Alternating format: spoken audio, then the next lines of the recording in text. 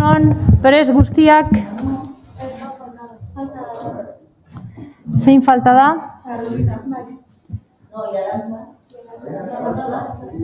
Eta Arantxarrika, falta zaizkigu bi. Bai, mesedez.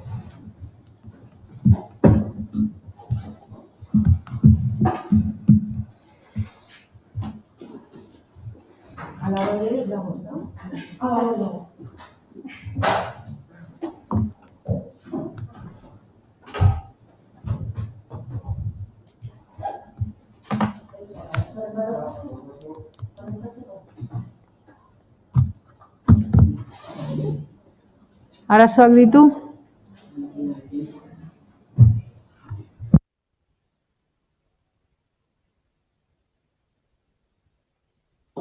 Ahora ya, ¿se me oye a mí? Están sin mascarilla, ¿no? Porque estarán solos.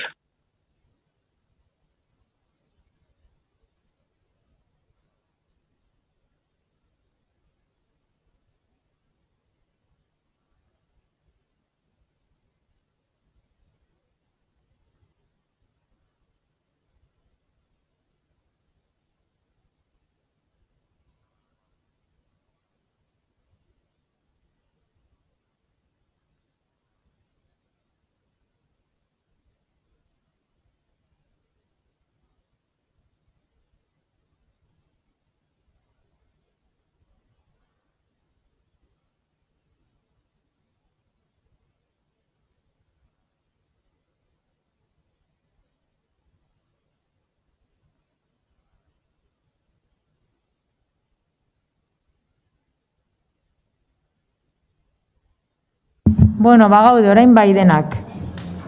Bueno, ongi etorriak guztiei. Emango diogu hasiera abenduko osoko bilkurari. Beraz, 157. puntuan sartuko ginateke, Getxoko Udalbatzak 2020ko azaroaren 26an egindako aurrekoiko osoko bilkuraren akta onesteko proposamena. Onestuta geratzen da, eta honekin batera 158. puntura pasatuko ginateke. Zaborra bildu, garraiatu eta tratatzea gaiko tasa arautzen duen zerga ordenantzaren aldaraztapena behin-behinean onesteko proposamena.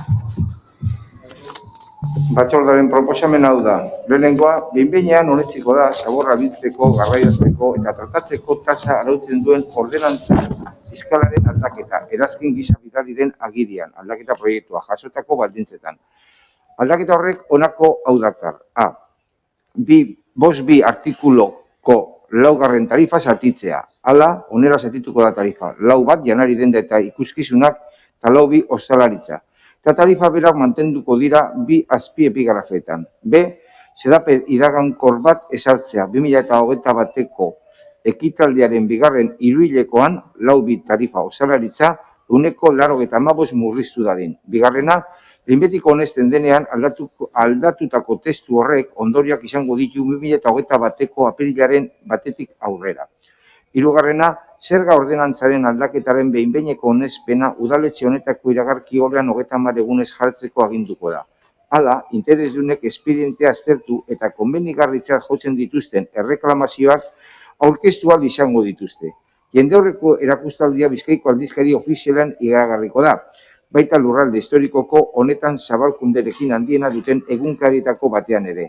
Laugarrena, erreklamaziorik aurkeztu ez bada, behin-betiko jotzea ordenantza aldatzeko behin-behineko erabakia.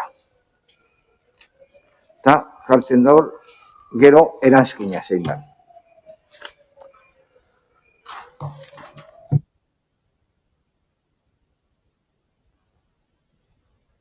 Hemen emendakinak dauzkagu. Beraz, proposamena Uriarte jauna, mesedez. Bueno, guztioi, Katalarea, eskerrik asko. Euskadiko taberna eta jatetxeak Europako beste leku askotakoak bezala itxi egin zituzten sozializazioa murrizteko eta horrela SARS-CoV-2 koronavirusaren hedapena geldiarazteko eta pandemia geldiarazten laguntzeko. Lehendakariak azaroaren 6ko 28/2020 dekretua sinatu zuen. Horren bidez, urriaren 25ko 9/2020 errege dekretuak adierazitako alarma egoeraren barruan eta lehendakaritzaren azaroaren 26/2020 dekretuak ezarritako alarma egoeraren barruan ostalaritza erabat ixteko agindu zen. Udaberrian eta konfinamendu osoan, pandemiaren hasieran, erabateko itxiera dekretatu zen, eta horrek jarduera sektore guztiei eragin zien, funtsezkotzat jotako sektoriei izan ezik. Bigarren itxierak ordea, ostalaritzaren sektoreari baino ez zion eragin, eta bertan mantenu pertsonala eta familiarra duten pertsonen gaineko eragin ekonomikoa oso handia izan da. En aquel primer cierre, el Ayuntamiento de Getxo estableció una línea. Lehenengo itxialdi horretan, Getxoko udalak laguntza lerro bat, ezoiko laguntza lerro bat ezarri zuen udalerriko enpresa txikiei laguntzeko, eta orduan udalak ostalaritzaren sektorea sartu zuen, eta hori egin zuen udal gutxietako bat izan zen, eta oso arin ordaindu zituen laguntza horiek.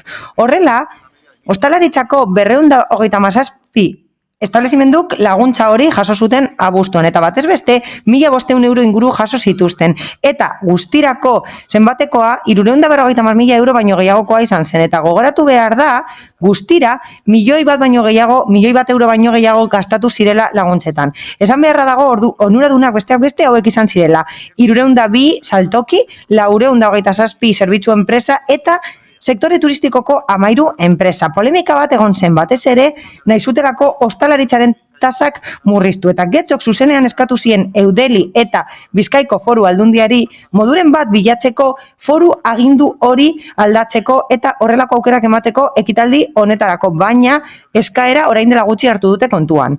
Araudi testuinguru honetan, etorkizunera bakarrik jardun dezakegu. Hala, terrazei dagokienez, ez da kobratu itxialdi epea. Itxialdi epe horiei dagokien tasa ez da kobratu. Eta gerta daiteke etorkizunean ere itxialdiren bat egotea, eta hori ez da kobratuko. Hala, 2021an afekzioak ere egon daitezke. Horregatik, irailean udal gobernuak proposamen bat ekarri zuen terrazen tasa erdira murrizteko urte osorako. Eta osoko bilkuran onartu zen proposamen hori naiz eta inork ez zuen aurreikusten bigarren itxialdia. Horrez gain, aurreratu egin zen zaborren tasa murriztu naizela 2021erako. Eta zehazki proposatu zen gaur dakarkigun hau. Obari bat ematea.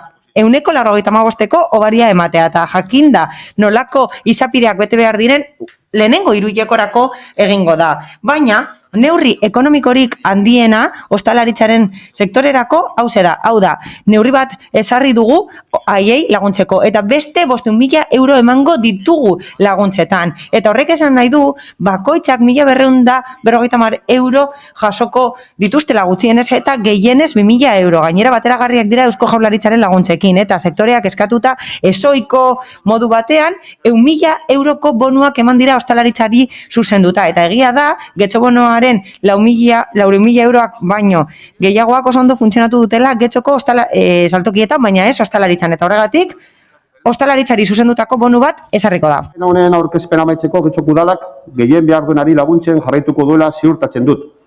Eskura dituen baliabide guztiekin. Ekintzen bidez erakutsi dugu propagandetik iesi eta garrantzitsuena kontuan hartuta laguntzak zenbateko ekonomiko nabarmenez hornitu ahal izatea eta ahalik eta lasterren irestea. Eskerrik asko. Eskerrik asko Uriarte jauna. Beraz, orain 158. puntuan emendakinak ditugu. Alde batetik Elkarrekin Podemos eta PP taldekoenak dauzkagu. Beraz, lehendabizi 7 minutu izango duzute talde bakoitzak. Emendakinak aurkeztu dituzuten talde bakoitzak txikitik handira. Bai? Amieba Andrea, zeurea da hitza. Eskerrik asko, alkate Andrea, egunon denoi. Gaur, azaldu den bezala, zinegotziak azaldu den bezala, aldaketa bat ekartzen digute. Zaborrak jasotzeko tasa aldatzeko saltokiak eta ostalaritza bereizteko. Eta ostalariei zuzendu zaizkie laguntza zabalagoak. Eta arazo berezia dutelako dekretuak itxialdia agindu duelako pandemia dela. Eta bigarren olatu honetan eragin handiena izan dutenak ostalariak izan dira. Hala eta guztiz ere, proposamena irakurrita esan beharra dago alde bat ondo ikusten dugula, baina bestea eskasa dela. Hala, bereizten dira sektoreak, saltokia batetik eta ostalaritza bestetik. Egokia da, bakoitzak, hau da, sektore bakoitzak bere arazoak dituelako eta horiek zehazki jorratu behar direlako, eta horrela hori egin dezakegulako. Hala ere, bigarren puntua aztertzerakoan eta hori aztertzerakoan, bakarrik 2021ko bigarren hiruhilekoan ezarriko da hobari hori, eta guretzat eskasa da, naiz eta oraindik ez den abian jarri, eta ez dugu guk bakarrik esaten. Ostalaritzak uste du eskasak direla, berantiarrak direla, eta ez dira eraginkorrak. Izan ere, taberna batzuk agian ez dira irekita egungo ordurako, non dago lehenengo hiruhilekoa, bestelako epeak? Zergatik ez da epe luzeagoa ezartzen kalte ordaina emateko sektore honi? Izan ere, eurek jasan dituzte berandutze guztiak. Are hobea izango litzateke tasaren ordainketa hori ez onartzea, baina oso geldo gabiltza eta haiek ez dute hori planteatu. Agian bai egin dute, baina ez dute emaitzarik lortu, ematen duelako Getxon ez garela gai Gasteizen edo Bilbon egin dena egiteko arin eta ondo. Gabeziak ikusi ditugu eta horregatik guztiagatik 3 emendakin aurkeztu ditugu. 2 daude lotuta udal gobernuaren proposamenarekin eta beste bat gehigarria da, malguagoa izan dadin proposamena. Lehenengo emendakinari dagokionez, hobaria aztertzen da eta nahi dugu 2021ean beti aplikatzea hobari hori, eraginkorra izatea ekitaldi osorako eta ez bakarrik bigarren hiruhilekoan. Uste dugu sektore honek larriki pairatu duela aurtengo egoera eta oso geldo gabiltza eta atzeratuta gaude galera hauek konpentsatzeko baldin eta irekita mantentzea nahi badugu. Gainera 2021ko hasiera gogorra izango da. Ziurazki 3. olatu bat egongo da eta agian ostalaritza itxiko da berriz ere kutsapenak areagotzen badira. Horregatik jardun behar dugu, aurreikuspena izan behar dugu eta pentsatu behar dugu 2021 urte oso izango dela gogorra eta beharko dutela laguntza hori. Bigarren emendakina lotuta dago aurrekoarekin. Hain zuzen ere, eskatzen dugu proposamena aldatzeko apirilaren batean indarrean sartu beharrean, guk uste dugu urtarrilaren batean sartu behar dela indarrean. Horrela, onurak emateko sektoreari urtearen hasieratik. Behin betiko onartzen den arren 2 hilabete barru, atzera eraginezko efektua izatea gustatuko litzaiguke eta ez bakarrik apirilaren batetik aurrera. 3. emendakinean xedapen iragankor bat gehitzeko proposatzen dugu. Hala, 2020 bigarren eta 3. jarduera urtea bada, onurak gehiagok izango dituzte eta 185ko baria ematea gustatuko litzaiguke. Hala, 5B atalean kontuan hartzen dira lehenengo eta bigarren jarduera urteak tarifa murriztuak aplikatzeko eta guk uste dugu negozio berriak badira eta ostalaritza establezimendu berriak badira lehentasunak eman behar dituztela. Hobaria 185koa proposatzen da eta guk uste dugu aldaketa hori egin beharko litzatekeela eta hobaria eman behar zaiela guztiei. Emendakin hauekin guk uste dugu hasierako proposamena osagoa izango litzatekeela, faktore gehiago izango lituzkeela kontuan eta gainera laguntza gehiago emango lukeela sektore honek egoera honi aurre egiteko eta pandemiari aurre egiteko. Orain jarduten ez badugu, agian eraginkorragoak direnean berandu izango da eta ez dugu aukerarik izango atzera egiteko. Horregatik espero dugu udal gobernuak eta oposizioak egokitzat jotzeak gure proposamenak eta horiek onartzea ostalaritzaren mesederako. Berandu gabiltza askorentzat. Beraz egin dezagun guztientzat hobea dena. Mila esker. Amiga Anderea eta Andrade jauna zeurea da hitza. Gracias, señora alcaldesa. Buenos días. Eskerrik asko alkate Anderea eta egunon guztioi. Asko presionatu dute eta dugu eta gobernu taldeak hausnartu egin du eta behingoz apur bat gehiago hurbiltzen da gure alderdiaren jarrerari. Diru sarrerarik ez, tasarik eta zergarik ez. Bere burua zuzendu du eta behingoz aitortu egin du gobernu taldeak hobe dela zaborren tasa murriztea. Hala, udalbatza honetan askotan eztabaidatu dugu gai hau. Eta gobernu taldeak esan zuen ezin zela tasa murriztu, zaborren tasa murriztu, zerbitzua ematen zelako eta hortaz ordaindu behar zelako. Esaten zuten jabeek ordaintzen zituztela alokairuak eta ezin zirela hobariak ezarri. Baina behingoz, 2021ko bigarren hiruhilekorako 185ko baria ezarriko da zaborren tasan. Eta horren kostua 30.000 euro baino gehiagokoa izango da, gure ustez. erreforma hau eskasa da, gauza gehiago egin behar dira tasa honetan eta guk horregatik aurkeztu ditugu gure emendakinak. Lehenengoan proposatzen dugu zaborren tasa murriztea oroar auzokide guztientzat, herritar guztientzat. Getxoko tasa hori Bilbo handiko handienetarikoa da, 6. postuan gaudelako, oso garestia da gure tasa. Udalerri guztien artean 6. gara, oso garestia da gure tasa, eta Alderdi Popularraren asmoa beti izan da hori murriztea.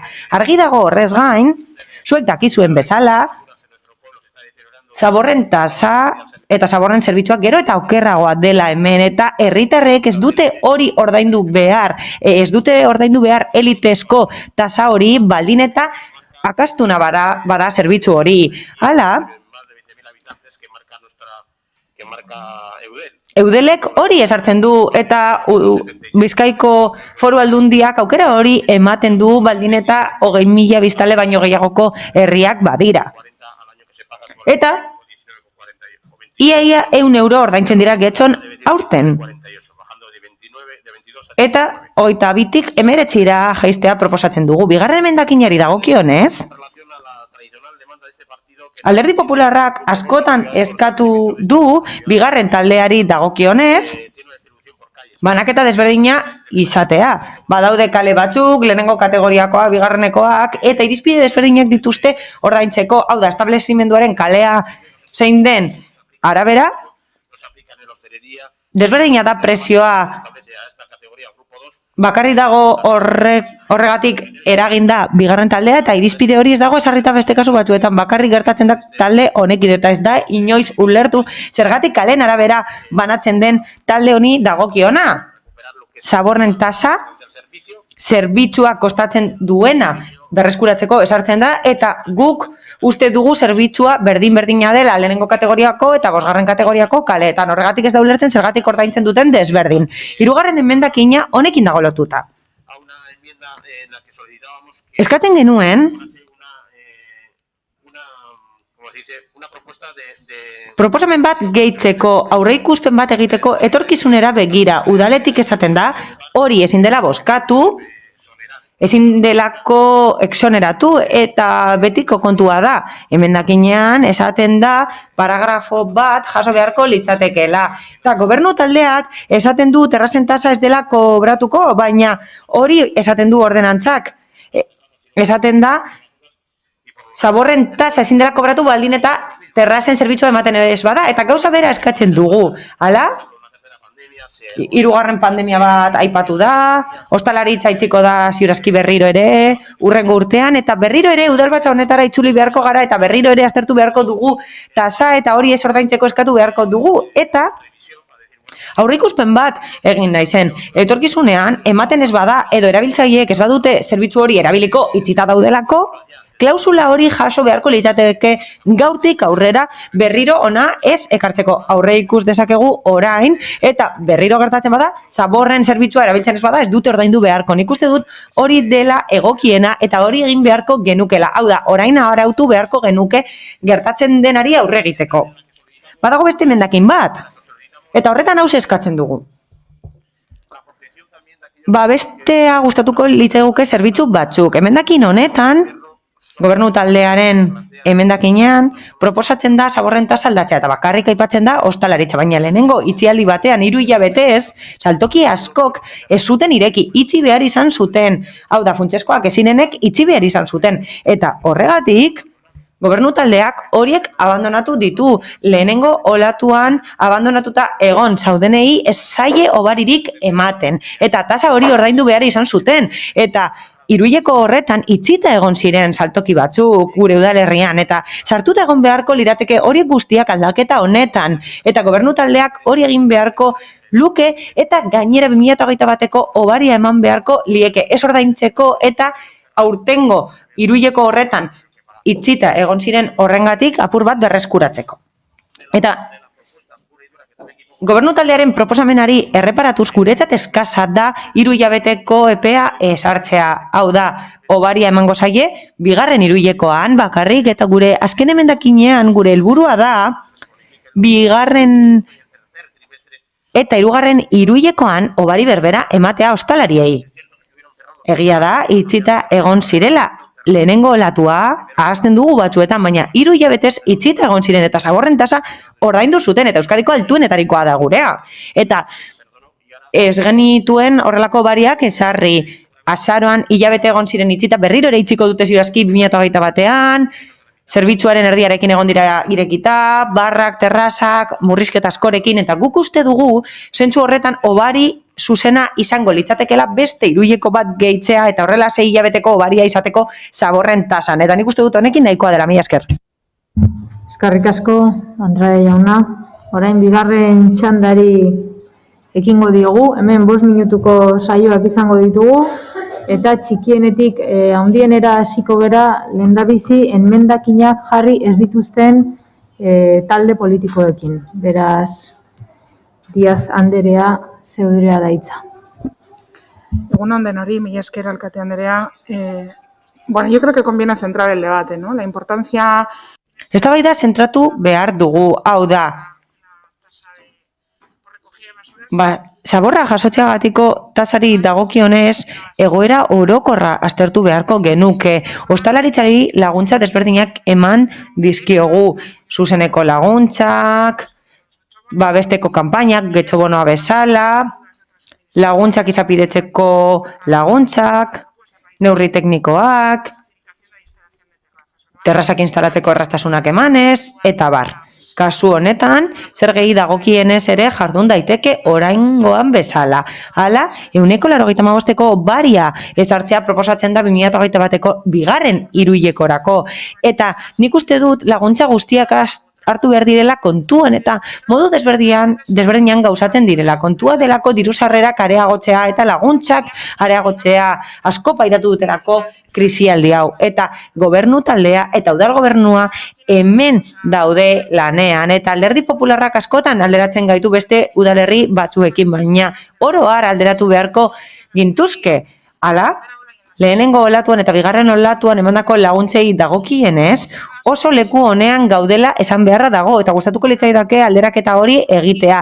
Batez bestekotik gorago gaudela esan beharra dagoelako Euskadi mailan. Beraz, hobe da demagogiarik ez egitea.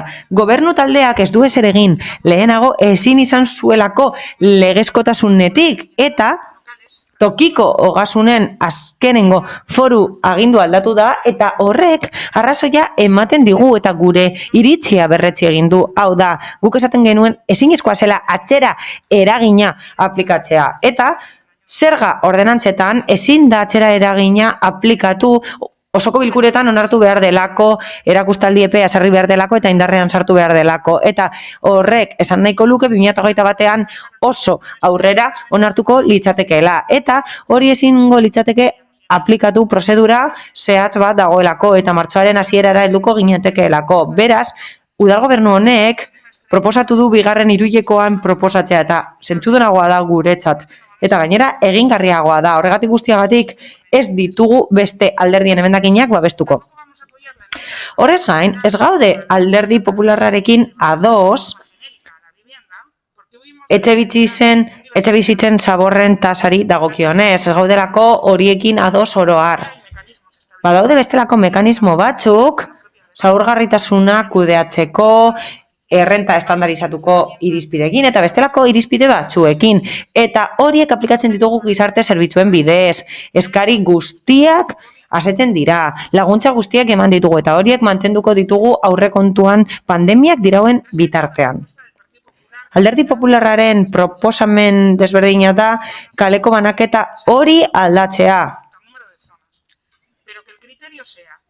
Irizpidea ezin da izan zentrotik urrunago dagoenak gehiago ordaintzea.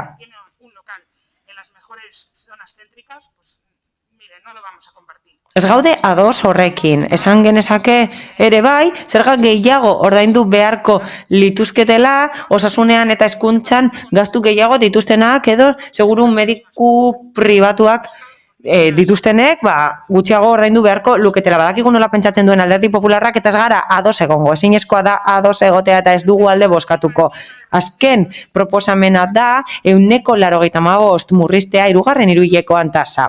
Hala, guk itxaropena daukagu, espero dugu ordurako gauzak hobeto egotea.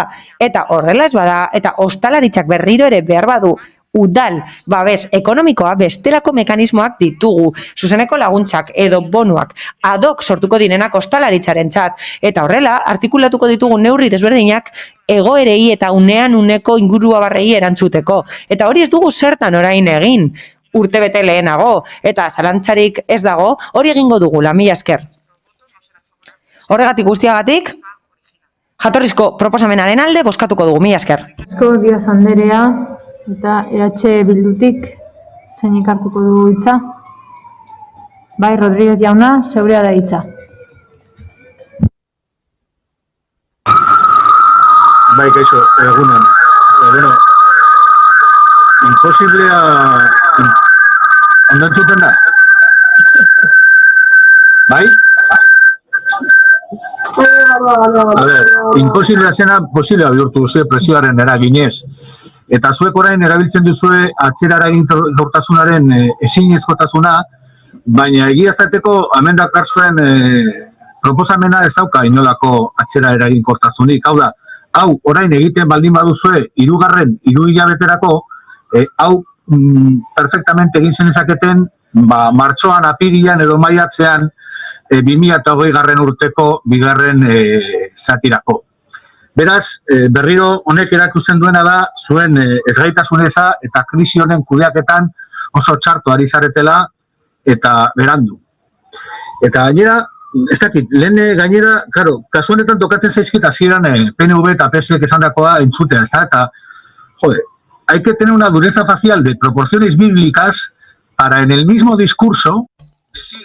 Oso lotxagabea da, hitzaldi berean esatea, neurririk onena izan dela 500.000 euroko laguntzak eta ostalaritzaren txat eta saltokien txat ezarri diren bonuak eta propaganda egiten dugula esatea beste hoi. Laguntza horiek, Uriarte jauna, laguntza horiek, azaroaren osoko bilkuran, azoko bilkuran ukatu zenituzten, hala? Abenduaren 7an, gainera, ezetxe esan zenuten eta laguntzak ez dira argitaratu. Oso antzekoak dira, ekaineko laguntzen oso antzekoak dira, baina orain ezarete gai izan horiek argitaratzeko. Eta, PSE Euskadiko Ezkerrako Andreak esaten du demagogia alde batera usteko eta esaten digu laguntza koroar aztertzeko eta hasten du osoko bilkura horretan esan zuela ezela unea zuzeneko laguntzak emateko eta gero ezarri zituzten.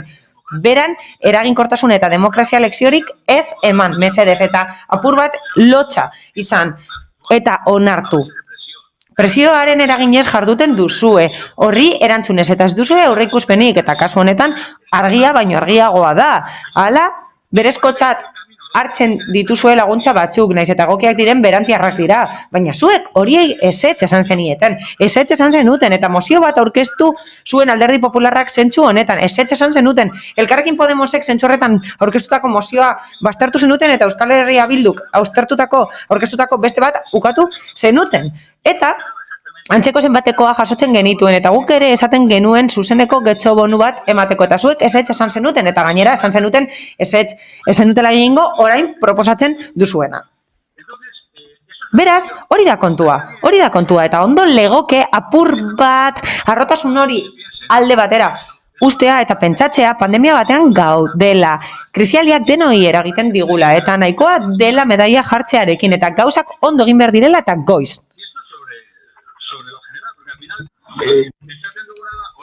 Prestatzen duzuena eskasa dala eta berantiarra.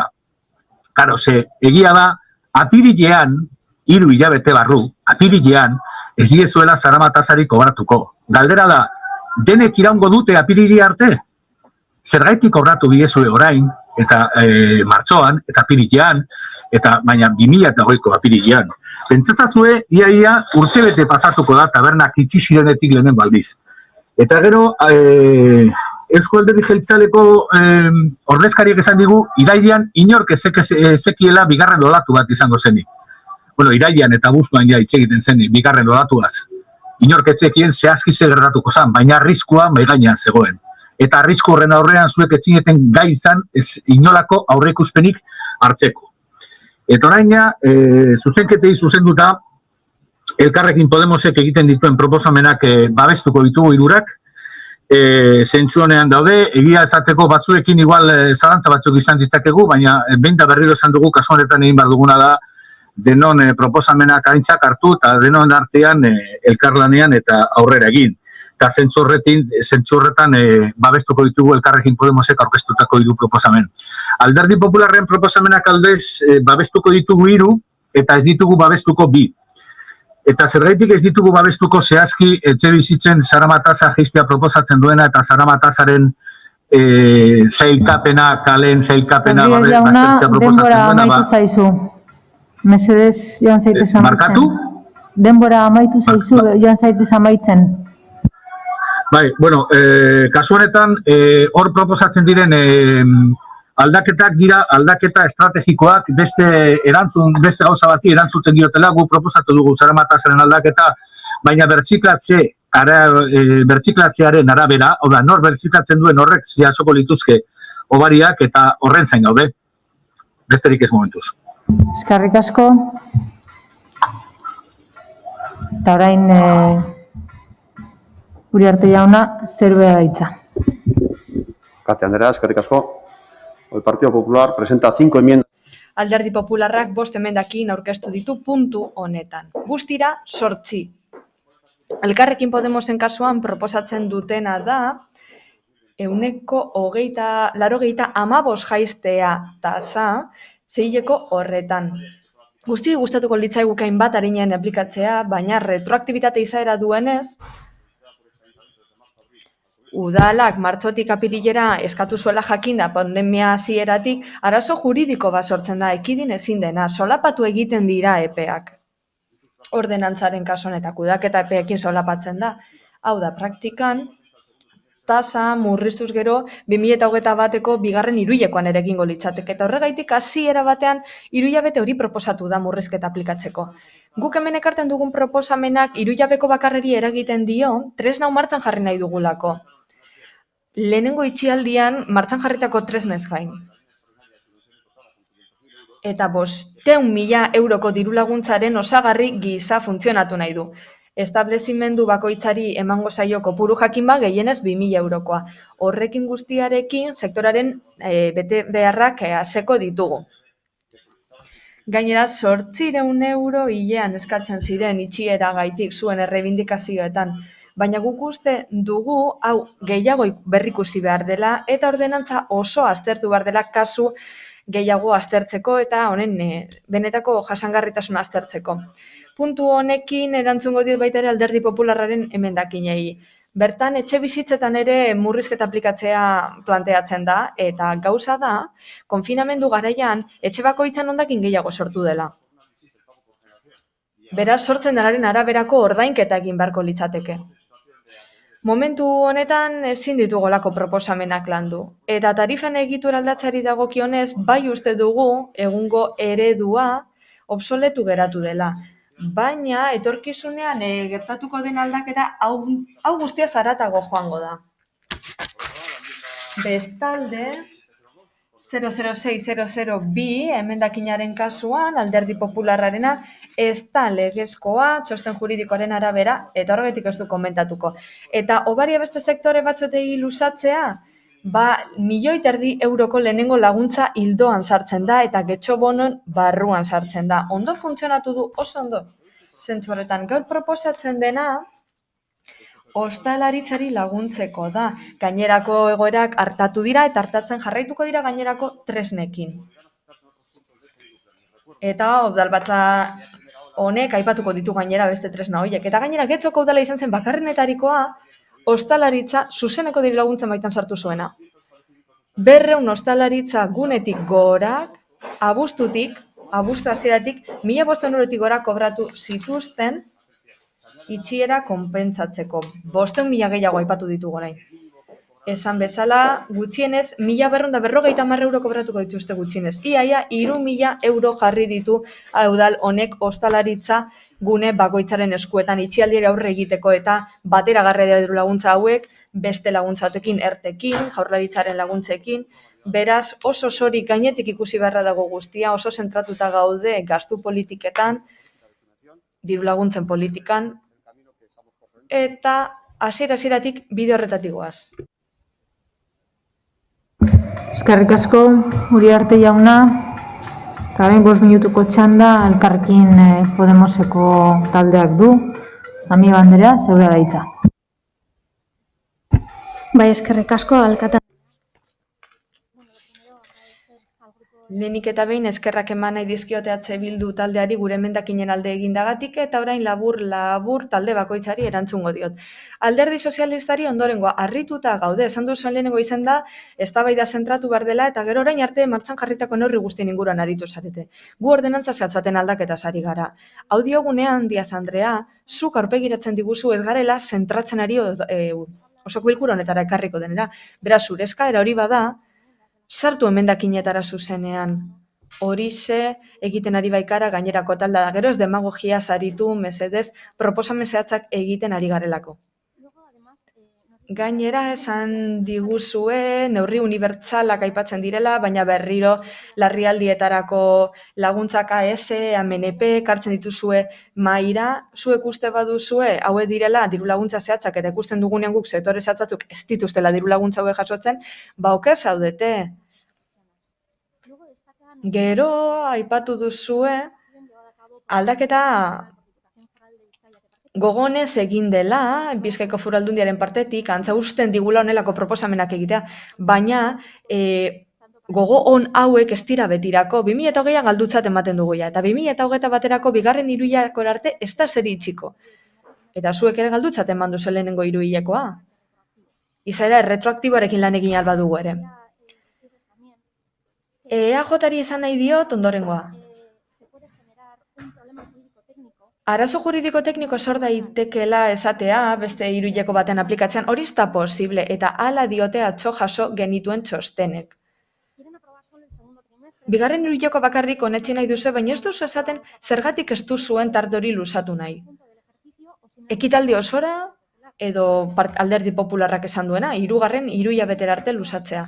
Eta luzatzea ari zaretenean beste subjektu pasibotara, eztabaida gehiago behar dela, bale, noiz eztabaidatuko dugutan non. Osondo dagoz egindakoa gogoraraztea, azkar jarduten badugu, eta guk uste dugu ez dela hori gertatzen ari. Alderdi popularren emendakinen inguruan. Zenbait ohar, lehenengori dagokionez, aldeko bozka izango duzue. Uste dugu, ordainketa datuetan oinarritu zaretela, Bizkaiko lurraldoa kontutan hartunda, eta nik uste dut ez dela paraiso bat, erosalmen handia duen jendea bizi dena. Guztiok ari gara momentu zaila pasatzen eta egokitzeko neurri ona egin duzue, beraz, aldeko bozka emango dizuegu, bigarrenaren kasuan.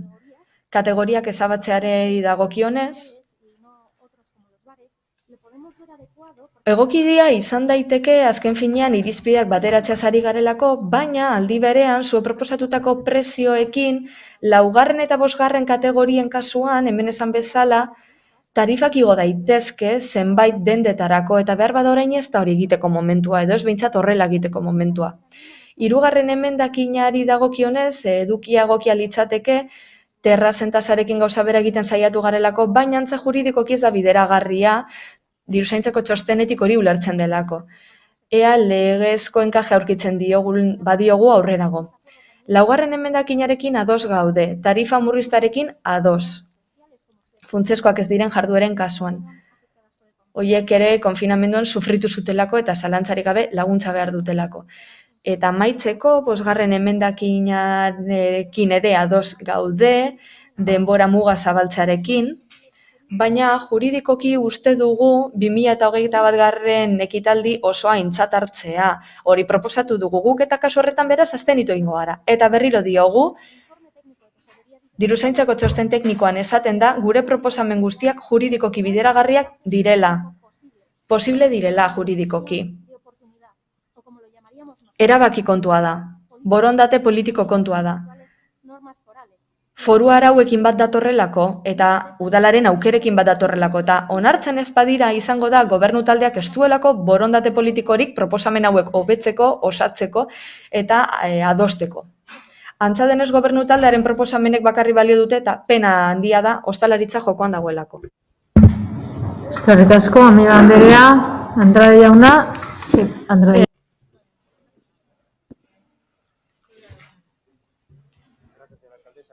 Eskerrik asko alkate Andrea. Ladalenik eta bin eskerrak eman nahi dizkiet gure emendakin batzun alde egingo duten alderdiei. Testua hobetzea zen gure asmoa. Gobernu taldearen jarrera deitoratu beharra dut. Ignoratu egin dituelako oposiziotik datozen proposamenak.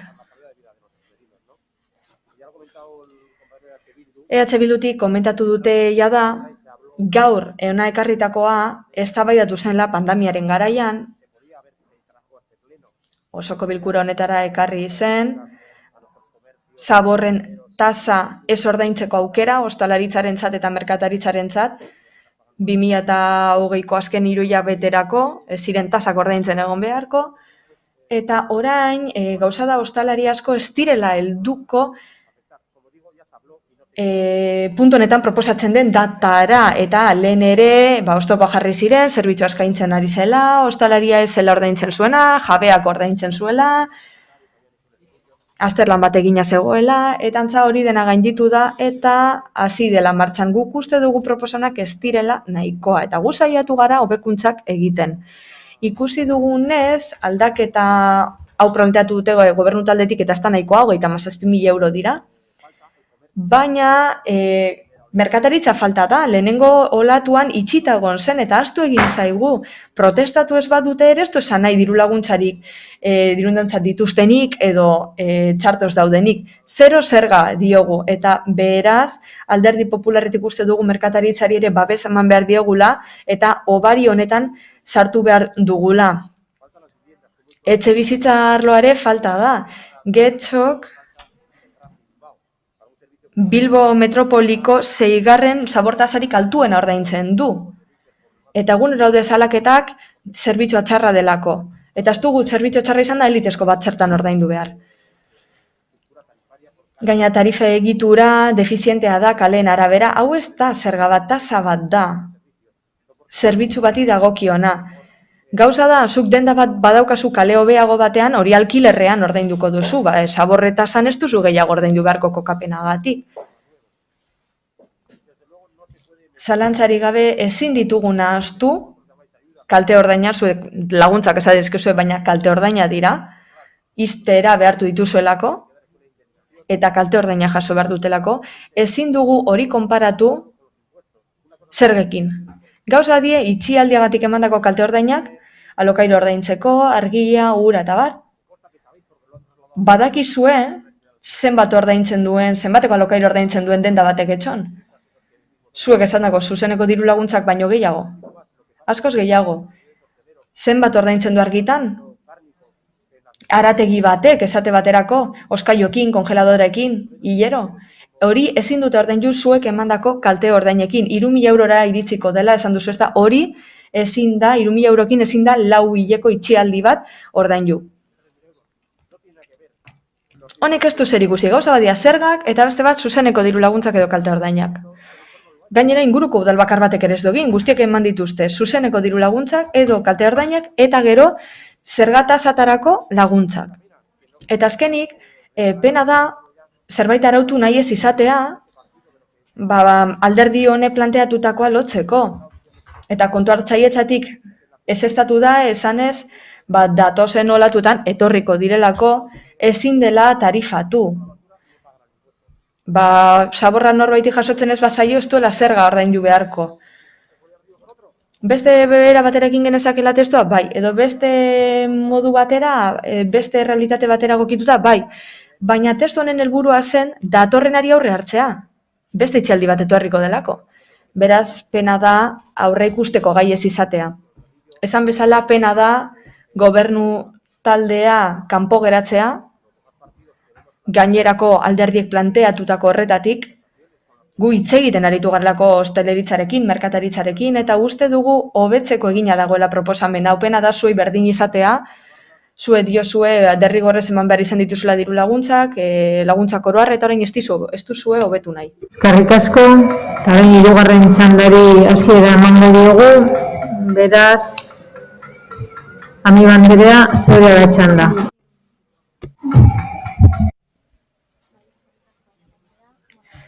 Muchas gracias, señora alcaldesa. Bueno, momentuz gobernu taldeak nire hitzalditik ez du ezer esan, eta beraz, amaierako aukera hau aprobetxatu nahi dut, hasierako proposamen inguruan zer pentsatzen dugun esateko. Covidak ostalaritzan izandako ondori aurre egiteko neurriak iragarri zirenean, esan ziguten gobernu taldea berandu zebilela eta gutxi zirela. Tasen aldaketa hau zen aukera horietako bat, eta gertaliteke, zoritzarrez, hau indarrean jartzen denerako, pila bat den daia da itxita egotea, denboraz eskasgoaz. Eta guk oposiziotik martxoan abisatu genuen, galan gehiago egin behar genuela, urrian eta azaroan gauza bera. Espero dugu zuen hitzaldi horren barruan, adostasuna eta akordioak aipatzen dituzuenean, gure emendakinen bat honestea, hasierako proposamena hobetzeko aukera ona direlako. Eta horrela osoko bilkura honetan honestidadin zerbait ostalaritzaren sektorari laguntzeko. Ikusten dugunez, ez da emendakin bakar bat ere honetziko, ez gure, ez Alderdi Popularna, jakinda ere gureak juridikoki bideragarria direla eta erraza dela juridikoki enkajea bilatzea gure emendakin guztiei. Guk erantzukizunez aurkeztu ditugu, sektorarekiko erantzukizunez, izan ere, gero eta kontrakotasun handiagoa aurkitzen dugu esandakoaren eta bozketetan ikusitakoen artean. Adostasuna eskatzen diguzu eta gero kontrako bozka eman. Zuek planteatzen duzuna bakarri bada baliogarria, ez dakiz zer egiten dugun hemen. Pena da honek herritarrentzat iruditxarra ematen duelako. Sektor hau oso gaizki pasatzen ari delako eta gana hirugarren olatu etorriko zaiolako. Eskerrik asko. Amiba Andrea, Diaz Andrea, zeurea da txanda. Mi esker, Elkarrekin Podemosetik esan dute, proposamen hauek txosten juridikoaren arabera posible direla, bai, badira. Baina, iritzi teknikoz du kontutan hartun. Iritzi teknikoa dio ezinezkoa dela martxan jartzea. Iritzi teknikoa interesatzen zaizu zure mesederako denean bakarrik.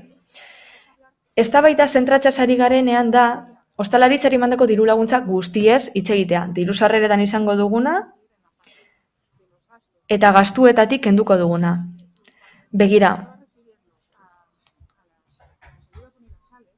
laguntza unibertsalez aritu nahi zenean AS, AMNP, hoiek zaurgarritasun egoeran dauden sektoretako dira, baina ni ez nintzen zure proposamena sari, Alderdi Popularraren emendakina sari nintzen. Esango nioke, eskatuko nioke EH Bilduren bozeramaileari, gaizki ez interpretatzeko nire hitzak eta egingo badu mesedez zorroztasunez egiteko, guk hemen ez genuen esan momentu bakar batean ere, zuzeneko diru laguntzak nahi ez genituela. Esan genuen eta itxiera dekretua zazpian eman zela jakinda, momentu horretan zer izan genion ezetz? Zure proposamenei. Momentu hartan, lehenengo ekintza pakete bat lantzen ari ginen, guztia aztertzen, eta Eusko Jaurlaritzaren proposamena aztertzen. Eta zer egin genuen? Ezetz zure proposamenei. Eta guk ez genuen esan zuzeneko diru laguntzarik aterako ez genuenik. Beraz, ez esan gezurrik. Eta retroaktibitatearen kasuan, zuek badakizue duela 20 urte, 20 egun hobeto esan da honetzi dela, baina, ez duzu aipatzen errazagoa delako demagogia egitea, eta, gobernu talde honen kontra egitea. Horixe da esan behar duela. Eztabaida zentratzea da diru sarreren eta gastu murrizketen inguruan hitz egitea. Andrade jaunak aipatu du 37.000 euroko proposamen honen bitartez. Baina diru sarreren kasuan EAJ-ko bozeramaileak esan du 1.450 eta 2.000 euro bitartean igoko direla laguntzak establezimendu bakoitzerako, baina hori ez duzu aipatu nahi. Eskerrik asko, Amiba Diaz Andrea, eta orain Rodríguez jauna, zeure izango litzateke hitza 3 minutu izango dituzu. Bai, Rodríguez jauna, ez dakit entzun didazun. Mikrofonoa piztuko duzu. Orain bai. 3 minutu dauzkazu. Sí. Buenos días otra vez. Vamos a ver. Elkarrekin Podemosek eta Alderdi Popularrek izan ditzaketen kontsuelo batzu dira, haien emendakina 2 barru gobernu taldeak ekimen modura karriko dituela osoko bilkurara. Azken finean zer ikusten dugu behin eta berriro pandemia honetan, gobernuak emendatzen duela oposizioa. Eta trapazerismo politikoti dabilela. Díaz Andrea dio egia esateko, gezurrik esateko, banik zera esango diot. Gogoratu edo begiratu pasaden bilkurako akta. Zuk esan zenuen ez dela zuzeneko diru laguntzak emateko momentua. Eta garai hartan, 2 aste ez, 3 aste pasatu ziren. Komertzioak itxi zirenetik, baina 3 hilabete zeramatzeten itxita. Eta martxoaren 14 ostalaritza itxita edo restrikzio handiekin egonda. Beraz, zentra ditzagun gauzak eta esan ditzagun gauzak benetan nola diren. Guz dizagun albo batera norberan egoak, arrogantzia, gobernu taldearenak, eta jar gaitezen pentsatzen, ze, klaro, arro esaten duzu esen bat diru laguntza mantitu zuen, 1000 da berro, 3.000. Eta ze gastu ditu jabe batek, taberna edo jatetxe bateko jabe batek, alkilerra, hipoteka, amortizazioa, ura, argia, mantentzen lan batzuk, ziurrenik, epeluzerako hornidura batzun kontratuak ere ordaindu behar ditu, eta normalean familia ere izaten dute. Supermerkatua ordaindu behar da, aurren arropa, etxan lagundu behar dute, bikotarekin, hainbat gauza egin behar dituzte, eta nire galdera da. Zue denbora honetan zehar, 4 hiletan soldatari gabe, hori guztia egiteko gai izango zinateketen zuek emandako 3.000 euroekin, gainerako proposamenak batu arren. Ziurrenik egin beharko duguna zera da. Arrogantziak alde batera utzi eta lan egiten hasi. Lan foro bat egin zen, hagunen moduko gaietarako, 2 bilerare egin zituen, baina azkar likidatu zen. Az gaitezen berriro horrelako foroekin, edo beste dozein fororekin. Baina, egin ditzagun gauzak ondo benetan behar duen jendearen txat. Ez zuek zuen bulegoan jarri behar duzuen medaian pentsatzen, baizik eta benetan kalean dauden ostalariengan pentsatzen zer behar duten eta zein txarto pasatzen ari diren. Eta hori hasten zaizue behin eta berriro. Proposatzen ari den hau, apirilean egin zitzaken, edo maiatzean. Oraindik, zabor tasa 2. segilerako modifikatzea posible zelako tetzen egin, berriro ere, ukatu egin ziren oposizioaren proposamenak argudio teknikoekin, eta orain esaten da bai aldala, honek ez du zer ikusirik retroaktibitatearekin. Hori asmatu egin duzue, honek ez dio inola zer eragiten retroaktibitateari. Bide batez, gu abstenitu egingo gara proposamen orokorrean, ostaleritzarekiko konpromisoz, ez delako nahiko eta berandu atorrelako. Eta orain Andrade jaunak izango luke hitza.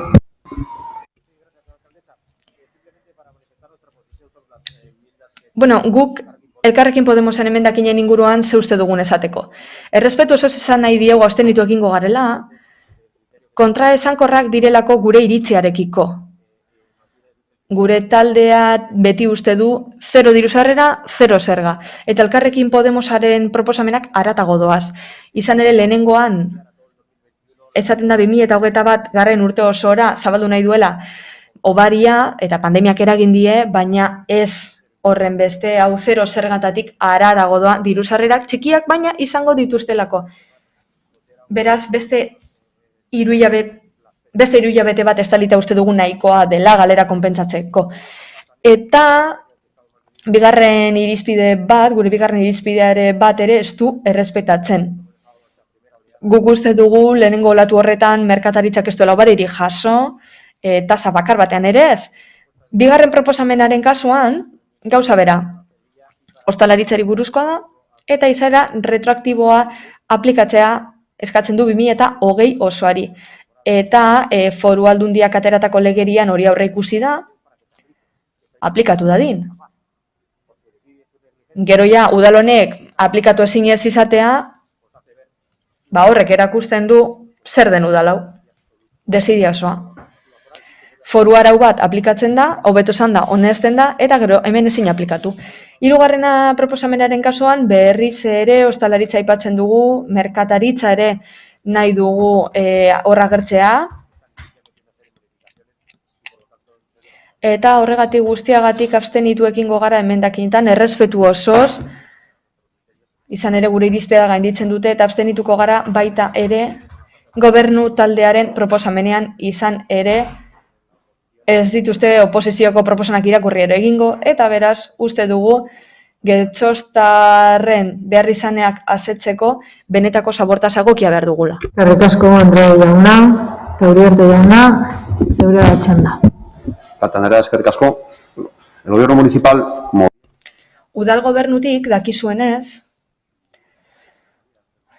zinegotziek, bozeramaiek, oposizioko talde guztiak behin eta berriro biltzen dira. Udal gobernu honetako zinegotzi hauek ere biltzen dira, guztia biltzen gara, ostalaritzak ordezkarekin, baina batez ere ekonomi sustapeneko arduraduna batzen da. Badakigu nola portatzen garen sektore horrekin. Neurri guztia hauek kontrastatu dira sektorearekin zuzenean. Oposizioak badaki hori, baina ez du publikoki aitortu nahi. Antzez dio baliorik eman nahi. Udal gobernu hau, lehenengo momentutik, konfinamendu garaitik, astelenero arratsaldeko 5 alkatea buru zuela, eta udal talde guztietako bozeramailekin batu izan da pandemian gertatutakoa lantzeko. Neurriak, diru laguntzak eta bar, eta behar izan guztiei erantzun diegu. Udal gobernu honek proposamenak egiten ditu. Eta ukatu edo kritikatu egiten dira. Momentu oraingo honetan abstenitu egingo zarete edo kontra bozkatuko duzu, igual norbaitek aldeko bozka emango du, ez dakit, baina kritika etengabekoa da. Eta zen mezu ateratzen da hortik?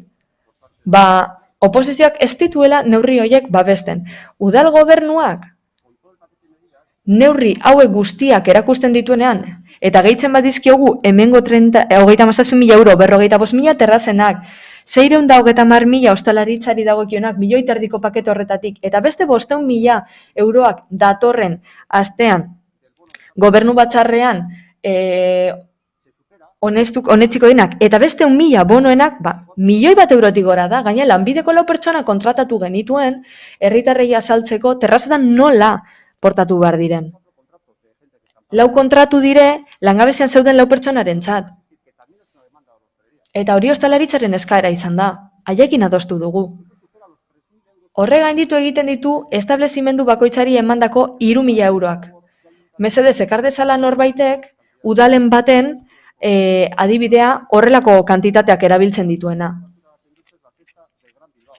Eta gero hemendik esan da, Bilbo handitik 6. udalerria garela zabortaz handien aplikatzen duena. Baina nortzu daude bere, nik uste dut, presio fiskal gutxien jartzen dutenetarikoa garela, zabortazaren kasuan. Beraz, eman benetako balioa datuei, eta oposizioari eskatu nahi diogu hiru alderdiei gure ekimenera batzeko, herriak aukeratuta gu gaudelako gobernuan, herriak horrela erabakita, eta batu daitezela gu proposatutako neurrietara. Guk zuek azaldutakoa une oro entzuten dugu. Ezin da beste modu batera izan. Eta orain, eskertzeko moduko litzateke babesa ematea. Eskerrik asko. Eskerrik asko, Uriarte jauna. Eta orain, emendakinak bozkatzera pasatuko ginateke, beraz, emendakinak zenbakia irakurriko dut. Telematikoa irakurriko dut, hau da, zenbaki gorria. Badaukazute denak zenbaki gorria? Bai? Bale, orduan, Elkarrekin Podemosenak hasiko gera irakurtzen 6686 enmendakina, aldeko bozkak, Elkarrekin Podemos eta EH Bildu ditugu. Abstentzioak, Partido Popularra. Eta kontrakoak, PSE Euskadiko Ezkerra eta EAJ PNV-koak ditugu. 6687 enmendakina, aldeko bozkak, Elkarrekin Podemos eta EH Bildu. Abstentzioak, Partido Popularra eta kontrako bozkak, PSE Euskadiko Ezkerra eta Euskal Alderdi Jeltzalea.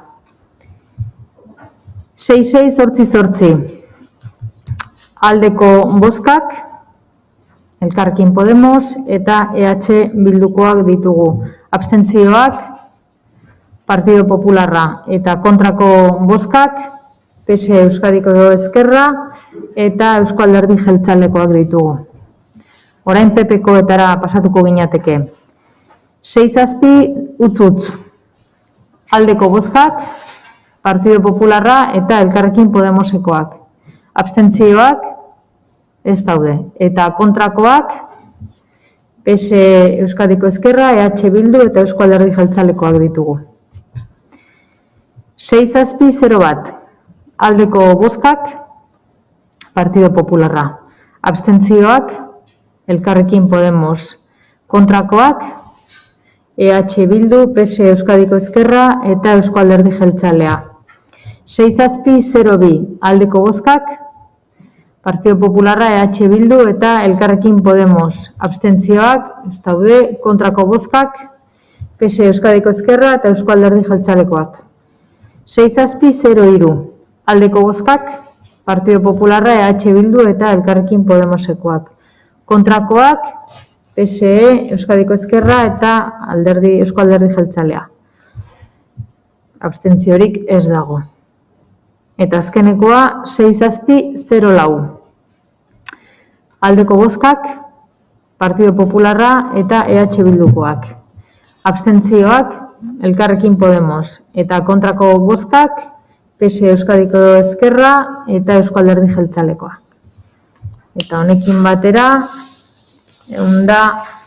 orain bozkatzera pasatuko ginateke proposamena. Beraz, 158. puntuaren bozketara pasatuko ginateke. Proposamenaren aldeko bozkak, PSE Euskadiko Ezkerra eta Eusko Alderdi Jeltzalekoak ditugu. Abstentzioak, Partido Popularra, EH Bildu eta Elkarrekin Podemosekoak. Eta kontrako bozkarik ez litzateke egongo. Beraz, honez beste, 159. puntura pasatuko ginateke. 159. puntuak honela dio, enpresa proiektuetarako espazioak lagatzeko zerbitzuak emateagatiko prezio publikoen onespen proposamena. Batzordearen proposamena hau da. Lehenengoa, enpresa proiektuetarako espazioa lagatzeko zerbitzuak emateagatiko prezio publikoak ezarriko dira, honako hauek izango dira zenbatekoa. Lokal getxo itxasan, postu bakoitzeko eta hilabete edo zatiki bakoitzeko 90,75 euro desabarne. Beste lokal posible batzuk, abenduaren 16ko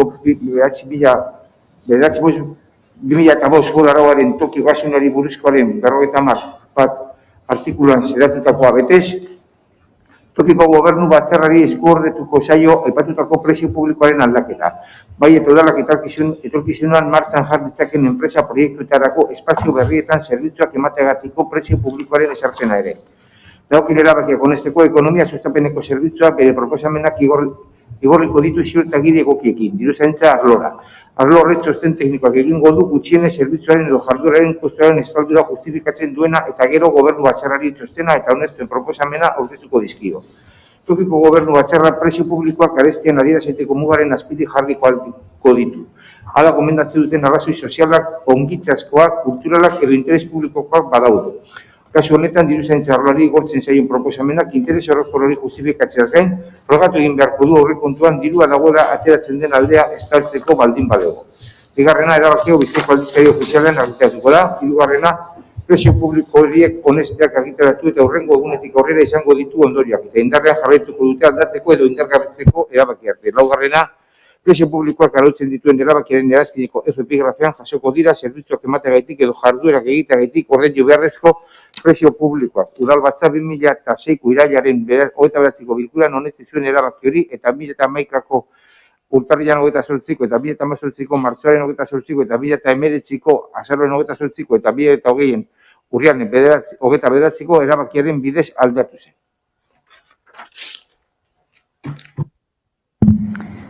Uriarte jauna, zeurea da hitza. Alkate Andrea, eskerrik asko. Getxoko udal gobernuak legegintzaldiko azken planetan sustapen ekonomikoa hiri eredu baterako ardatz estrategikotzat hartzen du, bizitzeko eta lan egiteko leku gisa. Eta getxo jarduera ekonomikorako aukera hiri gisa barresteko bidean aurrera egiteko helburu estrategikoa da. Ekonomia sustatzeko sailak, getxolan eta turismo barne, tokiko garapena du xede. Enpresentzako zerbitzuak indartuz, hazkunde jasangarria sustatuz berrikuntzaren, ezagutzaren eta sareko lanaren bidez. Eta horrela, enpresa sarea eta udalerriko bizitzaren dinamizazioa hobetuz. Ekonomia sustapenenako sailak atzemandako lehiakortasun diagnostikoaren barruan itsasoko eta higieniko teknologiak eta industriak dira beste udalerri batzuekiko eragin potentzial handiena duten eremuetako bat. Misio hori betetzeko, ekonomia sustatzeko proiektuak sustatzen dituzten pertsonei edo enpresei erraztasunak eman behar zaizkie, espazio publiko egokitan kokatuz eta horrela merkatuan duten lehiakortasuna erraztuz. En este sentido, la cesión de Zentzu horretan, udal espazioak lagatzeak laguntzen du proiektuak sortzeko helburuan. Horrela, kirol portuak oso kokapen ona edukitzeaz gain, eskaintzen ditu beharrezko zerbitzu guztiak, aisialdigune desberdinak, jatetxeak, zinemak, dendak eta bar luze bat dauzka. Gaur egun, Getxoko kirol portua Euskadiko ate turistikoetako bat da, hala, krutxeroetako 3 terminal daude.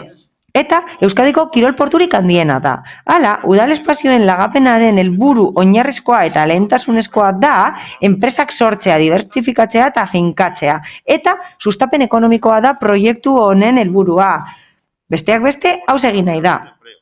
Enplegua sortu nahi da, dibertsifikatu egin nahi da tokiko produkzio egitura, berritzaileak diren enpresen instalazioa erraztuz. Horrez gain, ingurune egokia sortu nahi da enpresa ekimenak ahalbidetzeko, eta horiek aukera izango dute lehiatzeko. Horrez gain, bere helburua da Getxoko udalerriaren dinamizazioan laguntzea. Aldi baterako lagapenak egin ahal izateko beharrezkoa da prezio publiko bat ezartzea. Eta hori ekartzen dugu gaur. Itsas Hub kasu zehatzean 75 euroko tarifa da, gehi beza. Eta zerbitzuaren kostua baino txikiagoa da, prezioa 139 euro ingurukoa delako metro bakoitzeko. Eta hori guztia justifikatuta dago interes publikoko arrazoi hauengatik. Badago udalaren interes estrategikoa. Hala, itsas munduarekin lotutako enpresak erakartzeko, Getxon jarduera ekonomikoa sustatzeko eta gainera begibistakoa da sinergiak sortuko direla bertan dauden enpresen artean, kirol portuan alegia. Eta gainera horrekin enpresa proiektu berriak sortuko dira eta berrikuntza sustatuko da etorkizunera begira. Kontuan hartu eta pandemiak eragindako egoera ekonomikoa oso garrantzitsua da garapen ekonomikoaren alde egitea eta administrazio publikook enplegua sustatzea eta apustu irmoa egitea enpresa proiektuak sortzeko eta horiei babesa emateko lehenengo urteetan. Horrez gain, languneak sustatu nahi dira enpresentzat, batez ere mikroenpresentzat eta horrela enplegua sortzeko eta sustapen ekonomikoa bultzatzeko. Getxon, mila esker.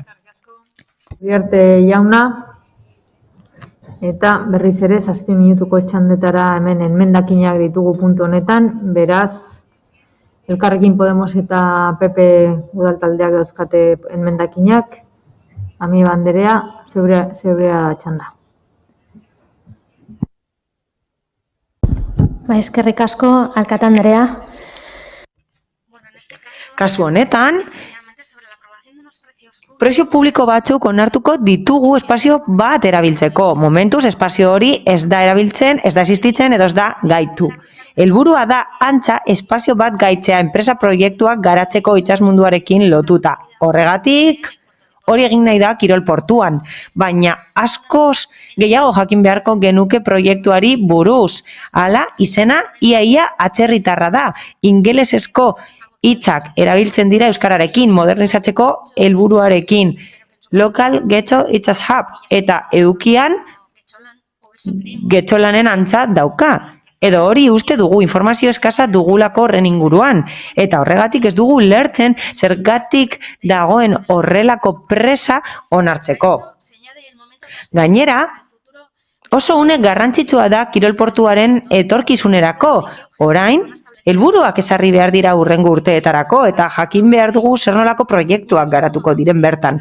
Aurrera egiten ez badugu eta informazioa ematen ez badiguzue portuaren proiektuari edo etorkizunari buruz, ez dugu uste hau egin behar denik. Hala eta guztiz ere, fedea izan genezake besterik gabe, jarduera ekonomikoa sustatzeko, enplegua sortzeko eta bestelako enpresa berriak sortzeko esan den bezala, baina kasu honetan ikusten dugu prezioa modu unitarioan ezartzen dela, kontuan hartu gabe enpresario txiki batek, autonomo batek edo enpresa handi batek erabiliko duen, kaudimen eta diru gehiago dituena. Horregatik, erabateko emendakina aurkezten dugu, proposamena lasaitasunez eztabaidatzeko. Batez ere, kontuan hartuta nola esarri diren baremoak tamainen arabera, kontuan hartuta euren gaitasun ekonomikoa, langileria eta bar. Ezin dute gauza berbera ordaindu 2 edo 3 langilek osatutako enpresek edo enpresa handiek, 100 langile baino gehiagokoek, kaudimen eta diru gehiago dituzterako. Hala, prezioak bereiz ezartzea ezaugarri horien arabera egokia izango litzateke. Izan ere, horrela kostuaren parte handiagoa ordain genezake. Izan ere, proposamen honekin hori ez da ordaintzen, txosten juridikoan azaltzen den bezala. Gainera, abagune bat izan daiteke proposamen hau aldi baterako kentzea, berriz ere egiteko modu egokiagoan eta etorkizunera begira modu egokituagoan. Guretzat ez da presaskoa oraintxe bertan onartzea. Eta era guztietako enpresak hurbildu beharko genituzke Getxora, baina ez prezio bakarrarekin baizik eta tokiko enpresei laguntza ematen. Anima daitezen eta atzean gera ez daitezen sektoreko enpresa handien aldean. Horregatik guztiagatik erabateko emendakin nau, zuzenketa osoa aurkeztu dugu eta espero dugu hori onartzea. Gainera, onartuko ez balitz eta beldur gara hori gertatuko dela, gure emendakin partzialaren bidez eskatzen dugu prezio publikoen aldaketa hau udalbatzaren eskumena izatea eta ez tokiko gobernu batzarraren eskumena. Izan ere, uste dugu koherentziagatik interes publikoko eta interes orokorreko printzipio hori bete behar dugula. Eta hori da arrazoia hemen aurkezteko. Aldatzen badira edo berriak sortzen badira interes publikokoak izango dira. Eta horregatik logikoena da aldaketa horiek hemen onartzea. Hala, guk uste dugu oso garrantzitsua dela ez eskuordetzeko eta guk uste dugu kaudimena oso garrantzitsua dela eta eraginkortasuna areagotu beharko litzatekeela. Izan ere oso aldaketa garrantzitsua da eta ezin da azkar egin. Eztabaidatu behar delako publikoki. Mila esker. Eskerrik asko, Amio Anderea. Eta orain Partido Popularreko bozeramaileak hitza hartuko du. Andrade jauna, zeurea da hitza, 7 minutu dituzu. Bai, gracias, señora alcaldesa. Muy breve. Oso laburki. Itzas Hub proiektuarekin ados gaude hasiera batean eta ados gaude hau sortzearekin, baina ez gaude proposamenaren bigarren atalarekin ados. Hala, osoko bilkura honek ez luke gaitasunik izango prezio publiko de proiektu berriak onartzeko. Rodillo hori erabiltzen duzu etengabe eta orain eskubideak kendu nahi diguzue honen inguruan eztabaidatzeko.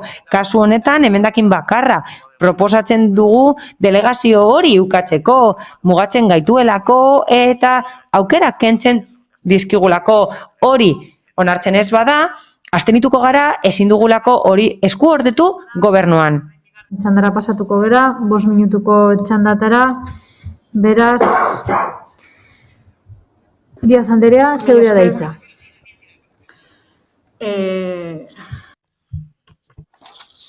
Barkatu. Bueno, Irizpide orokor gisa, prezio publikoak gastua estali behar du.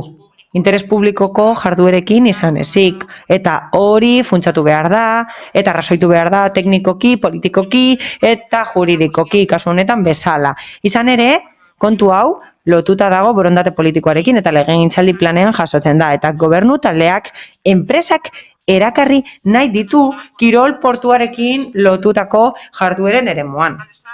Hala, kostuen azterlanaren arabera, 50%koa baino gehiagokoa da finantziazioa. Eta kontu hartzailetzaren txostenean esaten den bezala, ez du inolako arriskurik esartzen ekitaldi honetarako, ez da hurrengoetarako ere. Horregatik, aztatu egin da prezioa eta inguruko instalazioekin alderatu egin dira prezio horiek, eta txosten juridikoa gainera bermatzen du interes publikoa dagoela. Hala, proposatzen da prezio publikoak ezartzea, eta proposatzen da tokiko gobernu batzarrak hori egitea, azkarragoa izango delako izapidetzea itsas hub horren inguruan.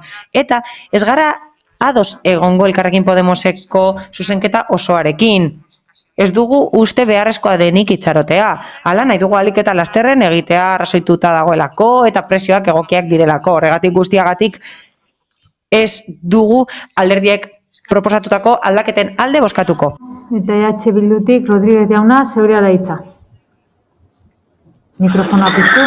Bien, no cabe duda.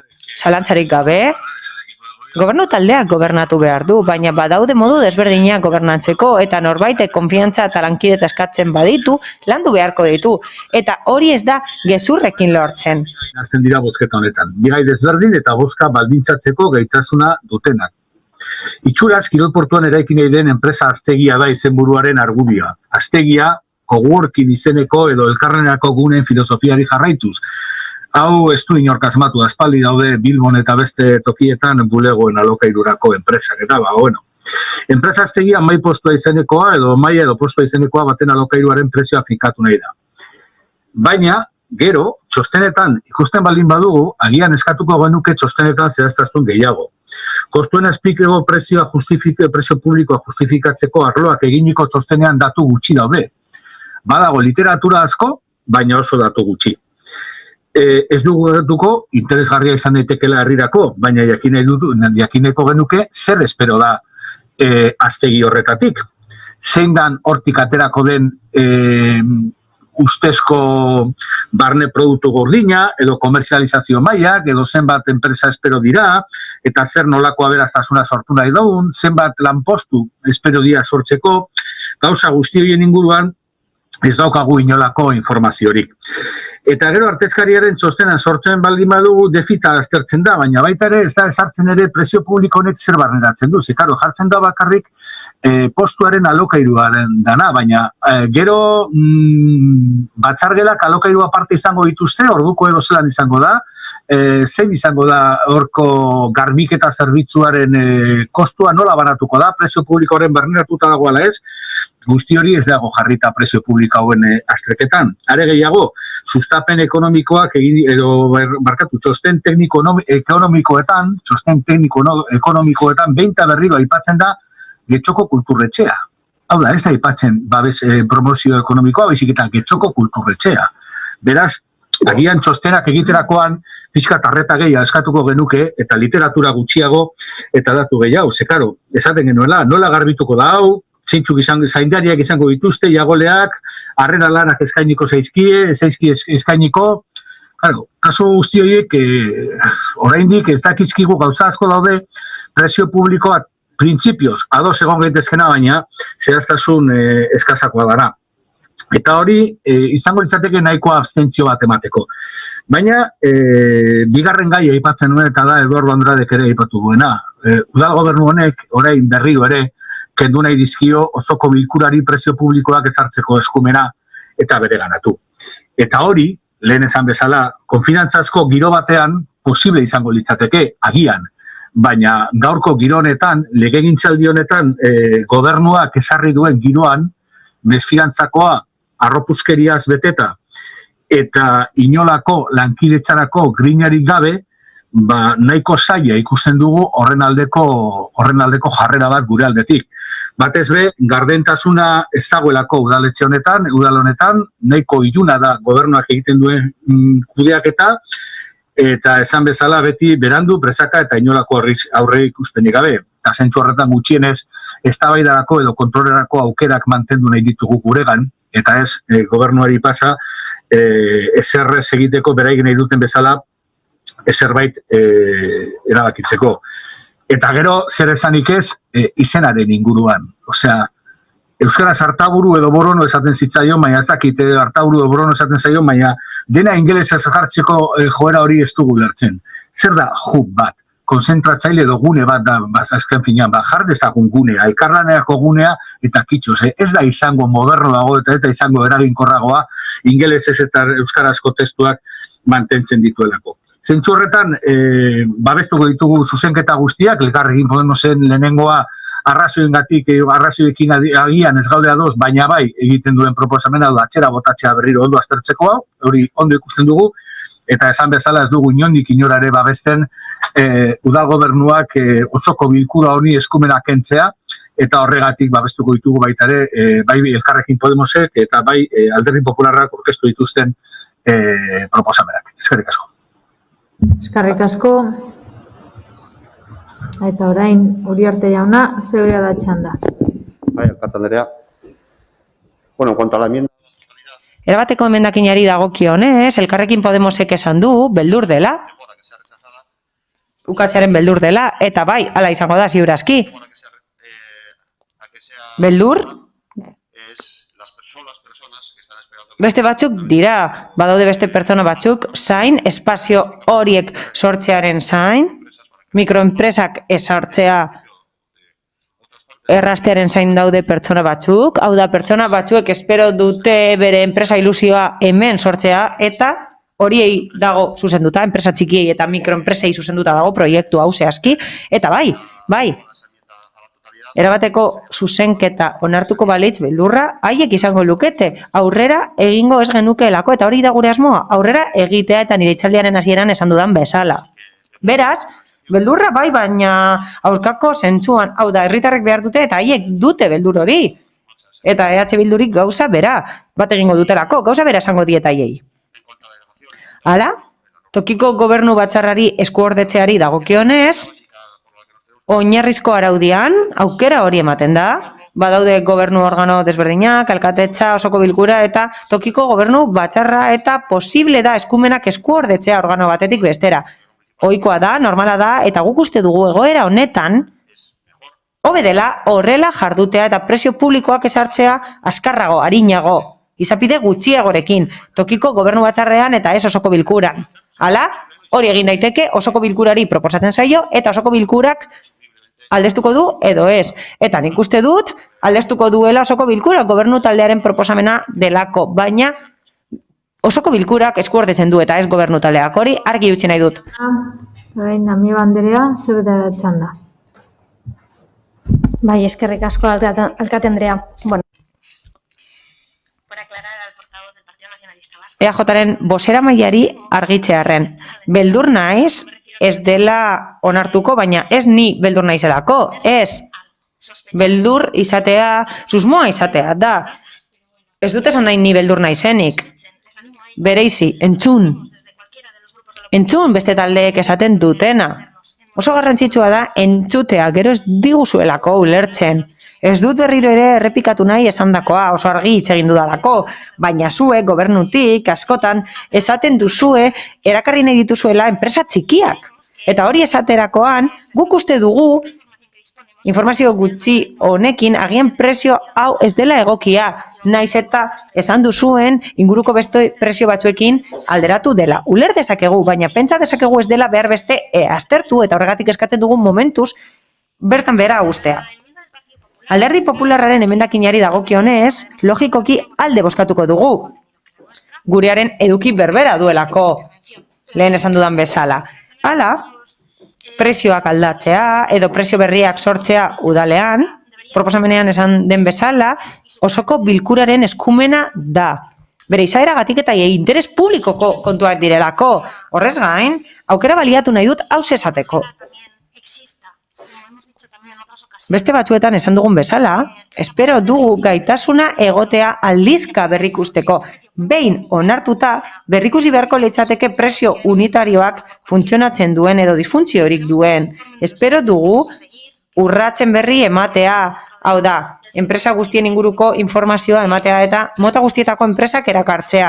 Zalantza asko ditugulako, ez dakigulako zuek diozuen bezain eraginkorra izango den.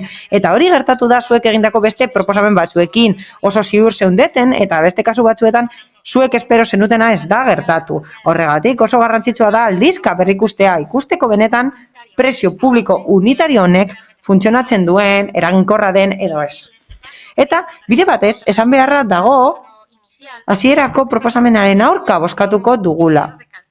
esan nahi dut, erabat ados gaudela, enplegua sortzearekin erabat ados gaudela, sektoreari babestearekin ados gaudela, baina oso informazio gutxi dago, eta gainera, horri gehitu behar diogu eskuordetu nahi zaiola eskumena tokiko gobernu batzordeari osoko bilkuraren gainetik pasatuz. Eskumenak kendu nahi dizkiguzue eta zentralizatzen dituzue berriro ere zuen erabakiak. Eta badituzu espazio asko zuentzat bakarrik, oposiziorik gabe. Baina eskumenak eskuordetu nahi badituzue tokiko gobernu batzarrean aldatzen egezakete eta gu bertan egon gintezke. Hori egiten da EAJaren beste udal batzuetan eta aukera ona izan liteke tokiko gobernu batzordeak eskumenak izateko eta arinak izateko izapidetzean eta gainera horrela osoko bilkuraren ordezkaritza mantengen ezake eta agian osoko bilkura desberdinetan horren inguruan eztabaidatu beharko genuke. Mila esker. Amio Anderea eta Andrade jauna, zeure txanda. Gracias, señora alcaldesa. Eskerrik asko alkate Anderea. Ez da ulertzen, egia esan, ez da ulertzen. Ez da ulertzen. Herritarrek ezingo dute ulertu nola gobernu taldearen gehiengoak bide honi ekitea gaur. Hala, eskumenak kenduko dizkiozue plenoari, esanez araudiak aukera ematen duela gehiengoa duzuelako. Bideo horri ekingo diozue gaur, eta nik uste dut zenuketela hori egin beharko, baina ez da ulertzen. Ez da ulertzen zergatik gobernu taldeak osoko bilkurari eskumenak kendu nahi dizkion. Besterik gabe, eztabaida ukatu nahi du. Besterik gabe, guk eztabaidatzeko aukera daukagu, gehiengo osoa duzuelako, eztabaidari uko egiten diozue, eta ez zait batere egokia iruditzen bide hori. Horrela, eskumenak galduko ditugulako, asko eskuordetu zaizkio tokiko gobernu batzarrari. Legala bada, baina nire ustez ez da egokia horregatik oso egun goibela eta tristea da alderdi popularrarentzat.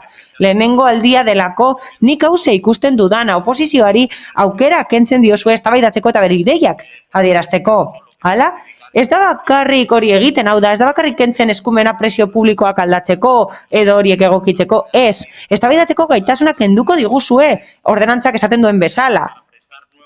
Espazio berriak sortzeko proiektu enpresarialentzat. Eta gobernu taldeak egingo du hori alde bakarreko erabakien bidez, hala? Ez dugu ezer jakingo proiektu horien inguruan hemen Getxoberrin ikusiko dugu, eta ez dugu ezer esango horren inguruan, ez dugu eztabaidatzeko aukerarik izango horregatik penagarria da, tamalgarria da egoera honetan egotea eta eskumenak kentzea osoko bilkura honi. Hala? Proposamenari dagokionez, itsasja proposamenari dagokionez, ados gaude proposamen honekin, ados gaude ekimen horiekin guztiekin, eta bai, izenpe ditzaket hitz guztiak. Inazio Uriarteren hitzak izenpe ditzaket. Abantaiak dituela, enpresa proiektu hori sortzeak, Kirol Portuan, hain zuzen ere, proiektu batekin. Baina, 2015an ere bai, ados nengoen. 2015an zuek gauza bera esaten zenuten Benturienako aztegiari dagokionez, legegintzaldi planean zegoen 2015an, etxe bizitza plan bat egingo zenuten Benturienan, kasu horretan ere bai, 39 enpresarientzat, ilusia zenukatela esaten zenuten, berrikuntza polo bat sortuko zenuten, tokiko ekonomia sustatzeko 2015an, eta zuk ilusioa aipatu duzu, pertsona hauen ilusioa aipatu duzu. Eta Elkarrekin Podemoseko ordezkariari esan diozu, pertsonek ilusioa dute eta zain daudela. Eta beldur direla agian ez delako aurrera aterako.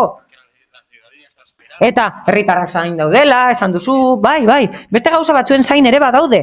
2015an esan zenuten Benturienan aztegi bat egingo zenutela, 2020 da, 5 urte pasa dira, obrak egin ziren, eta iragarri zen arren ez da egin. Getxoberrin iragarri zen, aurrekontuetan iragarri zen, eta gezurra badirudi ere ez dugu hori. Arintasuna, gardentasuna aipatzen dituzuenean, azkar jardu nahi duzuela esaten duzuenean, eta osoko bilkurari eskumenak kentzen dizkiozuenean, hori esan behar dizuet, 2015an hori onartu zen 2020 da, eta ez dakigu ezer Benturienako aztegiari buruz. Bide batez, ez daukat oso argi, zein den, zerga ordenantza honen onespena baldin eta tasa bat badaukagu. Tasa horrek zehazki gauza bera arautzen du. Enpresa proiektuentzako espazioen arauketa apur bat merkeagoa da, honekin alderatuta, eta ez dakit zergatik.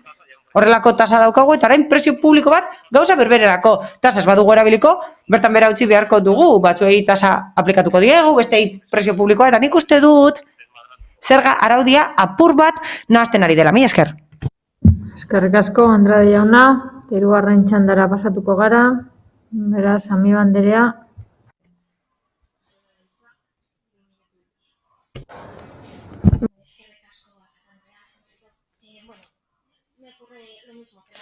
Aurreko hitzaldiaren gauza bera gertatzen zait, ezin izan dut ondo entzun gobernu taldea. Beraz, labur esan da, benetan sentitzen dut, ez dutela berriro pentsatu nahi haien proposamena, eskas geratuko delako eta ez duelako lagunduko enpresa txiki hoiek erakartzen. Gainera, Andrade jaunak esan bezala, presio publiko bat, tasa bat existitzen bada, are gutxiago ulertzen dugu. Baina, bueno, espero dugu ulertzea, guk nahi izatea proposamen hau hobetzea, eta kontrako bozka ematea. Lehen azaldu bezala, eskerrik asko. Eskerrik asko, Amiba Anderea, Díaz Anderea ez, Rodríguez jauna, bai, zeurea txanda. Bueno, uno le oye al portavoz del PNV. Ez nuen EAJ-ko bozeramailea entzuten, eta ematen du Bizkaiko krisiaren panazea izango dela. Baina zer akarritzen hau? Alderdi Popularraren zinegotziak egin bezala ez dut denboran atzera egingo, baina ekainean, uztailean, 2019an hasi ziren prozesuak, eta 2020ko abenduaren zain gaude, jakinda hil horretan onetsi dela lokal horren erabilera eskubideak bere ganatzeko ebazpena. Beraz, prisakin, beldurrekin, baina gauza da, postu horietako bat lor dezaken pertsona batek ez daki presio publiko horretaz gain garbiketara ordaindu beharko duen. Kontserjeria edo bileraretoen alokairua. Pertsona horiek ez dituzte baldintzak ezagutzen, ez dakite zer sartzen den presio publiko horretan edo zerbitzu nola eskainiko den. Bakarrik aipatzen da presio publiko bat dagoela, erabilera lagatzearren, baina noski, zeintzu dira zerbitzu gehigarriak.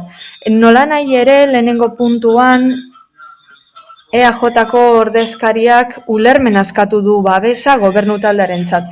Esan du gobernu taldea dela buruan eta baduela borondatea, eta babesa eta laguntza nahi dituela, baina nik uste askotan hori atxikipenarekin konfunditzen duela, hori ez du lortuko, baina bueno, hau ulertzea eta babestea eskatzen badu orain aukera zinobea. Banatu proposamenak alde batetik presio publikoa bozkatuko da beste batzutik gobernuan eskuordetzea eta hori kentzea eskatuko nuke gardentasuna kentzen diolako eta gero puntu honen onespena urtarrilera atzeratu, hilabete atzeratu eta horrela guztion artean aztertu ahalko dugu presio publikori nola hobe daiteken, zer gehi daiteken, Elkarrekin Podemosek esan bezala eta hori egin ostean urtarrilean onesteko aurkeztuko dugu. Erraza da, oposizioko talden babesa badu, nahi badu jar dezala bere partetik ere. Gure partetik urtarrilean hori egiten badu presio publikoaren aldeko bozka emango dugula esaten diogu. Akordiorik egon ezarren. Ez dakite lankidetzarako borondate gehiago nahi baldin badu. Norbaitek zerbait nahi badu zerbait kostatzen zaio. Eta bere eskuetan dago. Ez nahastu proposamenak. Boska batzu lortzeko beste batetik erongo zituzunak eta beste aldetik gardentasun gehiago proposamenetan. Eskerrik asko, Rodríguez jauna, Andrade jauna, ez, eta Uriarte jauna, zeurea da hitza. Andrea, eskerrik asko, decirla Eduardo Andrade. Eduardo Andraderi esan nahi diot, zuzen dagoela. Proiektura esen ongi atera, ez ginen zailtasuna gainditzeko gai izan eta hori hala da. Momentu hartan gainera Alderdi Popularrari eskerrak eman nizkion lehenengo pausu haiek babestagatik, tasa hura sartzeko lehenengo pausuak babestagatik, lokala garai hartan ezen gurea, erabilerako eskubide bat bere ganatu genuen, eta beraz ezin dugu tasarekin lokal hori lagatu. Baina proiektu hau bai aterako da, eta garrantzitsuena da hainbat harinen ateratzea. Zergatik gobernu batzarraren eskuetan utzi? Osoko bilkurak esku ordetzen du tokiko gobernu batzarrean eskumen hau. Azkarrago esku hartzeko. Eta kontuan izan da zein behar izanei erantzun behar diegun eta zein azkar joan behar garen krisian erantzuna emateko, Osoko bilkura honetan horixe bermatuko da. Gardentasuna bermatuko da tokiko gobernu batzarrean, osoko bilkuran bezalaxe. Tokiko gobernu batzarrean erabakitzen denaren inguruko ezagutza unibertsala eta gardena da, beraz, eskerrik asko. Eskerrik asko Uriarte jauna, beraz, emendakinen bozketara pasatuko ginateke, lehenengo emendakina 76, 89, Elkarrekin Podemoseko emendakina. Emendakinaren aldeko bozkak, EH Bildu eta Elkarrekin Podemos abstentzioak eta kontrakoak, Partido Popularra, PS Euskadiko Ezkerra eta Eusko Alderdi Jeltzalea izango lirateke. 76, 90 emendakina. Aldeko bozkak, EH Bildu eta Elkarrekin Podemos. Abstentzioak, Partido Popularra. Eta kontrako bozkak, PS Euskadiko Ezkerra eta Eusko Alderdi Jeltzalea. Orain PPko enmendakinera pasatuko ginateke, 77, 05 enmendakina. Aldeko bozkak, Partido Popularra, EH Bildu eta Elkarrekin Podemos. Abstentzioak ez daude eta kontrakoak PS Euskadiko Ezkerra eta Eusko Alderdi Jeltzalea. Beraz, honekin 159. puntuko parkatu? Proposamena bozkatu behar da. Bai, proposamena 159 puntua da. Bai, ez da bozkatu. Claro. Pasatu argera proposamena bozkatzera. 159. puntua. Ondoni joan.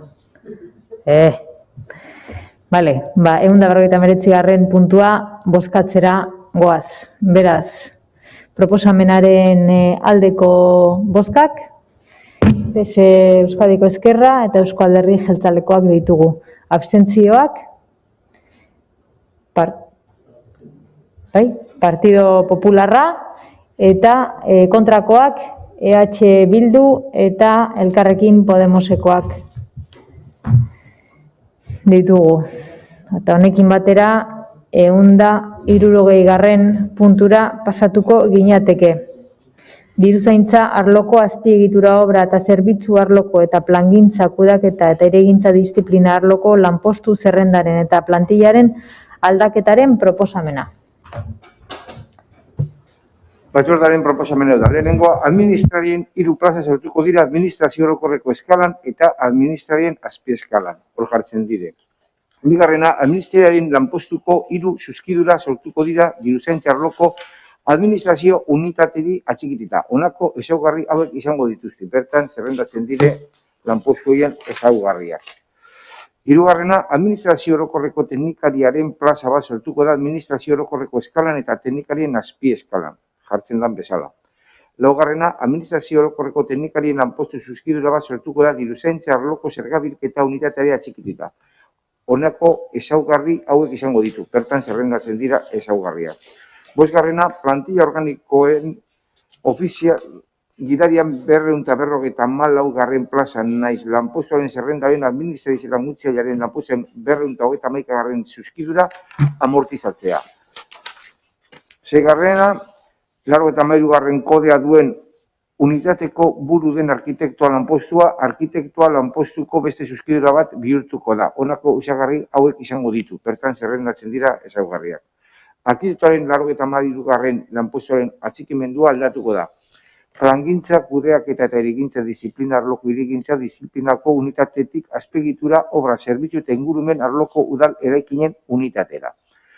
Aparejadore lanpostuaren 235. zuzkiduraren atxikimendua aldatuko da. Azpiegitura, obra, zerbitzu eta ingurumen arloko udal eraikinen unitatetik plangintza, kudeaketa eta irigintza disiplina arloko irigintza disiplina unitatera.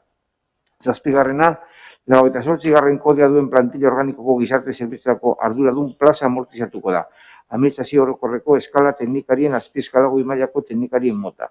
Zortzigarrena, gizarte langilearen plaza bat sortuko da administrazio bereziko eskalan eta teknikarien azpieskalan, hor jartzen da.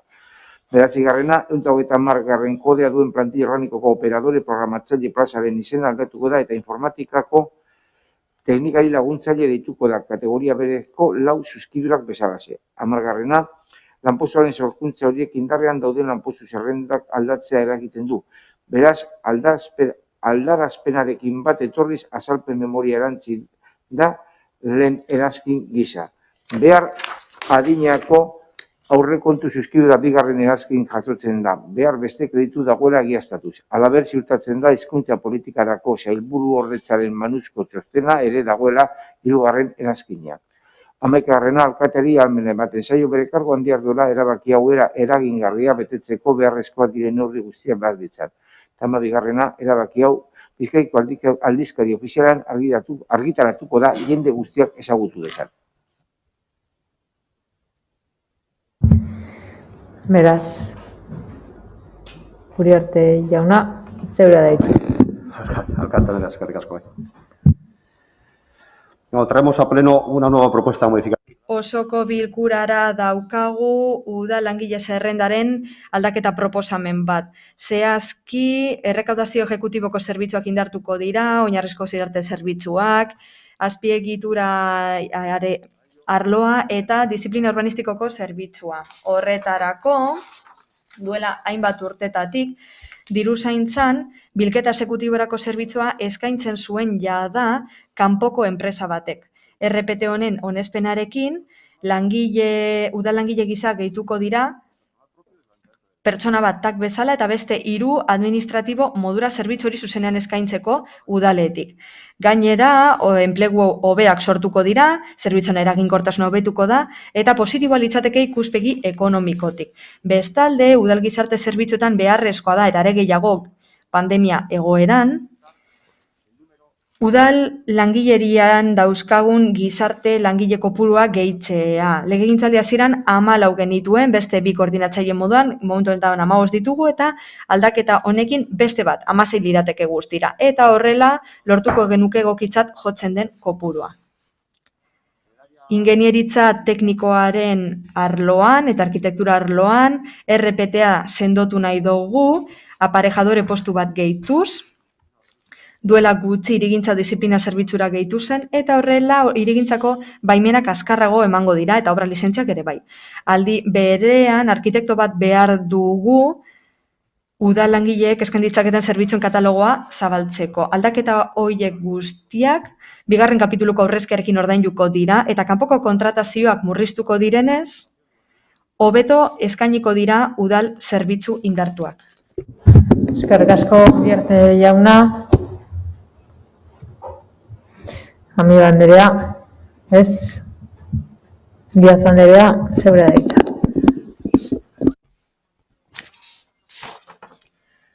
Gure ustez, RPT aldaketa hau errefortzua litzateke eta arloak berriro hobeto egituratzeko modu bat, lehen esan dudan bezala baita ere, langile kopura gehituko da arlo bakoitzerako. La recaudación ejecutiva, con lo que va a ser. Eta horren guztiaren ondorioz, zerbitzuak udaletik eskainiko dira eta ez kanpotik. Guretzako oso garrantzitsua da gizarte zerbitzuak indartzea, gizarte langile bat gehituta, eta beste postu bat, existitzen ez den postu bat amortizatuta. Esan bezala, 16 langile sozial izango genituzke, eta beste 2 koordinatzaile, eta hori esker zerbitzu hobea eskainiko dugu. Horren bestez, langilerian aldaketak egiten dira, proposamenen ageri direnak, koordinazio hobetzeko, aipatutako arloetan, uste dugu egoera asko hobetuko dutela, modu positiboan baloratzen dugu proposamen hau, ezin da beste modu batera izan. Eskerrik asko, Diaz Andrea. Bildutik, bai, Bildusola jauna. Bai, entzun dugu lehen kanpoko enpresak egiten zuela eta bereganatu duela udalak eta hau begi honez ikusten dugu. Badakizuelako gu lan publikoaren alde gaudela eta eskertzekoa da mugimendu hori egitea. Entzuna da behin baino gehiagotan hobe dela azpikontratatzea eta gu horrekin ez gaude ados. Horrek ez dituelako gure langileen lan baldintzak bermatzen. Entzun dugu ere, eta eskertzekoa da hori entzutea eta hartuko dugu. Honekin, kanpoko enpresaren lanak kentzagatik eta lan publikoa sustatzeagatik, lortzen duela udalak diru aurrestea, ondo ulertu ez dut, eta efektibitate egoko dela. Horrekin aipatzekoa da, udal honetan arlo gehiago daudela berauen lan baldintzen hobekuntzaren zai, eta horiek ezin ditugu ahaztu. Gaur goizean udal egoitzako langileak izan ditugu sarreran, eta horiekin batera aipatu behar dugu udal euskaltegiko langileak ekarri behar ditugu, da aipatu behar dira berauen lan baldintzen hobekuntza mahai gainean daukatela eta etzaiela kasurik egin. Honekin, esan nahi dizuegu, espero dugula, lan publikoaren alde erakusten duzuen gogoa, beste arloetara eramatea. Gure botoa, jakin dezazuen, abstentzioa izango da, dokumentazioan irakurri dugun bezala, bertan agertzen den plaza batean, euskerak ez du behar duen garrantzia eta iraungi gabeko berrigortasunarekin dator. Eta hori gure ustez atzera pauso handia da lan publikoan. Hau da, derrigortasun datarik ez da agertzen. Gauza bat da, barne sustapena indartzea, baina edonolare egitea ez dugu ikusten. Ikusten dugu euskera oso garrantzitsua dela eta horrelakorik, hau da, euskerari dagokien garrantzia ez emateak, guretzat ez dauka inolako onarpenik. Beraz, esan bezala, abstenituko gara puntu honetan. Eskerrik asko, Gildesola jauna, eta ez duzute hitza hartzen Partido Popularretik eta Eusko Alderdi Jeltzaletik. Bai, eskerrik asko alkate Andrea, egun on guztioi. Labur. Como ya trasladado. Udal gobernu taldeak esan bezala puntu honetan proposatzen diren aldaketak udal langileria behar izanetara egokitzen joateko beharraren ondorio dira.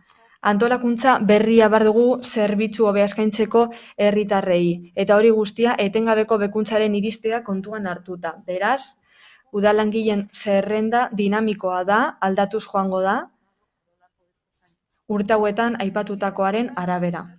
Baina kasu honetan gailendu nahi du zerbait. Egokitzapen terminologikoen eta antzekoen inguruan egindako ez gain, aldaketa bi arlotan eginda, diruzaintza arloan eta gizarte zerbitzuen arloan. Diruzaintzaren kasuan indartu eginda langile kopurua, plaza bat sortu da, administrazio orokorreko teknikari postua gehitu da, eta 3 administrari gehitu dira aurretik subkontratatu egiten zen lana publiko egiteko. Arlo sozialean gizarte langile bat gehiago kontratatuko da, kontutan izan da zein egoeratan gauden. Azken finean, kudeaketa eraginkorrakin halko dugu arlo hoietan. Eta beraz, zerbitzu hobea eskainiko zaie herritarrei. Horregatik guztiagatik, aldeko bozka emango diogu proposamenari. Eguren Andrea, beraz, bozketara pasatuko ginateke. Proposamenaren aldeko bozkak, PS Euskadiko Ezkerra eta Eusko Alderdi Jeltzalekoak dira, abstentzioak, Partido Popularra, EH Bildu eta Elkarrekin Podemos eta kontrako botorik ez daude. Honekin batera, 161. puntura pasatuko ginateke. Gurasotasun baimenak parekatzeko proposamena. Batzordaren proposamen hau da, lehenengoa, onartzea gurasotasun baimena parekatzeko negoziazio maila 2020ko azaroaren 24an hartutako akordioa. Honako hau, hain zuzen ere, bertan jartzen da akordioa zertan datza. Bigarrena, akordio hau hartu aurretik emandako baimenei parekatzea aplikatuko zaie, baldin eta baimena onartzeko unean, emandako denbora agortu ez badute eta baimena emateko araudian ezarritako gainerako baldintza betetzen badituzte.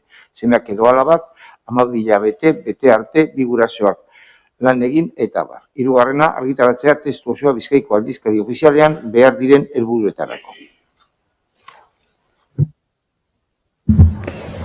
Biarte jauna, zeure da hitza. Alkate Andrea, eskerrik asko. Eudelek egokitzat jotzen du enplegatu publikoaren oinarrizko estatutuaren 9. xedapen iragankorrean baimen honetarako jasotarako araudiaren aplikazioa aurreratzea sustatzea.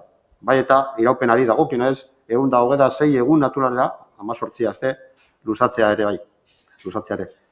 Horrela, legegileak lortu nahi duen amatasun baimenarekin parekatzea lortzeko gure kasuan aipatutako 126 egunekin bat baitator gure akordio arautzailearen udalitz 54. artikuluarekin. Eudeleik Euskal Udalei emandako gomendioari jarraituz, bi gurasoentzako jaiotza adopzio horreko zaintza harrera edo seme edo alabaren adopzioagatiko baimen iraupena parekatzeko dagozkion akordioak hartzeko, Getxoko udaleko funtzionarioen lan baldintzak arautzeko akordioa aldatzea proposatzen da lehen aipatu dudan zentzuan. Akordio hau sindikatuekin aho batez sinatuta da. Eskerrik asko Uriarte jauna, norbaitek hitza hartu nahi du, bai, Amiba Anderea, zurea da hitza. Bueno, bakarrik esango dugu albiste ona dela, behingoz, parekatze hau onestea eta gaiendu nahi dugu sindikatuen negoziazio mailan lortutako akordio hau. Gainera benduaren 31 baino lehen egindanez, baimen horietako batzuk luzatu ahalko dira, eta horren momentu hau garrantzitsu honetan luzatu egin ahalko dute baimena zenbat pertsonek. Deitoratzen dugun gauza bakarra da, udal gobernutik esan bezala, eudelek egokitza jotzen duena adierazi dute. Udal honek egokitza jo beharko lukeena izan ordez. Hori baita lehentasuna, baina espero dugu bezalako pausoak ematea, tokiko administrazio osoarentzat horregaitzik aldeko bozka emango dugu. Eskerrik asko, Amiba, beste norbaitek, bai, Diaz Anderea ez dezu hartzen, ezta? Vale, bai, Gijarrubi Anderea, zeure da hitza. Bai, egunon guztioi. Iaz Eusko Jaurlaritzak onartu zuen dekretuaren ondorioa da honako neurria, urtebeteko atzerapenarekin dakarzue udal honetara, beste udal batzuetan iaz onartu zen ere neurria martxan jartzea, beraz uste dugu atzerapen esanguratsuarekin dakarzuela honako proposamena. Lan eremuan emakumeen eta gizonezkoen berdintasun aukera lortze bidean ematen den urratsa da gaur ekartzen duzuena, horrela ulertzen dugu EH Bildutik. Urrats bat da, baina asko geratzen da oraindik emakumeen eta gizonezkoen aukera berdintasuna eskuratzeko lan eremuan. Baita zaintza bizitzaren erdigunean jartzeko ere. Zalantzari gabe, bizitzak bideragarriak izateko eta aukera berdintasuna bermatzeko guraso baimenetan asko daukagu egiteko, horien iraupenak laburregi izaten jarraitzen duelako. Ipar Europara begira jarri beharko ginateke, izan ere Suedian ezaterako 480 egun dituzte bi gurasoek umeen zaintza arduratzeko, eta bitartean diru laguntza duina jasotzen dute bizi ahal izateko. Ez hemen bezala, guztira 252 egun onartu berri dituzela, edo iaz onartu zituzten gurasoentzako bakoitzarentzako 126, eta eszedentziak hartu ahal izateko ematen diren diru laguntzek eskasak izaten jarraitzen dute.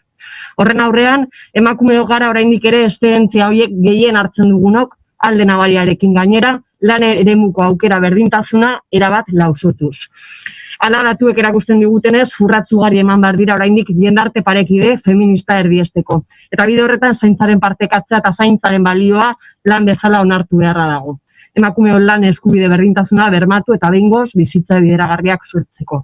Horrekin batera esaten dugu naiz eta atzerapenarekin, datorren urtebeteko atzerapenarekin zehazki, baiezkoa bozkatuko dugula. Eskerrik asko, Gijarrubi Anderea, Andrade jauna, zeure da hitza. Eskerrik asko alkate Andrea, gu zentzonetan abstenitu egingo gara.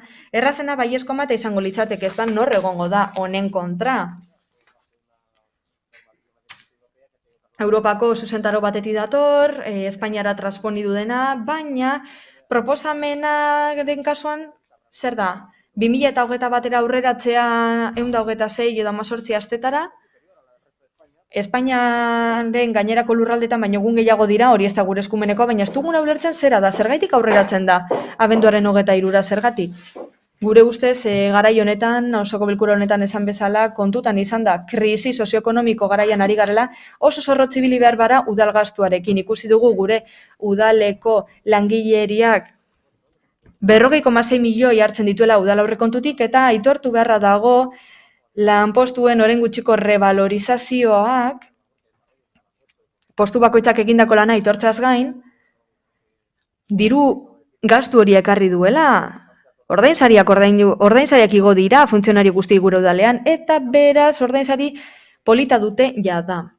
Horren bestez, kasu honetan, hau 2020 aurreratzea, 2021 diren baldintza batzuk desproportzionatua da gure ustez. 8 funtzionariorentzako nik ez dakin nortzu diren, behar bada nire laguna dira, haiek 6 asteko porrak izan ditzaten, 6 aste gehiagokoak, seme-alaba dituztelako, 54.000 euro gastatu beharko ditugu. Baina duela gutxi, 335 familia ostalari zein komertzianten kasuan, 37.000 euro baino ez.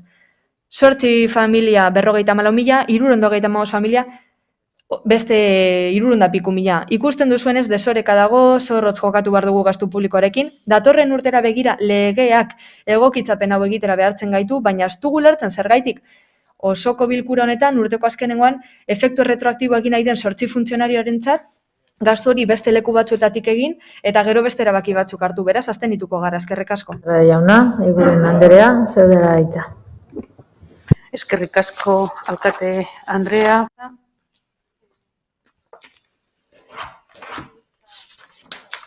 Bueno, proposamen honen ostean eta sakondu gabe, hausnarketa txiki bat egin nahi dut.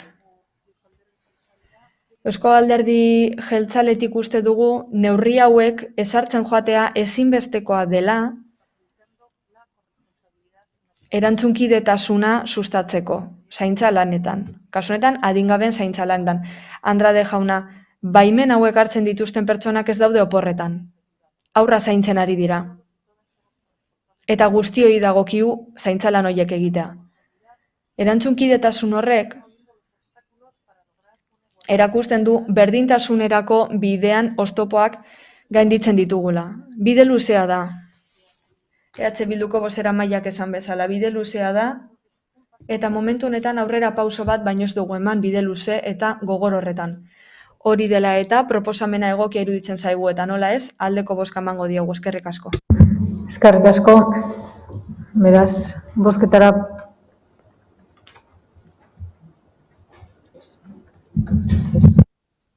pasamos a votar,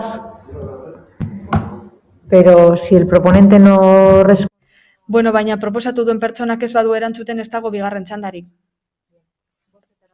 Ginateke, beraz, proposamenaren aldeko bozkak, EH Bildu, Elkarrekin Podemos, Eusko Alderdi Jeltzalea eta PS Euskadiko Ezkerra, abstentzioak, Partido Popularra eta kontrako bozkarik ez litzateke egongo.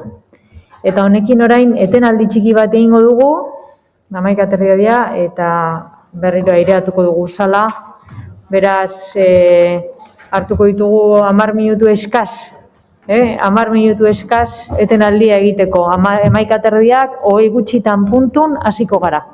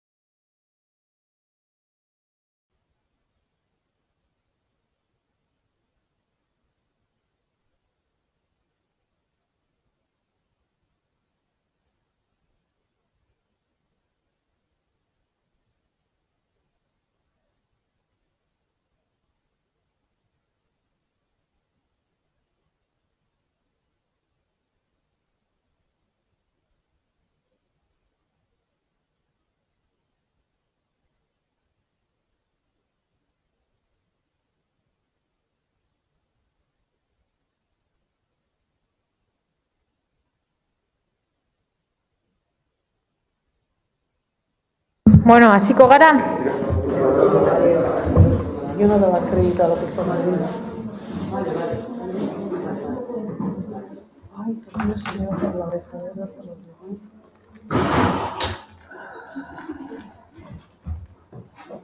Gonzalo, faltan tus compañeros. Sí, ya les estoy avisando.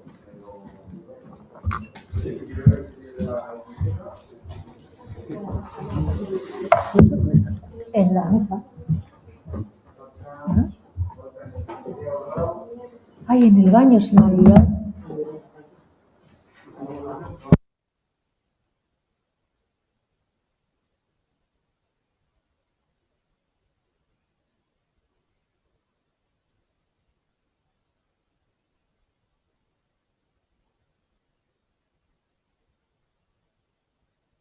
Bueno, orain bai.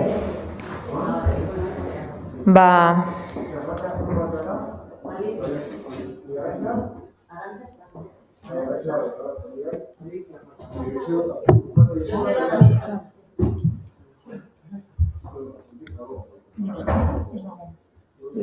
Hasiera emango diogu, Ze bestela, puntualidadea importantea da. Bestela, hemen goiz guztia daukagu. Bueno, 172. puntura pasatuko gera, osoko bilkuraren 2019ko 1/30ko 11. erabakia aldatzeko proposamena. Erabaki hori, titulartasun autonomikoko Santa Eugenia aldeko 7.1 egikaritze unitatea eskuratzeko udal titulartasunekoak diren 37,1 Benantzio, 37.1 Benantzioz egikaritze unitateko B eta C lurzatiekin naiz 31.1 Sarriko Baso egikaritze unitate berriro zatitzean sortutako finkarekin trukatzeari buruzkoa dela. Batzordearen proposamen hau da. Lehenengoa, aldatzea osoko bilkuraren 2019ko urtarrilaren 30ko akordioaren xedapen atalaren lehenengo eta hirugarren zatia. Eta bertan jartzen da, zelan geratuko dira lehenengo eta hirugarren zatia. Bigarrena, alkatetzari ahalmena emango zaio erabakio betetzeko behar diren xedapen guztiak eman ditzan eta trukaketa honen eskritura sina dezan ere bai. Hirugarrena, ebazpen hau udaleko hirigintza kontu hartzailetza eta diruzaintzari sailei jakinaraztea. Laugarrena, ebazpen hau ingurumen lurralde plangintza eta etxebizitza sailari jakinaraztea. Bai, Gonzalo jauna, zeurea da hitza. Bai, egunon. Bueno, como ya expliqué en la Informazio batzordean azaldu nuen bezala, proposamen hau aurkezten dugu hain zuzen ere, sinatzerakoan, jakinarazi zigutelako beza ordaindu behar genuela operazio hori ordaintzeko. Aurretik aurre ikusi zen osoko bilkuran hori kentzea. Horregatik hilabete hauetan saiatu gara egoera hau aurkitzen nire ustez eta gure ustez, salbuetxetako zerga oinarria izan beharko litzateke permutaren sede dena. Hala, partzela bat emango digute Santa Eugeniakoa. Eta, gure kasuan,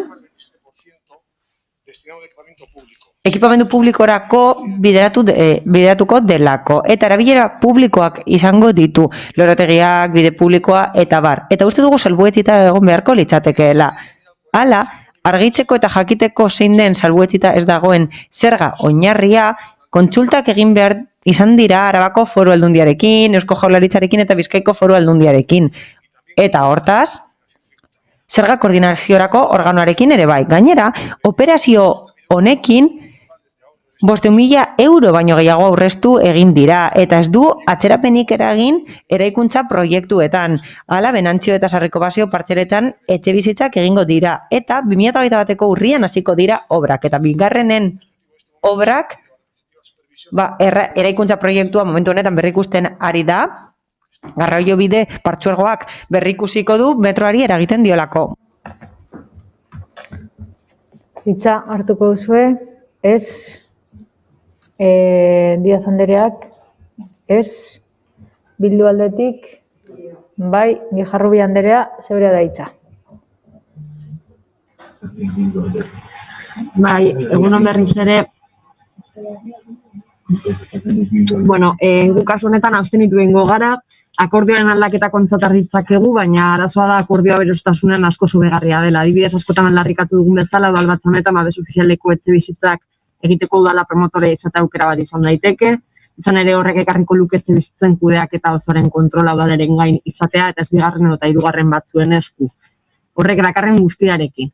Uste dugu, etxebizitza bezalako oinarrizko eskubidea herritarrengandik ahalik eta gertuen dagoen administrazioak kudeatu beharra duela eta hor zelantzari gabe udala sartzen da. Beraz, beste goratu beharra dugu ere, 37 puntu bat exekuzio unitatean etxebizitza gehienak libreak direla. Beraz, akordioaren aldaketa ontzat ikus dezakegun arren, horren atzean dagoena akordioa bera da, beraz, kasunetan ere abstenitu egingo gara, eta azken finean esan dudan bezala gu beste eredu baten alde egiten dugulako, zeinek etxebizitza eskubideak etxostaz guztientzat bermatuko dena. Eskerrik asko Ijarrubia Anderea eta Andrea jauna zeurea da hitza. Eskerrik asko alkate Anderea, guk alde bozkatuko dugu, iruditzen zaigu oso ondo dagoela udaletik hori egitea. Horrela 5.000 euro aurreztuko dira, baina ezin dut ukatu, Álvaro Gonzálezek horrela utzi didala, oso ondo utzi didala, eta nik ez dut hori ukatuko. Ez dut hori aipatu gabe utziko. Espedienteak dioen bezala, 2009ko azaroan, 2009a, permuta hau honetzi zen, eta orain hori aipatzen ari gara eta onartuko dugu. Hala, permuta hau horretan zetzan Sarajevoko plazako lursail batzuk ordezkatuko genituen beste batzuekin eta 2 bloke egongo ziren, hau da, plaza aldatuko zen, berrituko zen eta etxebizitzak eraikiko ziren, eta Alvarok esan bezala oso ondo utzi didalako, ez du atzerapenik eragin, obretan 2009a zen Alvaro eta 2008an gaude, eta 2021an hasiko dira obrak. Beraz, Eusko Jaurlaritzaren obrak, bai, berandutu dira. Baina esan bezala, 2 bide daude. Batetik, geltokiko plaza hori egin zenean, permuta egin zenean 2009an, 2010an, Getxo Berrin, gobernu taldeak, egunkarietan, denetarik argitaratu zuen eta atari guztietan jarri zituen kartelak areetan eta auzokidek presioa egin zuten geltokiko plaza eraberritzeko, guk proposamen bat egin genuen, herritarrei bidali genien eta prozesu parte hartzaile bat egin zen eta proiektu bat atera zen, baina hauteskundeak baino lehen, 2011an, fitxa mugitu zuten presioagatik eta are gehiago, 2010ko azaroko plenoan, kreditu gehigarri bat onartu genuen eta gu aldea agertu ginen, 200.000 euro baino gehiagokoa geltokiko plazaren proiektua idazteko eta horrez gain, 3.000 euroko kredituko konpromisoa hartu zen eta bestelako kopuru batzuk ezarri ziren plaza horretan obrak egiten hasteko areetan. 2013a zen orduan. Eta 2020an gaude, eta momentuz orube bat besterik ez da plaza ura. Eta horrekin guztiarekin Getxo Berri bat, argitaratu zen, aurrekontuak, kartelak atarietan, eta are gehiago. 2019ko aurrekontuetan, proiektu izarra hori zen, 6.000 euro geltokiko plazarentzat. Eta esan bezala, 2009tik, 2020, eta geltokiko plaza berdin-berdin dago. Eta horrela ikusten da, zein den gobernu taldearen desidia abandonatzen ditu proiektuak, bidaltzen ditu, etxeetara, aurrekontuetan jasotzen ditu, baino ez du ezer egiten, eta Sarriko Bason gauza bera, 80 etxe bizitza, Sarriko Bason eta 180 baino gehiago, bien artean, eta gauza bera, erakustaldi publikorako liburuki bat egin zen, edukiontzi bat jarri zen jendeak ekarpenak egiteko, eraikiko zela esaten zen, parke publiko bat egingo zen, etxe bizitzekin, aparkalekuak eraikiko ziren, eta herritar guztiei banatu zitzaien, botoak lortzeko, Getxo Berrin iragarri zen, baina 2008an gaude, eta obrak 2021an hasiko direla diote, eta ikusiko dugu hala den edo ez. Alde bozkatuko dugu, oso ondo iruditzen zaidalako aurrestea, baina ezin dut pasatzen utzi eta desidia erakusten du honek. 2009tik, 2021 pasako gara, geltokiko plaza eraberritzeko eta etxebizitzak eraikitzeko hori delako gure herritarrak behar dutenak. Getxo, mila esker. Eskerrik asko, Andrade jauna, eta Uriarte jauna, zeurea da hitza. Andrea, eskerrik asko. Bueno, guztiz ados nago, Alvarok esandakoarekin. Bera da, zinegotzi proposatzailea, baina besterik gabe hauxe gehitu nahi dut. Ez naiz 2009ra joango, baina orain dela gutxi Alderdi Popularreko bozeramailea geltokiko plazari dagokionez adierazi zuen pleno honetan nahiago zuela atzeratzea pandemia zela eta hori egin izan da. Hori 2020an, legegintzaldi honetan eta horren inguruan ari gara orain. Eta besterik gabe mezua hori da, eta posten naiz hori entzuteaz.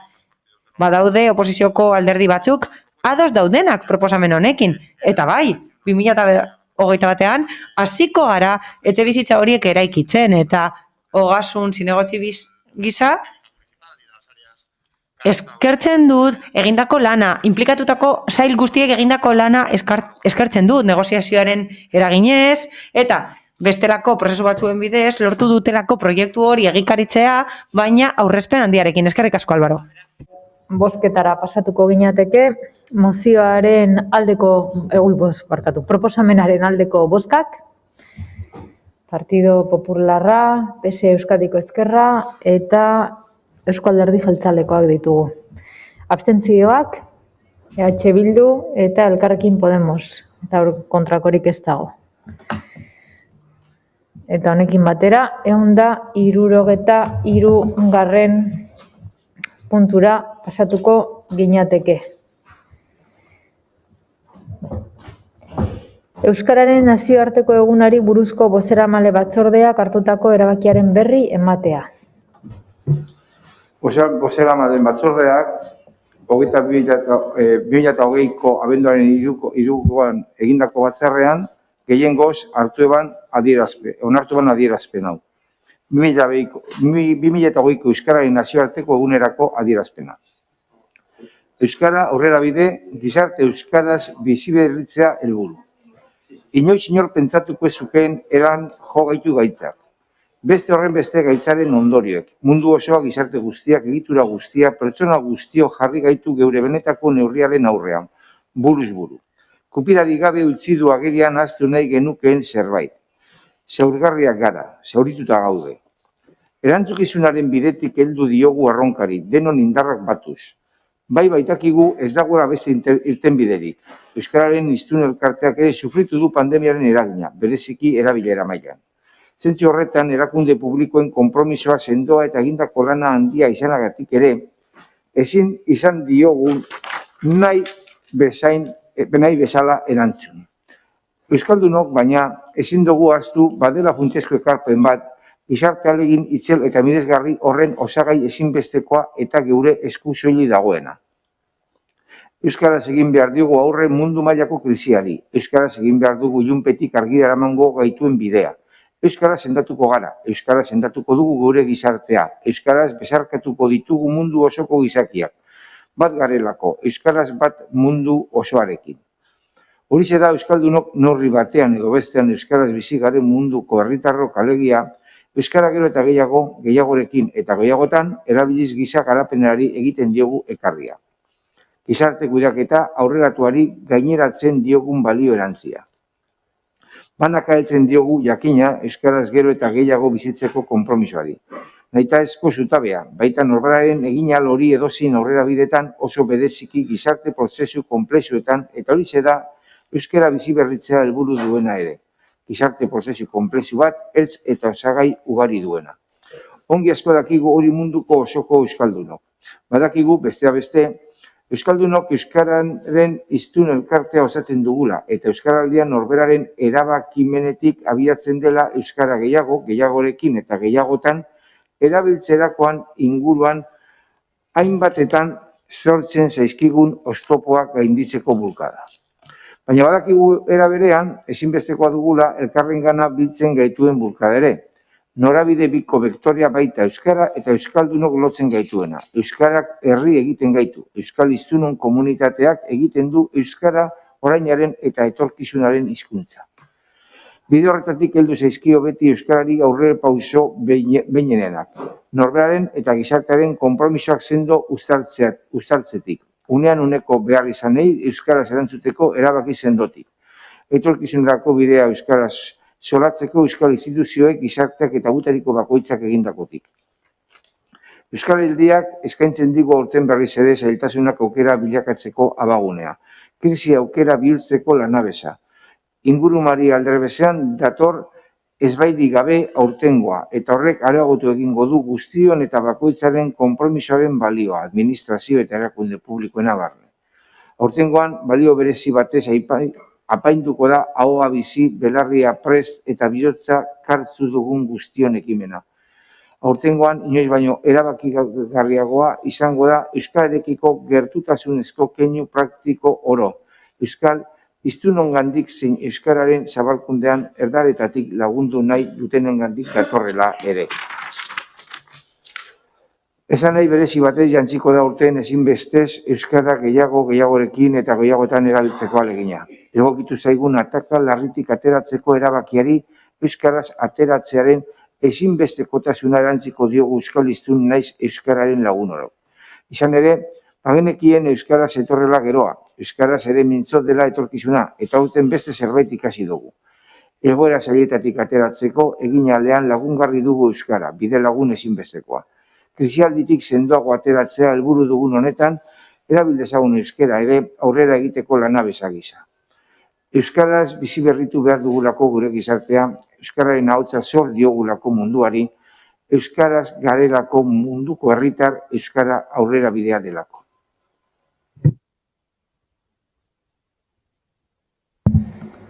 Bai, norbaitek hitza hartu nahi du? Ez? Bai? EH Bilduk beraz, Bildosola jauna, zeurea da hitza. Ni esker. Bai, kuriosoa da euskararen nazioarteko egunean gertatu zena osoko bilkura areto honetan. Aurreko urtean, proposamen batzuk egin dituen eta onartuak izan ziren. Aurten ordea, ez ziren onargarriak, harritzekoa bai. Hain zuzenak eta onargarriak urte batean eta baliogabeak 335 egun pasatu ondoren. Susmoa daukagu, edo ez dakit nola esan, udal gobernuaren jokabida umeikeria besterik ezela izan. Eta hori bai kezkatzen gaitu horrek. Jarrera horrekin, gertu da eguna non herri honek ahaztuko dituen bere izena eta helbidea.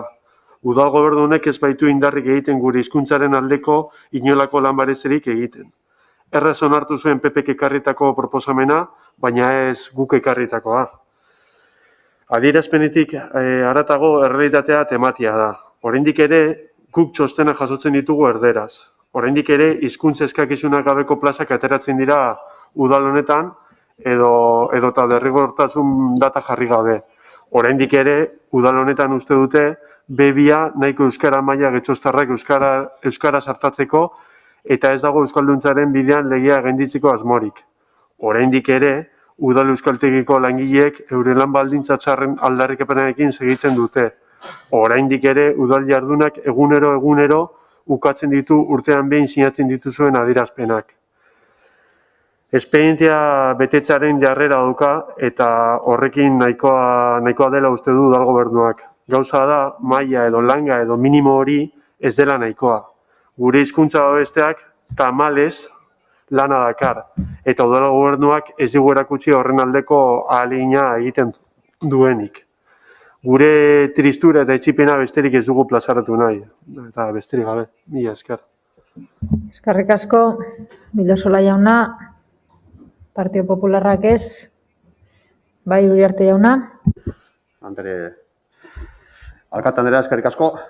Iaz, hau batez, onartu zen nazioarteko egunari buruzko aldarrikapen hau, euskararen nazioarteko buruzko aldarrikapen hau. Bai egia da, proposamen batzuk ekarri zirela EH Bildu aldetik, eta beste proposamen batzuk ekarri zirela PP aldetik, eta kapazak izan ginen akorde batera altzea. Baina aurten, zoritxarrez, ez da horrelakorik izan. Udal gobernuak eta Elkarrekin Podemos, bai agertu ginela, argi eta garbi, ia edozin matizazioaren alde eta jartzeko mahai gainean. Kasu honetan, zuzeu egon zinen bozeramaile egun horretan, eta zuzeu erdi konbentzituta zeuden akorde batera altzea eta onartzeko PPk proposatzen zuen, baina tamalez, ematen dut zure taldeak ez zuela hori bermatu. Eta jakin behar daia nor ibiltzen den umekeriekin. EH Bildutik esan da udal gobernua horrela ibiltzen dela, baina gure ustez EH Bildu bai ibiltzen dela umekeriekin.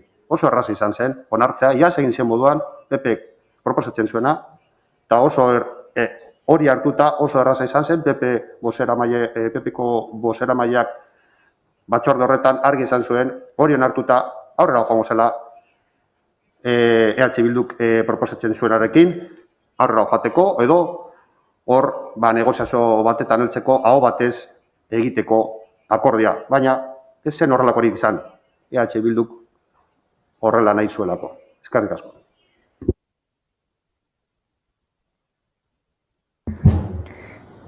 Bueno, honekin batera 174. puntura pasatuko ginateke, Saharako egoera dela eta bozeramaileen batzordeak hartutako erabakiaren berri ematea. Bozeramaileen batzordeak 2020ko abenduaren 3 egindako bileran gehiengoz onartu eban adierazpen instituzional hau. Mendebaldeko Sahara suetenaren amaiari buruzko adierazpen instituzionala.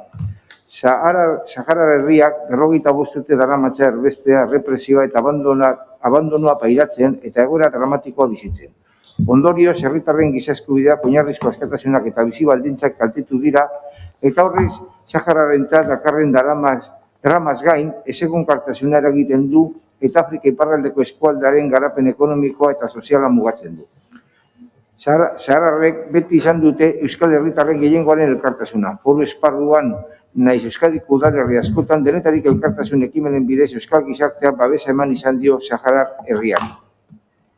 Urriaren amaiaren aldetik ona tentsioa areagotu eginda Mendebaldeko Saharan. Saharar aktivistak elkartu egin ziren herri honen determinazioa askerako eskubidea eskatzeko eta Guergueretarako bide komertzial bateko muga igaro bidea blokatu zuten. Gergueretak Mauritania eta Alboko lurraldeak batzen ditu. Salgaien igarobideak kolasatzea ekiditeko Marokoar armada gune horretan zabaltzea erabaki zuen. Hori ikusita Fronte Polisarioak baieztatu zuen 2008ko azaroaren 13an Marokoko indar armatuek nahita urratu zueltela 1991 geroztik indarrean zegoen Maroko eta Fronte Polisarioaren arteko suetenaren akordioa.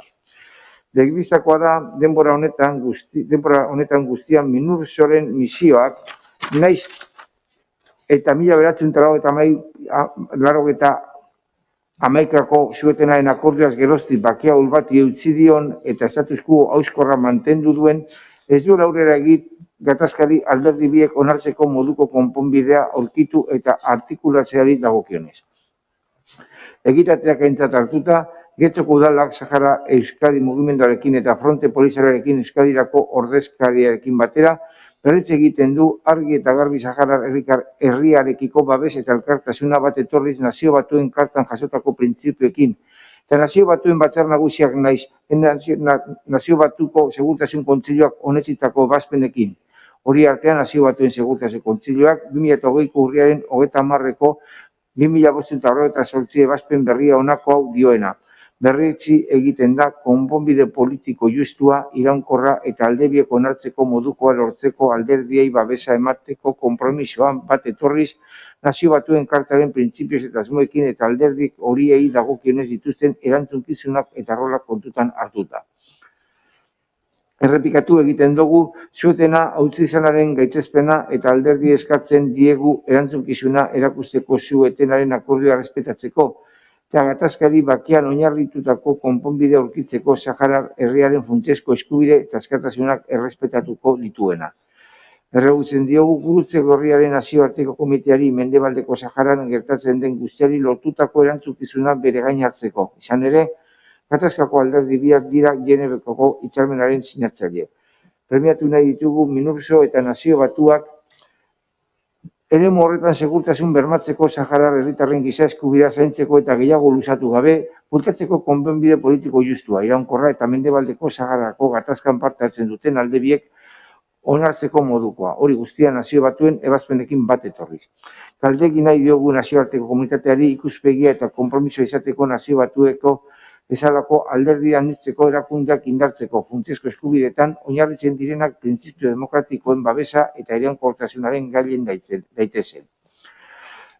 Ertzatzen dugu Espainia gobernua Mendebaldeko Saharako erreferendum nazio batuen misioaren manua babestera. Izan ere, hori erabat garrantzitsua da 1991ko suetena zaintzeko. Horrez gain, agindu nahi diogu eskalesan gehiago luzatu gabe Mendebaldeko Saharako nazio batuen ordezkari berezi berria izendatzeko. Eskatzen diogu Espainiako gobernuari Saharar herritarrekiko kooperazio eta ekintza humanitarioa areagotzea. Izan ere, herritar horiek baldintza latzetan bizi dira errefuxiatuen kanpalekuetan. Eta laguntza hori esker hango biztanleen muturreko bizi baldintza leunduko lirateke eta ase egingo lirateke elikadurarekin, hezkuntzarekin eta ostatuarekin lotutako behar izana. Gonbidatzen ditugu euskal herritarrek Sahara Arabiar Errepublika Demokratikoa babesteko Sahara Euskadi Mugimendua Fronte Polisarioaren ordezkaritzarekin batera deitzen dituen mobilizazioetan parte hartzera.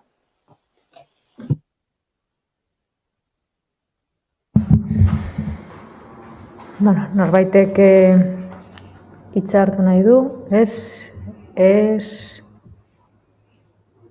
bai, Gijarrubia Anderea, zeurea da hitza. Aldatzen nahi galdu dut seinalea, wifia joan da, bale? Orduan horregaitik nire ordenagailutik ezin dut egin eta jarri nahi Ibon Rodriguezen lekuan. Izarren momentu baten. Pasatuta tableta.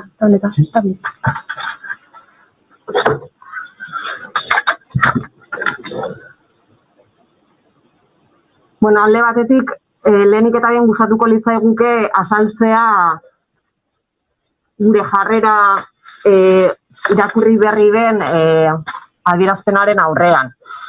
Bueno, dakizuen bezala, aurreko udalbatzara ekarri genuen mozio urgentzazko mozioa, Sahararen inguruko egoera larriaren aurrean udalbatza honek elkartasuna adierazi dezan eta ez zen onartua izan. Ondoren ere, bozeramaien batzordea deitzeko eskaria egin genuen, eta bueno, azkenean egun batzuk, aste batzuk igarota, bozeramaien batzorde hori deitu egin zen. Eta batzorde horretan ukatu egin zen exigentzia bat egitea Marokoko gobernuari. Horren aurrean, EH Bilduk erabaki zuen abstentziora jotzea. Ez duelako ulertzen inondik inora, nola Marokoko gobernuari ezin zaion exigitu Sahararen herriaren aurkako ofentziba larrian dagoenean ezin zaionean exigitu. Beraz, eman ziguten argudio nagusia izan zen exigentzia gehiegi zela. Oso nolabait violentoa zela hori eskatzea. Euskal Herriko naziotasuna ukatzen duen esaldia onartzen ez dugun bezala adierazpen batetik euskarak egiten duela herri, kentzea, ezabatzea, onartzen ez dugun bezala Uriarte jauna hori, ez dugu onartzen ere inondik inora, ezatea, exigitzea, bortza dela. Bortza dena beste gauza batzu dira. Estatu batek, herri baten kontra abiatzen duen ofentziba militarra, hori da bortza. Izan ere, 1970 urtean, 2011 bazkenean Nazio Batuen Erakundeak Sahararentzako erreferenduma aldarrikatu zuen. 1974 urtean onartu zuen Espainiar Nazio Batuen ebazpena. 1976ko otsailaren 28an eta Martza Berdearen presiopean Espainiak Saharatik alde egin zuen. Madrileko hitzarmena Maroko, Espainia eta Mauritania sinatu zuten. Espainiaren izenean orain Abu Dhabin dagoen emerituak sinatu zuen. Espainiak alde egin zuen eta urteetan Espainiako koloniako biztanleak utzi zuen Marokoko gobernu totalitarioaren menpe. Urte luze hauetan, Maroko jazarpen onartezina egin die Sahararrei, erbestean bizi behar dira Argeliako basamortuan. Epaiketa faltsuak, errepresio bortitza, politika genozidak egin ditu Maroko Sahararen kontra, eta Espainia beti izilik. Koldar, Marokoari egiten usten, Hasan Bigarren eta Juan Carlos lehenengo lagunak ziren, zeneak daude orain tronuan eta gauzak zarrera doaz. Fronte Polisarioan askatuta da, nahikoa dela esan du, ezin duela urte hamarkada zitzaroten egon, basamortuko erbestean belaunaldian hasten ikusi, erreferenduma nahi dutela. Nazio Batuek onartu duten erreferenduma nahi dute. Hitzez eta ez ekintzez. Espainiak onartu zuen erreferenduma eta Marokok gerra abiatu du. Eta goera horretan, udal honetako alderdi batzuek Marokoari zerbait exijitzea gogorregia dela esaten digute. Guk eraman genuen aldarrikapena leundu zuten Eusko Alderdi Jeltzaleak eta Alderdi Sozialistak. Ondoren joango dira Sahararen aldeko adierazpenetara, baina Getxon beldurri izan dute eta ez diote Marokoari ezer exijitu nahi. Maroko estatu autoritarioa da eta kriminala ere. Eta zuen horien aurrean, eta Espainiar estatuaren arduren aurrean burumakur zabiltzate. Beraz, onartzen ez dugun bezala ezatea euskarak ez duela herri egiten, ez dugu onartzen guri eskatzea exigentzia hitza onartzea. Eskerrik asko. Eskerrik asko, Ijarrui Anderea. Eta honekin batera, 165. puntura pasatuko ginateke, hainbat dekreturen berri ematea, transferentziak erabiliz aurrekontuak aldaraztekoak. Batzordearen proposamena, hau da, jakintzat ematea transferentzien bidezko aurrekontu aldaketaren, eta bertan zerrendatze dire dekretuak eta kopuruak.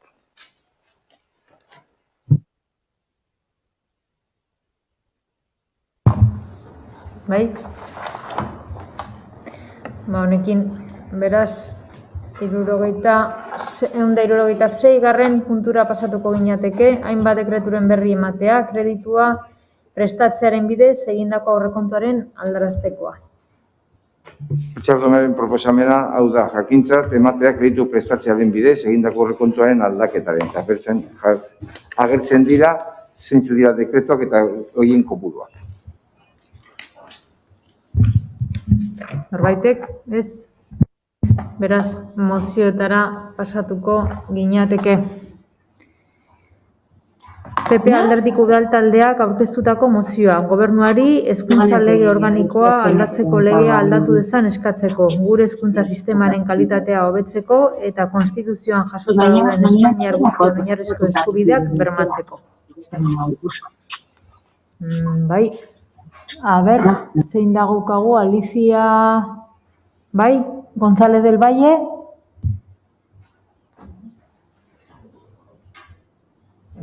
González del Valle, igual tienes que encender el micrófono, Alicia. Mikroa piztu behar duzu, Alicia. Ahora, ¿me oyen? Perfecto. Sí. Sí, muchas gracias. Eskerrik asko, alkate Andrea. Popular Udal taldearen mozioa gobernuari hezkuntzako lege organiko aldatzeko lege aldatu dezan eskatzeko, gure hezkuntza sistemaren kalitatea hobetzeko eta konstituzioan jasota dauden Espainiar guztion oinarrizko eskubideak bermatzeko. Fundamentales de los españoles recogidos en la Constitución. La nueva ley educativa, la ley orgánica de... Espainiako gobernuak hezkuntzako lege berria, hezkuntzako lege organiko aldatzeko lege organikoa LOMLOE edo zela legea izapidetu du hezkuntza komunitatari zehazki eta Espainiako gizarteari oroar bizkar emanda. Alarma egoeran bete-betean sartuta geundenean hasi zuen parlamentuko izapidea eta pandemia egoera erabili du parlamentuko epeak bizkortzeko naiz ezaugarri hori edo euskan lege batek izan beharreko eztabaidak iditeko. Lege proiektua ez du estatu kontseilua jakinarazi. Ez da estatuko eskola kontseiluak ere. Baztertu da hezkuntza komunitateko aditu eta ordezkariek, irakasleek, gurasoek, ikasleek eta bar, hezkuntza eta lanbide heziketa batzordeari informatu eta aholkatu diezaioten popular taldeak egindako eskaera. Hezkuntzako beste lege batzuen eztabaidan aurrekaririk gabeko gertaera da. Hezkuntza eta lanbide heziketa batzordearen bilkura bakarrean eginda, bai artikuloi dagokienez aurkeztutako zuzenketen bozketa eta bai eztabaida publikoa. Parlamentuko taldek 1000 zuzenketa baino gehiago eztabaidatu eta bozkatu behar izan dituzte bilkura bakarrean.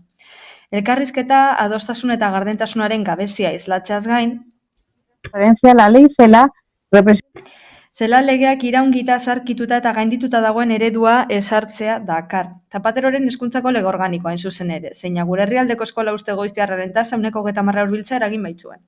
Hezkuntzako lege organiko aldatzeko lege organikoan LOMLOE hezkuntza sistema osorako kaltegarriak izan ziren Espainiako hezkuntza sistemaren antolamendu orokorraren lege organikoaren LOCSE hastapenetara eramaten gaitu. LOMLOEk Bai jatorriko idazketa Baixoek eta Podemosek alderdi independentisten babesarekin aurkeztu dituzten zuzenketen bidez, hezkuntzaren alorrean egindako itun konstituzionala usten du. Bat, Espainiako Konstituzioko 27. artikuluan jasotako hezkuntza askatasunak ezabatzen ditu. Eta ondorioz Espainiako familiek seme-alabentzat nahi duten hezkuntza eta ikastetxea aukeratzea eragozten du. Bigarrenik, ez ditu kontuan hartzen Konstituzioaren 159. artikuluan ezarritako estatuaren eskumen esklusiboak.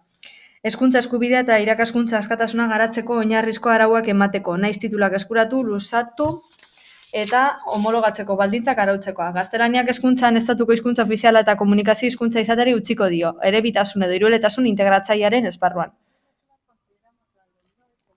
Alderdi Popularreko kideon ustez, LOMLOek gure demokraziari erasotzen dio zuzenean, eta aldi berean galarazten du hezkuntza sistema moderno zein berritzaileenek, ezagutza eta gaitasunen oso maila altuetara iriste ahalbidetu duten horiek, izan beharreko berezko kalitate, berdintasun eta askatasuneko mailetara iristea. Horregatik guztiagatik Popular Udaltaldeak honako erabaki proposamen hau aurkezten du. Bat, Espainiako gobernuari eskatzea berrezarri dezan hezkuntza alorreko itun konstituzionala eta bete dezan familiek seme-alaben hezkuntza eredua naiz ikastetxea aukeratzeko eskubidea bermatzen duten epaiak jasotzen dituen doktrina konstituzionala. Bai eta hezkuntza sisteman hezkuntza bereziko ikasten presentzia bermatu dezan ere. Familiek berdintasun baldintzetan beste aukera pedagogiko bat izan dezaten.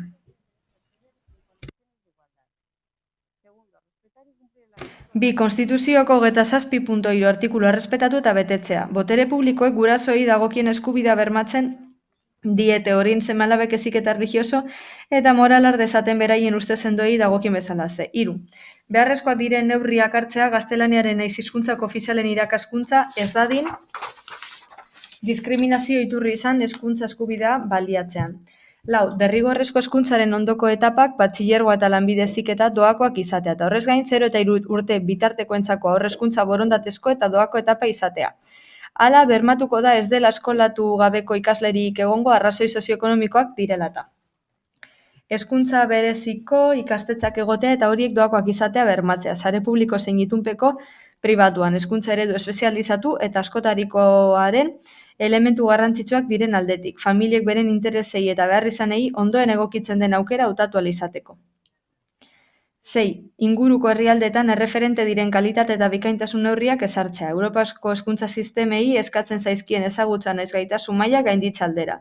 Ebaluazio gardena, kontomatea, ikastetxen autonomia, zuzendaritza funtzioa sendotzea eta abar. Estatuko irakasleen kidegoa errespetatzea.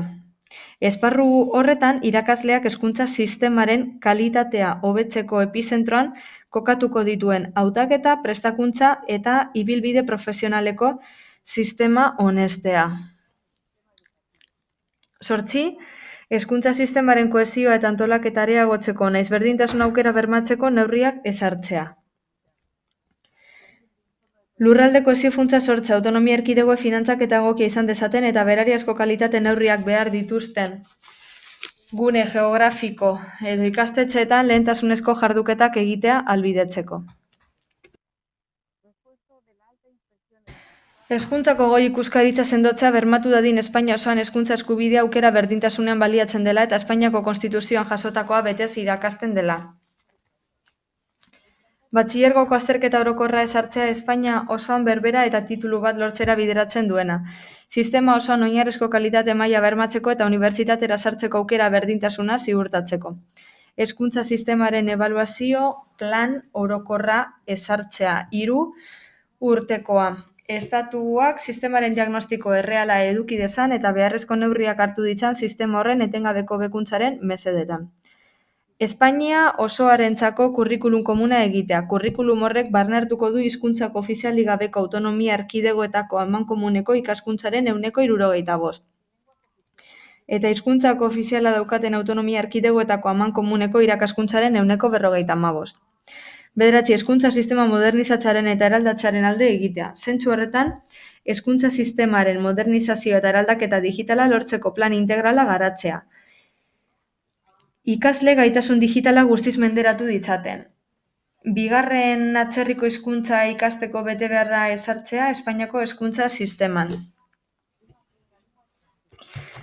Lanbide heziketa duala sendotu eta modernizatzea gure ekoizpen ereduaren eskakizunetara egokitzeko. Hezkuntzako larrialdi plana txertatzea oinarrizko legerian, hondamendi osasun krisi edo kutsadura larrien egoeretarako. Alderdi Popularrak 10. LOMLOE-ren aurka iragarritako konstituzio kontrakotasuneko errekurtsoa babestea gure konstituzioan jasotako eskubideak urratzen ez direla bermatzeko xedez. Hala nola hezkuntza gaztelaniaz, konstituzioaren 3. artikuluaren arabera Espainiako hizkuntza ofiziala den horretan, jasotzeko eskubidea eta aukeratzeko eskubidea urratu ez daitezen. 11.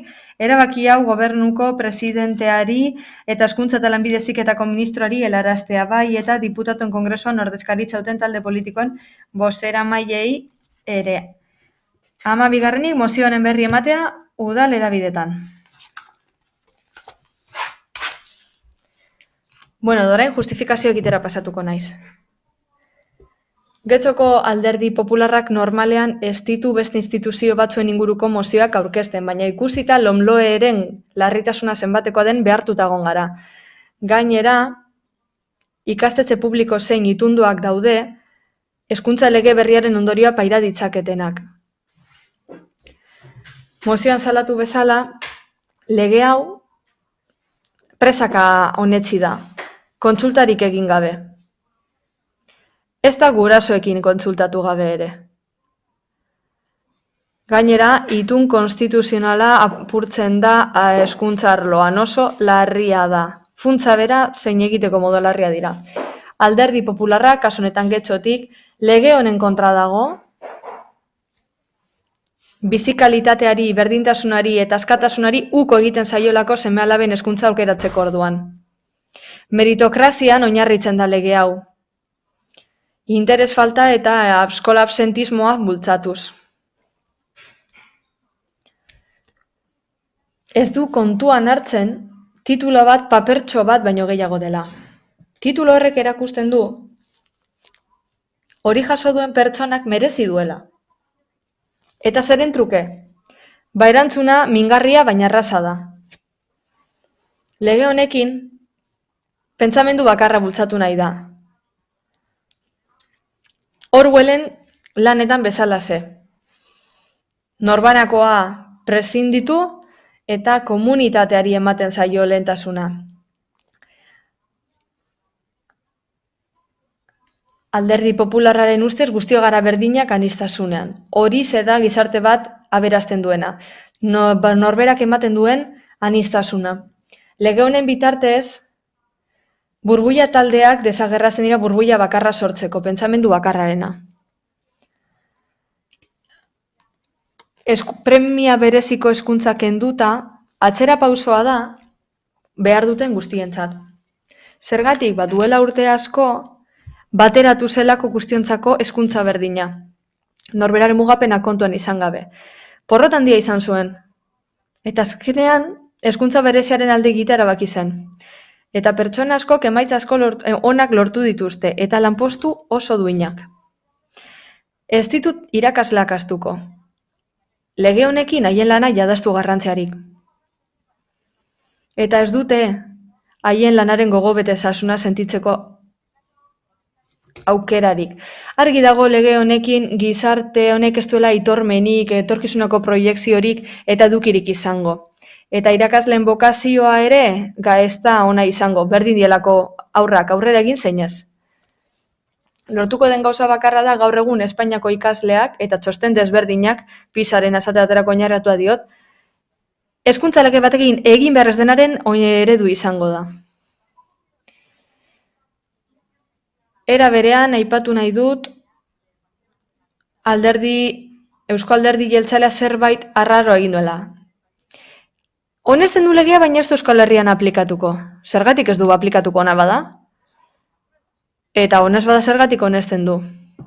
Ezkerreko alderdiek diotenak zera erakusten digu. Askatasuna aipatu bai, baina hitz hori erabili baino ez dut egiten da aplikatu. Amiga Anderea, zeure da hitza. Bai, eskerrik asko, alkate Andrea.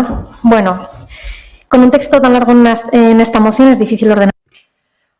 Horren beste testurekin oso zaila da eztabaida antolatzea, baina gauza da ez da erraza, ez da ere, instituzioetan ultraeskuinak erabiltzen duen hizkera erabiltzen duzue, azkenen intsultoak asmatzen dituzue, hitz-jokoak egiten dizute eta edozein eduki interesgarri lausotzen da horrela. Baina guazen zuen proposamenaren funtsa aztertzera, gure eskumenekoa ez bada ere, horrek ere harritzen gaitu izan ezuk izaten zarete lehenengoak eskatzen duzuenak, hemengo eztabaidak udaleren mukoak izatea, mozioaren inguruan. Argi utzi nahi dugu agerikoa den zerbait. Kongresoan gehiengoa lortu zuen eta hainbat alderdik oniritza eman zioten gainera, Save the Children azkenengo txostenaren arabera, Espainiak 14 puntu igo ditu segregazio eskolarrean. Eta horrek zer adierazten du? Zerbait ez zihoala ondo aurreko legearekin. Eta kontuan izan behar dugu, euskarazko kabinati barkamen askatzen dizugu, baina Zoomeko mikrofono heltzen zaigu. Ustedes parecen querer ignorarla. Badirudi zuek hori ignoratu nahi duzuela, somozioan ez duzuelako aipatzen eta gainera, badirudi, hezkuntza zentroa aukeratzeko askatasun horren atzean, zuek nahi duzuena da, gizarteko kidak ez nahaztea, seme alabak, beste klase sozial batzutakoekin ez nahaztea. Kontraesankorra da hori. Gure herrialdearen egoera egokia da lege hau aplikatzeko 2 sare eskolar ditugulako, publiko eta itundua. Itundua dira funts publikoekin sostengatutako zentro pribatuak. Eta gainera nazioartean ere badugu lekua. Eta esaten duzuenean, lege honek ez duela balio berdintasuna lortzeko, uste gu berdintasun hori eskapatu zaizuela. Izan ere, hezkuntza sistema kurtauetan, segregazio handiago baterako baino ez du balio izan. Publiko alde batetik eta itundutako bestetik. Eta uste dugu zuentzako hezkuntza distinzio sozialerako elementua baino ez dela. Beste modu batera esan da, eskolak aberatzen privilegio izatea nahi duzu eta Elkarrekin Podemosetik kontrakoa defendatzen dugu. Hezkuntza publiko bat guztiak aukera berdintasunean eziko dituena. Ezin ere ezin da gertatu oraindik eskola batzuk diru publikoa jasotzea eta gero bertan sartzea eskatzen duen ikasle guztiak ez matrikulatzea, kuota voluntarioak eta horrelako indistintzioak eginez. Hori ekiditeko, lege honetan, gardentasun mekanismoa txertatzen dira inor atzean ez geratzeko jatorri sozial edo etnikoagatik. Horregatik, lege honetan, hezkuntza publikoa definitzen da, hezkuntza sistemaren ardatz gisa. Eta plaza publiko gehiago izaten alde egiten. Eta bai, beharrezkoa da, estatuan ikasleen 67 bakarri dagoelako eskola publikoetan. Eta Europako batez bestearen 180% aldean hori, Euskal Autonomia Erkidegoaren kasuan, sare pribatu gehien dituen 3. lurralda gara Europa mailan. Topagun Euskal Eskola Publikoaz arro, kemandako datuen arabera. Akusazioi dagokienez gaztelania hil nahi dela, eta ez da egia. Planteatzen den eredua indarran egon denaren parekoa delako. Peperekin eta sorekin indarran egon zirenak. Eta hezkuntza bereziari dagokionez, lege berri honekin baliabide gehiago bideratu nahi dira ohiko zentroetara, berri izan berezia dituzten aurren hartu ahal izateko. Eta Nazio Batuen erakundeak egindako txostenaren arabera dio, hitzarmenaren 24. Artikulua vulneratzen dela premia bereziko aurren eskubidei dagokienez. Gainera esaten da Alderdi Popularraren gobernuak ez duela diru asko edo beto esan da nahikoa eskaini helburu hauetarako premia berezirako. Zue badakizue, baina lata ere familiak kezkatzen ari zarete, probari gabe, arrazoiri gabe eta bukatzeko. Euskadira bueltatzen bagara, hortze dugu lehen aipatutako ekimenaren aldarrikapena. Euskal Eskola Publikoaz arro topagunea. Elkarrekin Podemosek bat egiten dugu haiekin, beti defendatuko ditugun puntuak aipamarratzen dituelako. Euskal Eskola Publikoa, hezkuntza sistemaren ardatz gisa, baliabide ekonomiko nahikoa, eta kotoa jartzea hezkuntza sistemaren privatizazioari segregazioa geldiarazteko. Eta, beraz, Kongresuan onetsitako hezkuntza legea defendatuko dugu eta kontra bozkatuko dugu. Eskerrik asko, Amieba Anderea, eta hitza Díez Andereak hartuko du.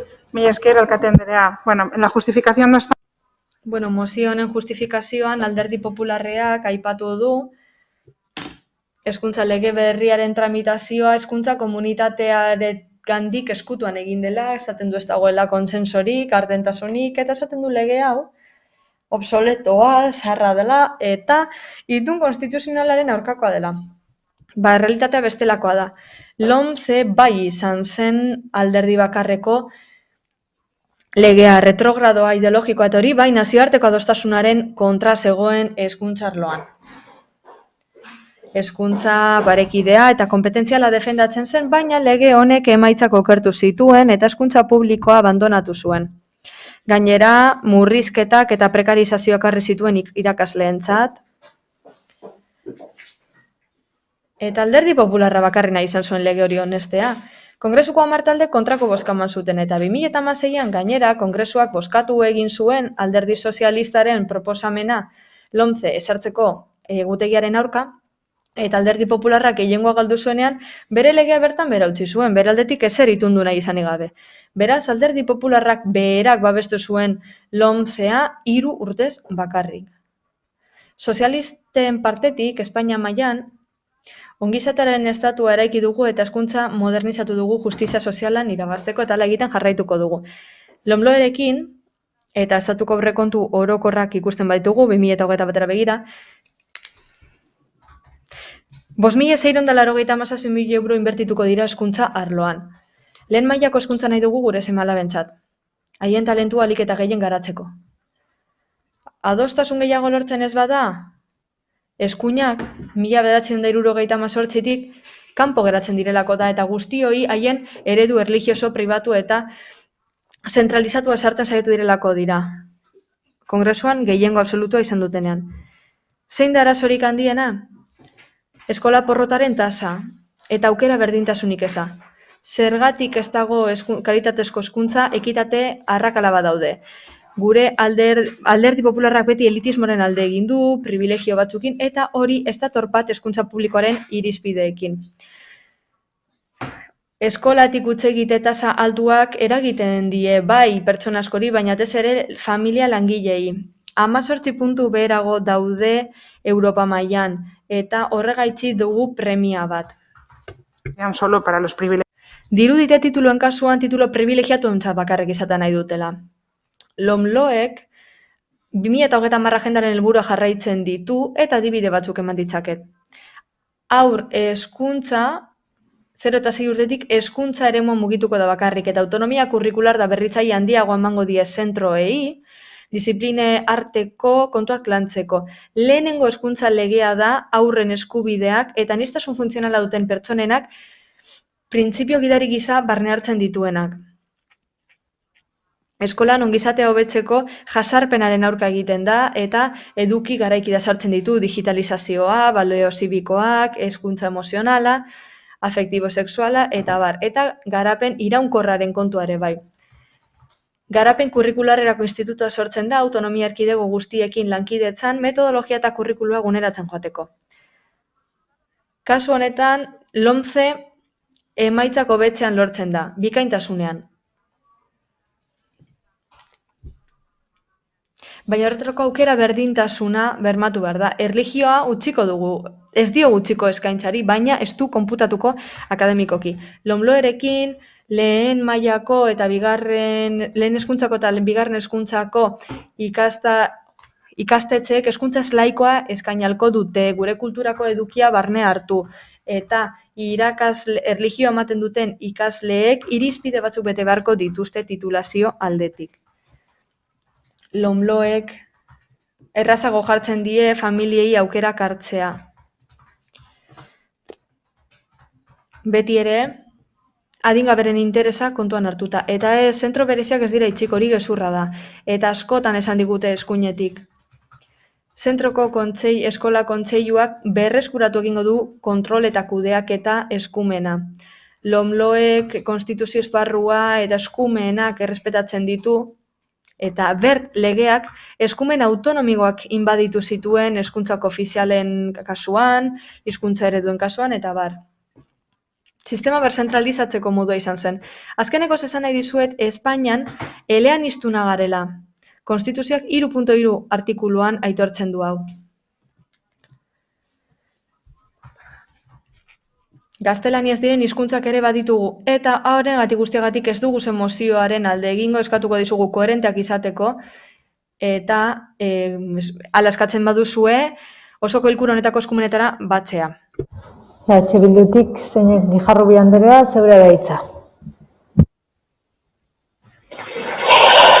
Bueno, ez da Euskal Herriko hezkuntza komunitateak behar duen tresna. Hori da Posueta Nafarroako diputatu eta Bilduren hezkuntza batzordeko bozeramailea kongresuan emandako hitzak dira, eta horrela berresten ditugu hemendik. Ez da Euskal Herriko hezkuntza komunitateak behar duen tresna. Hala ere, zer esan zuek egiten duzuen eskari atzerakoi eta zentralisten inguruan, mesedez. González del Valle Francos Andrea, lotza apur bat defendatzeko zuek planteatzen duzuen aldaketak edo LOMLOE lege hau bertena baino askoz ere atzerakoia dela esateo. Hala ere, aurkezten duzuen LOMLOE izeneko legea bertena baino atzerakoiagoa balitz bezala eta bert legeak ematen dituen ondorioak kaskartuko dituelakoan. Baina horren jarraian beste garai batzutako hezkuntza ereduaren ezaugarrien aldarria egiten duzue mozio honetan. Erlijiosoa, zentralista erabat, teknologiaren alorrean proposatzen dituzuenak ere, zerbait ezateagatik, dagoeneko egongo ez balira bezala aurkezten dituzue, baina, jakin dezazuen adibidez Euskal Autonomia Erkidegoan sistema mistoaren hainbat pilotaje abiatu direla hezkuntza zentroetan azkenengo hilabeteotan. Beraz berrikuntza gutxi alor horretan ere proposatzen duzuen horretan behintzat hemen. Eta nola ez, gaztelaniaren aldarria egiten duzue. Gutxi balitz bitan egiten duzue aldarri hori. Batean nahikoa ez da eta bitan sartzen duzue zuen mozioan. Ulertzera emanez, gaztelania ikasteko eskubiderik ez dagoela.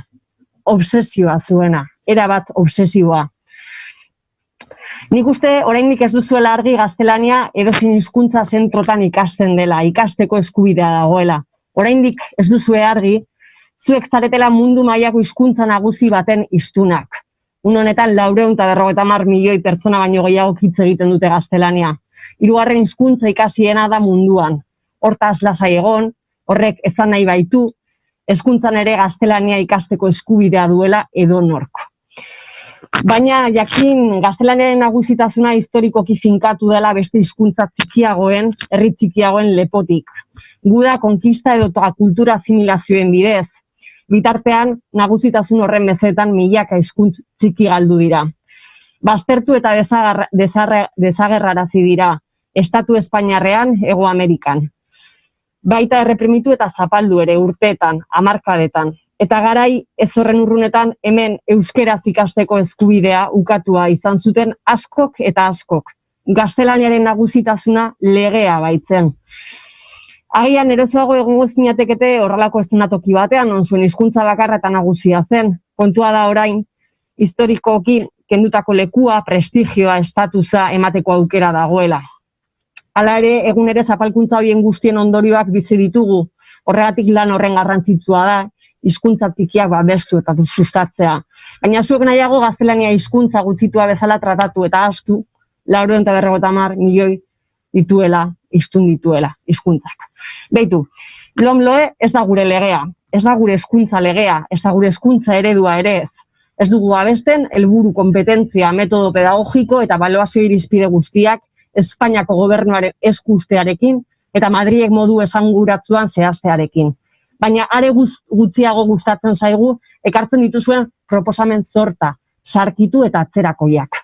EH Bilduk pedagogia feminista, laikoa, ekitatiboa, doakoa eta unibertsala erdigunean jarriko dituen hezkuntza eredu eskidetzailearekin alde egiten du. Noski eta euskalduna. Ikasleak lurralde bakoitzeko hizkuntza ofizialetan eziko dituen murgiltze ereduan oinarritutako eredu baten alde egiten dugu. Eta zalantzarik baldin badago, diskurtso honen ostean, ezezko borobila bozkatuko dugu. Sí, vamos a votar que no, que quede claro. Ezezko bozka emango dugu. Badakigu Cervantesen hizkuntzan ere hitz egiten. Eskerrik asko, Guijarrubi Andrea eta Uriarte jauna zeurea da hitza. Alkate Andrea, eskerrik asko. Gure Madrilgo taldeak azaroaren 19an aldeko bota eman zion hezkuntza lege berriaren irizpenari, testuak euskal berezitasuna aitortzea eta Euskal Herriko Autonomia Erkidegoak hezkuntza arloan dituen eskumenak errespetatzea lortu ondoren. Egia da, LOE legea ez dela gure legea, baina aurrera pausua da. Gure hezkuntza sistemaren esparru zabalagoa izateko aukera eman baitu. Hori da EAJ-PNV gisa dugun helburua. EAJ-PNVek bere hauteskunde programako konpromisoen artean Word legea ordezkatzea jasotzen zuen. Euskadin onartu ez zera iritzita. Gainera, eragozpen asko sortu zituen. Testuan sartutako hobekuntzen artean, EAeko lurralde historikoen, eskubide historikoen, ondoriozko euskal berrizitasuna eta EAeri hezkuntza arloan dagozkion eskumenak esplizituki aitortzeaz gain, Madrilgo gure euskal taldeak, legeak, beken euskal sistemari dagokionez sortutako gatazkak eta judizializazioa konpondu ditu. Hezkuntza lege berriak berariaz jasotzen du. Autonomia erkidegoek gure beka sistema propioa izateko duten gaitasuna funtsezkoa baita gizarte kohesioan aurrera egiteko. Gure taldeak egindako beste hobekuntza bat berezko hizkuntzak indartzeari buruzkoa da. Lege berrian hitzez hitz jasota dagoena. Beste bat autonomia erkidegoek kurrikuluna ezartzeari buruzkoa da, eta orain 50%raino igotzen da. Horrela, kurrikulun aniztasuna berreskuratzen da. Eta produkzio eremuari eta enpresari lotutako lanbide heziketa indartzen da, eskerentzia bilatzen duena. Gainera, gure taldeak testuari kanpoko ebaluaziorako sail, erakunde eta instituzioen parte hartzea ere ireki dio, eta gure ustez aurrerapauso handia da. Halaber, euskal hezkuntza eredua aldarrikatu eta defendatu nahi dugu, sare publikoa eta itunpekoa batera baitaude. Era berean, aitortu nahi dugu ikastolek eta kristal eskolak zeregin garrantzitsua dutela EAeko hezkuntza sisteman, eta egungo arauarekin garatzen jarraitu ahal izango dutela. Horregatik guztiagatik, alderdi popularraren mozio honen aurka bozkatuko dugu. Legea aldatzea beharrezkoa zen, eskumen inbazioagatik eta hezkuntza kalitatean izandako atzerakadatik. Eta gizartearen eta hezkuntza komunitatearen aldetik hainbeste kexa jaso dituelako. Eskerrik asko. Eskerrik asko Uriarte jauna. Berriro hitza. González del Valle hitza hartuko duzu? Bai, mikrofonoa piztu mesedez.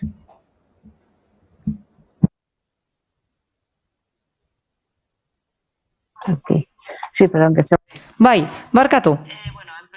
Lehenik eta behin, Amieba andereari erantzun nahi diot. Ez dut irainik esan, ez da hitz jokorik ere. Argi gera dadin. Eskola segregazioa aipatu du Amieba andereak eta ez da segregazioa. Badaude guraso batzuk, irakaskuntza bat nahiago dutenak eta beste batzuek beste bat. Guraso batzuek nahiago dute eskola hurbil egotea eta beste batzuek nahiago dute lantokitik hurbil egotea. Hori erabaki ezin badute, zer erabaki dezakete? Hezkuntza askea da, baita alderdi horietan ere. Publikoaren 77% ez da gutxi, ez dut uste irakaskuntza publikoa okerragoa denik. Itunduarekin alderatuta, besterik gabe gurasoen askatasuna defendatzen dut. Erabaki dezakete non ikasiko duten bere seme-alabek, besterik gabe. Guretzat hezkuntza askea da.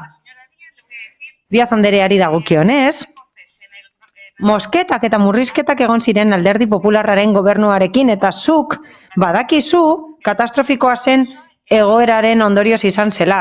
PSOEk utzitako egoerari erantzun behar izan genion alde guztietatik murrizketak eginez. Hala, guk alderdi popularrak ez du tituluak oparitzea nahi, are gutxiago privilegiatuentzat, ez dakit zer den zuentzat privilegiatua izatea, baina guk uste dugu tituluak eman behar zaizkiela merezi duten horiei.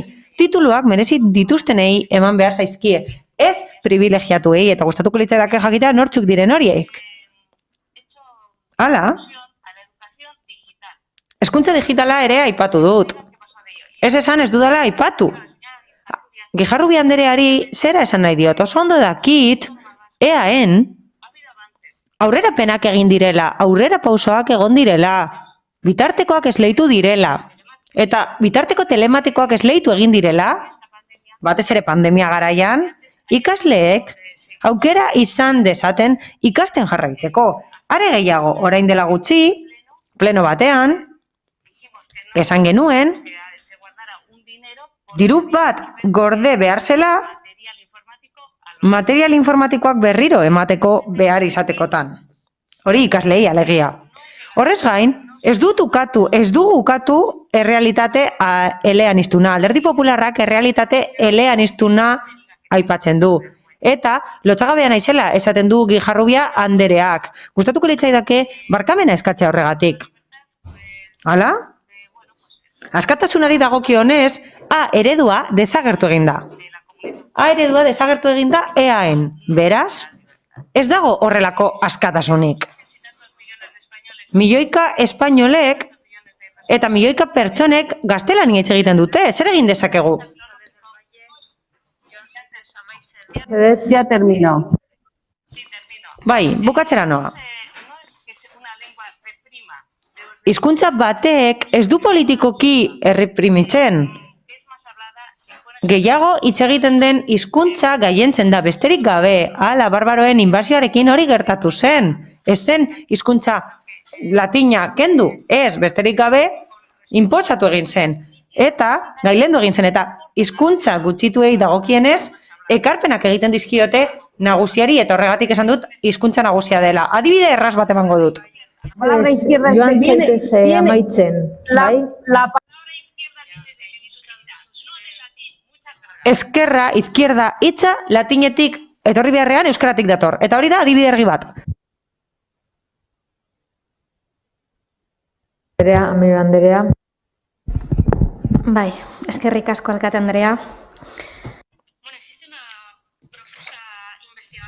Ikerketa sakon bat egin da, eta PISak hori bermatu du, eta PPko zinegotziak hori aipatu du. Hala, irakaskuntza pribatuak ez dauka publikoak baino kalitate hobea. Desberdintasunak daudenean, gertatzen da, gizarte kapitala, kapital kulturala, desberdinak direlako itunduetan, eta batez ere migratzaileen familiak onartzen ez badituzte.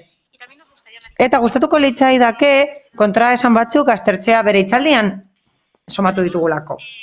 Hala, defendatzen dute behin eta berriz irakaskuntza erlijiosoa eta konstituzioa betetzea, eta konstituzioak jasotzen du laikoa dela Espainiako estatua, beraz horrek esan nahi du bere modura interpretatzen dutela. Are gehiago, eskatzen dute irakaskuntza bereziko zentroak indartzeko, eta gainera gaur Díaz Ayusok kaleratu ditu irakasle asko, irakaskuntza bereziko irakasle asko legearen aurka agertu ostean. Hala,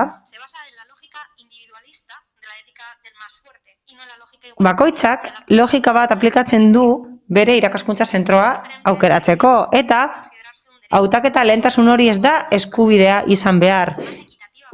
Irakaskuntza hobea ukatu ezezik,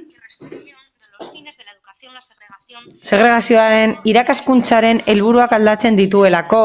Hala, drainatzen dira baliabide publikoak eskola publikoetan, eta horiek pribatuetara zuzentzen dira, eta askotan eskola horiek religiosoak dira, eta negozio bihurtzen dira eskolak. Baztertuei are kalte handiagoa eginez, beraz ez gaude ados. Eskola zentroetan aukera berdintasuna bermatu behar da, irakaskuntza publikoa, hizkuntza ofizialen irakaskuntza eta beste ñabardura asko. Eta argi dago horrez gain, gauza asko proposatzen dituzuela zuek Alderdi Popularretik, eta horietako asko egiteko aukera izan zenutela estatu mailan, eta zenuten horiek aplikatu, ezin dituzten horiek aplikatu, eta orain eskatzen duzue hori besterik gabe, Kongresuko ultraeskuineko frontean egon nahi duzuelako, eta horrek ez digu aldaraziko gure iritzia. Eta kontua ez da konbizioen kontua, zuek diozuen bezala, baizik eta eskubideen kontu bat. Mila esker. Eskerrik asko. Ez, Guijarrubia Anderea, hitza hartu nahi duzu? Ez? Eusko Alderdi Jeltzaletik, ez, beraz bozketara pasatuko ginateke. Mozioaren aldeko... No, que quiero... yo no puedo intervenir. Ez, dagoeneko hitz egin duzu eta bigarren txanda agortu duzu. Bozkak, Partido Popularranak ditugu, abstentzioak, ez daude, eta aurkakoak, EH Bildu, Elkarrekin Podemos, PSE Euskadiko Ezkerra eta Eusko Alderdi Jeltzalekoak ditugu. Eta honekin, 178. puntura pasatzen gara, PP Alderdiko Udal taldeak aurkeztutako mozioa, Musikebarriko lagun txartela sortzea.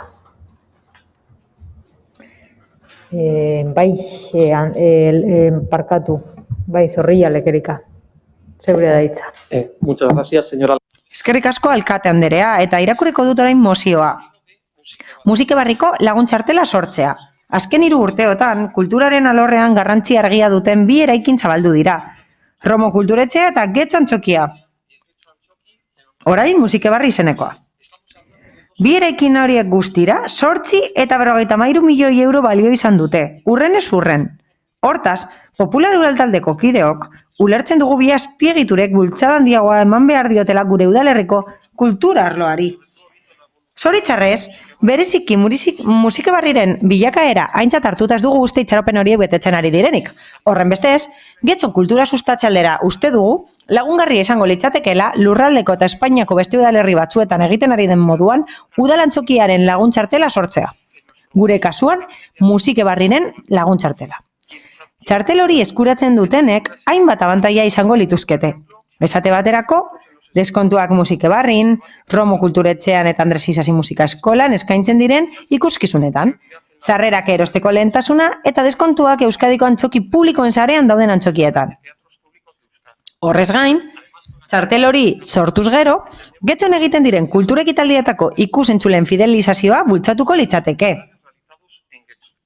Azaldutako guztiagatik, Popular Udal taldeak honako hau aurkezten du. Erabaki proposamena lehenengoa, Getxoko Udalak Musikebarriko lagun txartela sortu dezala, eta hainbat abantaila ematea hori eskuratzen dutenea. Bigarrena, mozio honen berri ematea udalaren hedabideetan.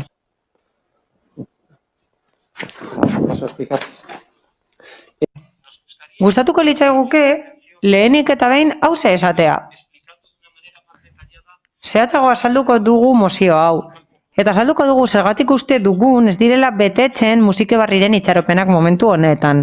Hala, eraikin honen aurrekontua 23 milioi eurokoa izan da, eta 9 urteko horren ostean, 53 milioi euroak gainditu ditu bere kostuak. Baina, abanguardistagoak izateko aldatu zen bere izena, eta Getxo Antzokitik Musikebarrira pasatu ginen. Arte, kultura eta kongresu zentroa. Hala, kudeaketa eta itxaropenak aipatzea arren, izendapenaren hasierako eta amaierako partetik has gintezke kongresuen zentroa edo kongresu singularrean.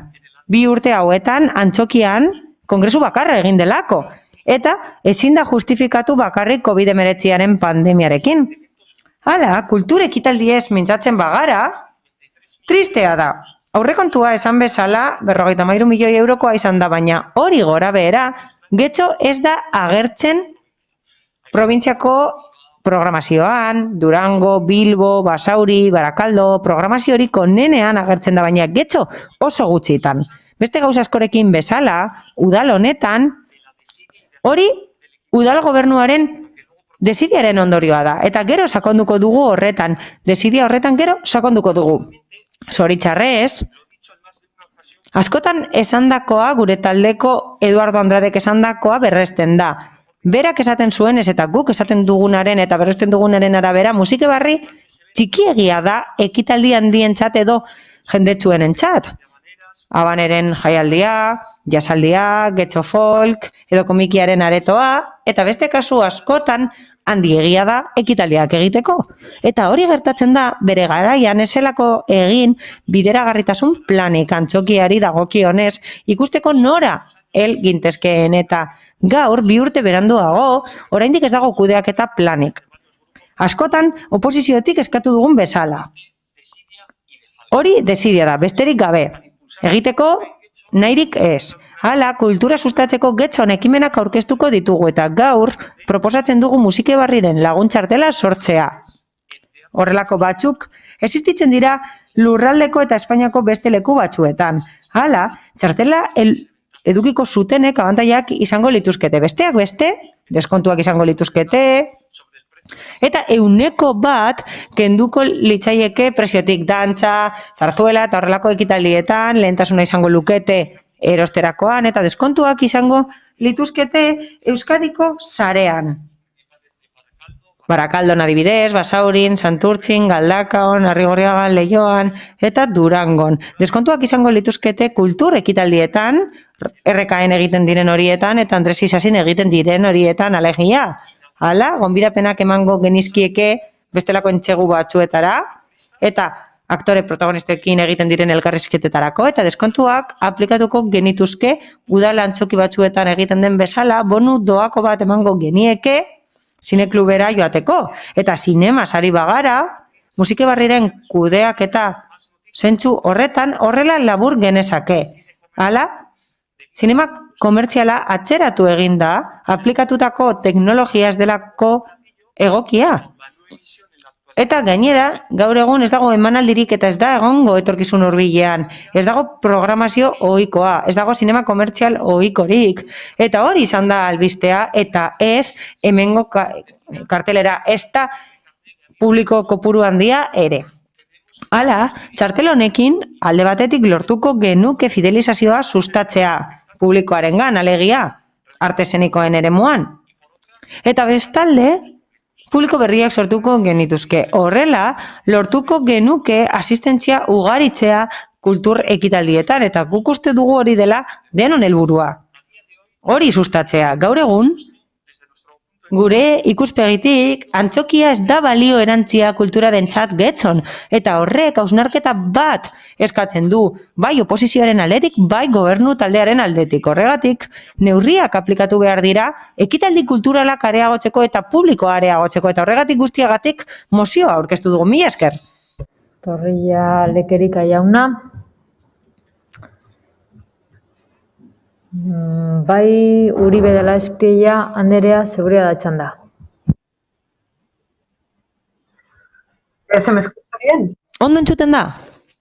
Bai, ondo entzuten da? Bai. Bai, ondo entzuten da.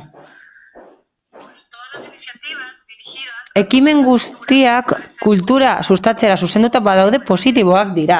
Hala, egokiak iruditzen zaizkigu kultura sustatzeko ekimen eta ekitaldi guztiak. Horrelako proposamenek babesa ematen dute kulturaren sustapenerako eta kasu honetan laguntzen dute kultur azpiegiturak erabiltzeko eta bere edukierak betetzeko, publikoak fidelizatzeko, eskaintza ezagutzera emateko eta jarraitzaileen erkidego bat sortzeko. Kasu honetan musike barrien eta kultur espazio guztietan getzon.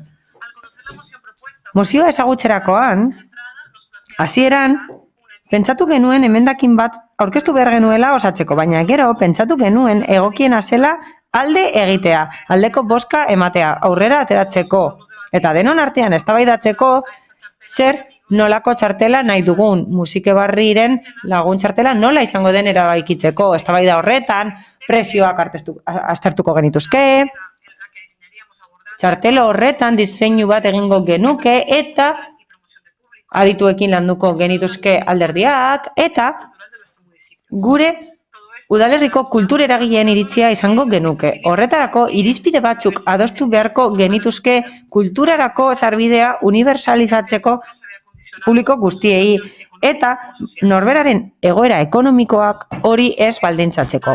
Hala, mozio honekin aukera daukagu gai hau jorratzeko. Izan ere, askotan ez dugu horretaz hitz egiten.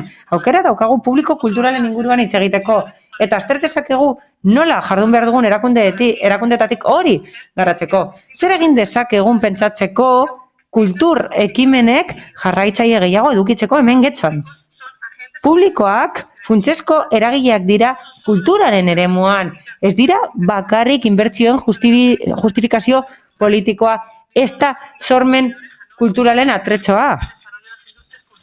Hori babesten dute industria kulturala, baina ez dira hori bakarrik. Praktika kulturalak ez dira bakarrik ondasunak, kontsumo ondasunak.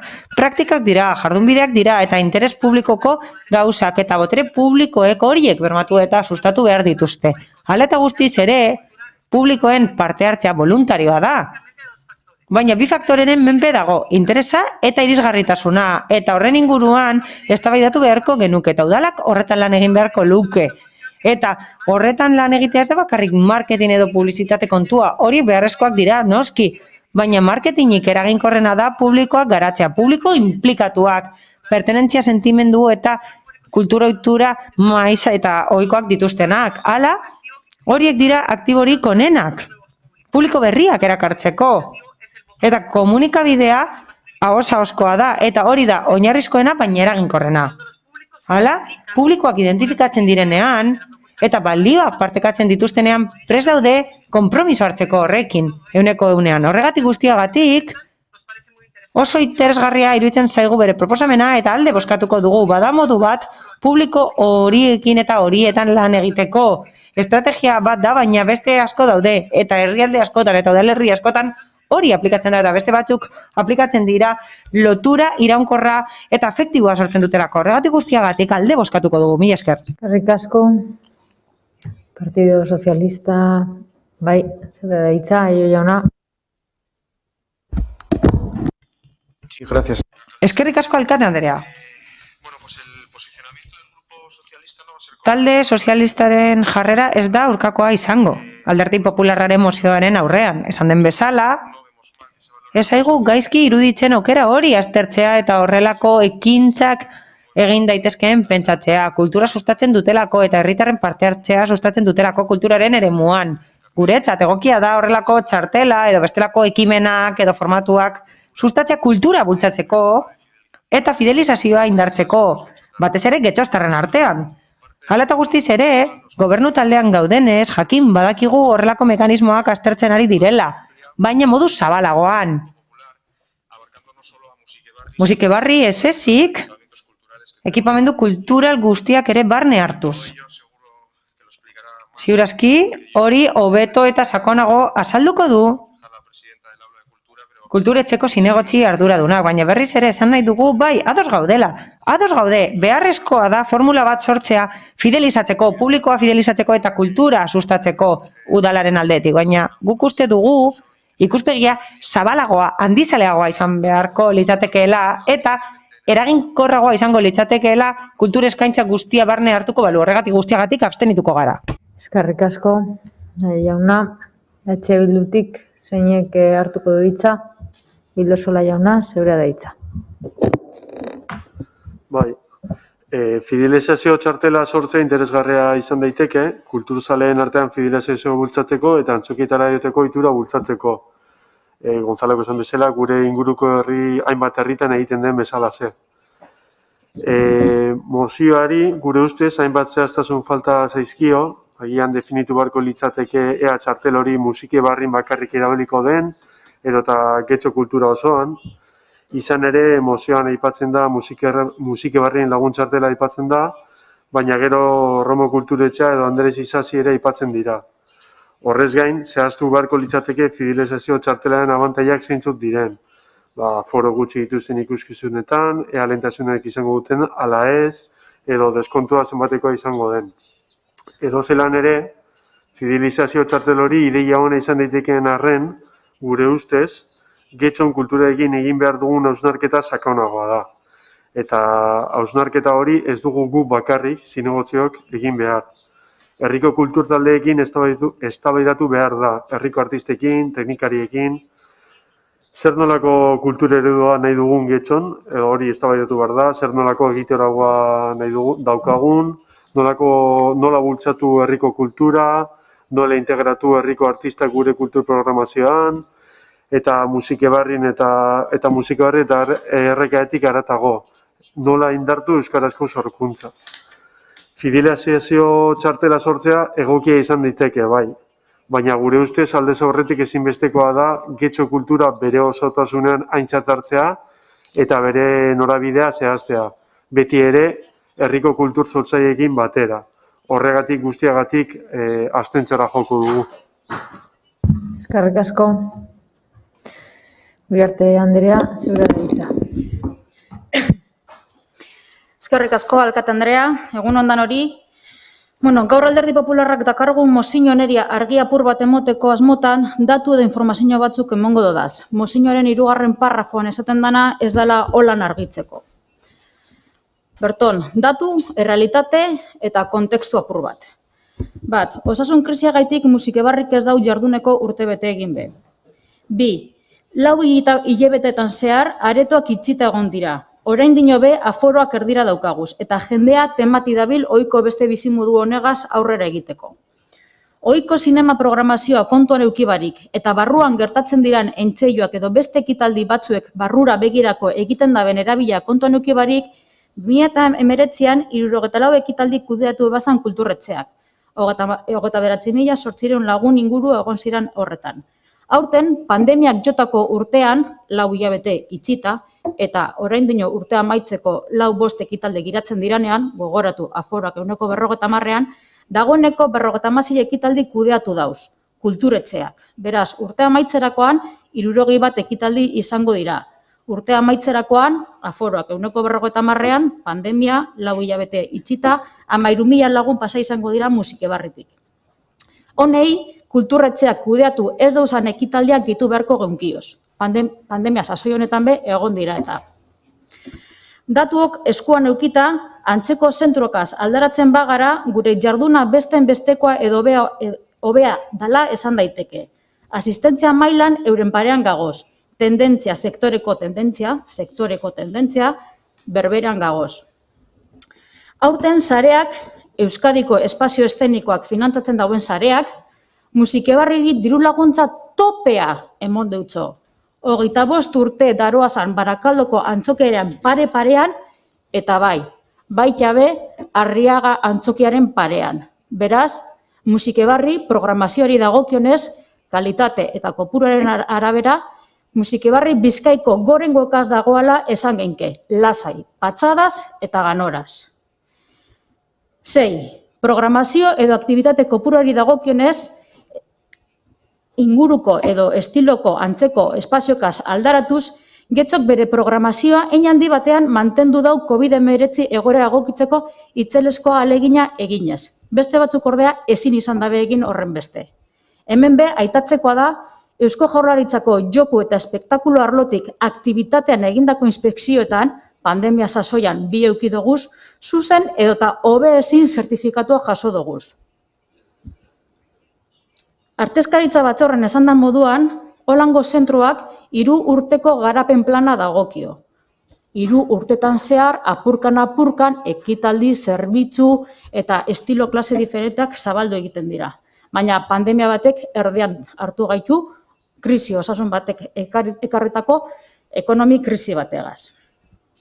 Balorazio kualitatibora joango bagina eta sektore profesionalen eritzeak aitatuko bagenduz, honako mezuak jasotzen duguz. 3 baino ez doaz aitatuko, gehiagin luzatu egingo nintzatekelako. La caja escénica de primer nivel que se adapta perfectamente a las condiciones necesarias para la ópera. Compañía Ópera 2001 presentó la ópera Don Giovanni en marzo de... Itxez irakurtzen ari da eta orain ezin dugu hori itzuli. Mila esker. Musikebarri dejan pensar que la danza tiene un gran futuro en Getxo. John Maya, Kukai, presentó Oscara en enero de 2020. Impartió masterclass a 25 participantes de las escuelas de baile del municipio. Este año teníamos previstos más de 40 conciertos y gracias a la apuesta de Getxo Folk en Musikebarri, este es el primero que realizamos en todo el año, septiembre. Celtas cortos. Bueno, esan dakoa. Musikebarrik hainbat plan daukaz, askotan esan dugun moduan, eredu bitera jotzen dugu, publikoen garapena, lantzen gagoz, izatez, lortu gura duguna da, getxotarrak kontsumitzaile pasiboak izatetik, kontsumitzaile aktibora pasatzea. Horregaitik, Getxo kultura ezagutza zarea sortzen gagoz, residentziak sortzen dagoz Musikebarrin egon daitezen, eta masterclassak eta barbe bai. Jakin dakizunez be, batzordetan askotan esan dugulako, herriko eskolakaz programa berezi bat sortu genduan, herriko eskoletako umeek be guregana etorri daitezen eta obra bat zabal-zabalik ikusi dagien publikora eskaini baino lehenago. Beraz, hainbat eta hainbat gauza egiten gagoz, publiko garapen horretan, lehenaz, berbetan egon zarien moduan, eta hor gagoz, lanean gagoz. Baina, bueno, behin guzti hau argituta, Musikebarri ondo edo ez doala. Uriarte argituta. Andrea, joan zaitez amaitzen. Bai. Esan beharrekoa da, musikebarriko lagunak edo antzeko zeo zer badokagula aurre ikusita. Baina ez musikebarri ez da bilelako. Baizik eta holango sistema bat eduki behar dugula uste dugulako. Eskerrik asko. Beste behin, bai, zeurea da hitza. Zorrialek Erika jauna. Gracias, señora alcaldesa. Eskerrik asko, alkate Andrea. Eskerrik asko. Eskerrik asko tonuagatik, eskerrik asko taldeen tonuagatik eta erantzun positiboa. Naiz eta denek ez duzuen alde bozkatuko, eskerrik asko. Eskerrik asko mozioaren aldeko jarrera hau erakusteagatik. Elkarrekin Podemosek alde bozkatuko dugu eta eskertzen dugu benetan. Erabat ados gaude, bai, unibertsalizatu behar da kultura. Eta ahoz oso ondo funtzionatzen du, sistema hori da betikoa eta eraginkorrena. Eta hori esan dute zuzendari askok, edo kudeatzaile askok. Udalantxokien zuzendariek hori esaten dute. Ahoz hoberen funtzionatzen duen sistema dela. Ahoz ahokoa. Hala, Alderdi Sozialistak eta EH Bilduk gauza bera aipatu dute, bai. Aitortu behar dut, mozioa idazterakoan, musika berriko laguntzartela jarri beharrean, Getxoko kulturaren laguntzartela pentsatu genuela izendatzea, baina ikusita nola gainerako erakundetan eta lekuetan bestela jarduten zutela eta zehazki aipatzen zutela udal antzokia, erabaki genuen musikebarri jartzea, baina, edo nola ere, dana hartzen dugu barne, eta hori da balizko proposamen bat.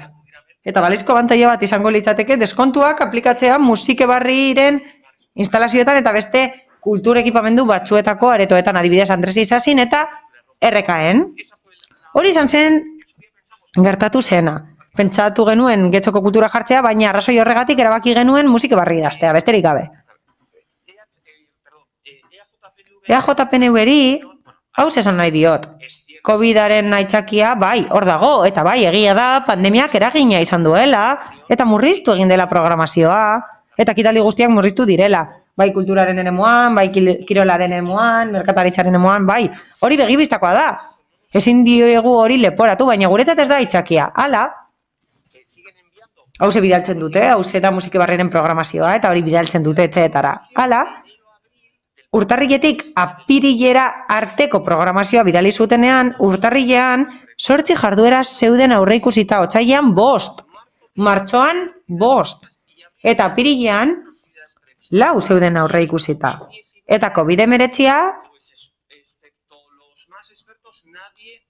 adituena gora bera, berria zen guretzat, eta inork ez zuen horren berri plangintza egin zenean, beraz, guretzat ez du balio aitzakia horrek. COVID-19 ez da aitzakia edo sartarako, egia da, baina ez da nahiko aitzakia gisa. Aipatu da badagoela plan bat, garapen plan bat, eta plan batzuk, baina nola ez, aipatu behar dut. Arteskaritza batzordeetan, ezer gutxi aipatzen da horren inguruan. Oposiziotik, eskatu dugu behin baino gehiagotan, kudeaketa plan bat egiteko edo garapen plan bat egiteko, eta bai, horretan lan egiten ari da, baina gaur egun, Simplemente ya para terminar. besterik gabe, bukatzeko, hasieran esan bezala, eskerrik asko taldei, alde bozkatzeagatik, edo behintzat ez ukatzeagatik, mila esker. Eskerrik asko. Hitza beste norbaitek hartu nahi du. Bai, Uribe de la Espriella, Anderea, zeurea txanda. Mila esker. Bueno, labur. Komentatu nahi nuen, gu proposamen hau babestea erabaki genuenean, hala egin genuen uste dugulako, osatu behar den arren, lan hau egin daitekeela, gainerako taldeekin batera, baina baita ere eragile sozialekin batera eta adituekin batera. Kultur kudeaketan eta publiko kudeaketan aditua direnekin batera. Eta orain, kultura zinegotziak esan digu ideia hau mahai gainean dagoela eta beraz interesgarria iruditzen zaigu lan hau egitea. Espazio egoki batean, esate baterako kultura mahai horretan, lehen aipatu duguna, osoko bilkuraren batean edo arteskaritza batzorderen batean. Uste dugu Alderdi Popularraren proposamena positiboa dela eta horrela aitortu behar dugu. guk Elkarrekin Podemosetik ez dugu interpretatu edo ulertu Musike Barriren kudeaketaren inguruko ebaluazio gisa. Proposamen bat baino ez da. Beste mozio batean komentatu zen EAJ-tik oposizioari eskatu zitzaion proposamen gehiago egitea. Positibak izan badira, proposamenak egitea, beraz, laguntzeko eta kontuan hartzeko momentua da kalkulagailuarekin korrik askapatu ordez. Eskatzen digute olako gauzak egiteko, baina gero ez dituzte onartzen gure ekarpenak. Bestalde, badaude txartela honetarako erabaki hobeto esan adibide onak, Leioan esate baterako antzeko txartel bat dago, eta bertan, Leioako kultursare osoaz gain, aurrentzako gauza daude, esate baterako gaztentzako txartelak, elkarte lagunak ere badaude. Beraz, adibideak asko daude, eta nik uste dut erreparatu behar diegula, izan ere pasaden egunean komentatu genuen bezala sarietan, guztiok egon ginen bertan Musike Barrin, nahi dugula getxo kulture referente izatea Euskadi mailan, baina horretarako lan egin beharko dugu publikoa inplikatzeko, publiko aktiba lortzeko, eta publiko horrek gomendioak egiteko eta gure kultura zaintzeko. Eskerrik asko. Eskerrik asko. Ez Bildutik, ez eta Euskal Herria Jeltzaletik, beraz bozketara pasatuko ginateke, mozioaren aldeko bozkak, Partido Popularra eta Elkarrekin Podemosekoak ditugu. Abstentzioak, EH Bildu, PS Euskadiko Ezkerra eta Eusko Alderdi Jeltzalea, eta aurkako botorik ez litzateke egongo. Eta honekin 169. puntura pasatuko ginateke. Geldiune bat egin behar dugu mozio hau eta gero, iaia 2 ordu daramago. Getxo EH Bildu Alderdiko Udal taldeak aurkeztutako mozioa Handiko Etxe kalea oinezkoentzako egokitzea.